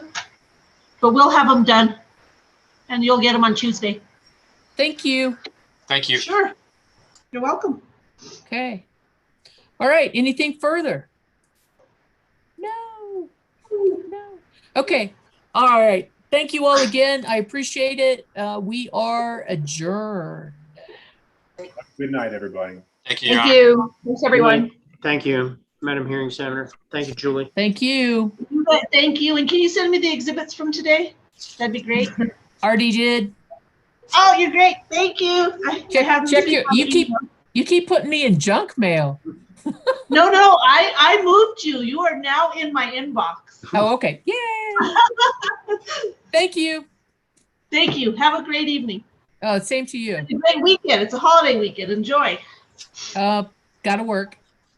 Yeah, me too. That's okay. It'll keep us out of trouble. Exactly. It's what we do. Okay, so now I have to get YouTube. Mr. Yar, you're still hanging out? I'll leave. Thank you. Bye, Your Honor. Have a nice weekend. Okay, now I have to find, well, again, I'm in the multi-screen issue.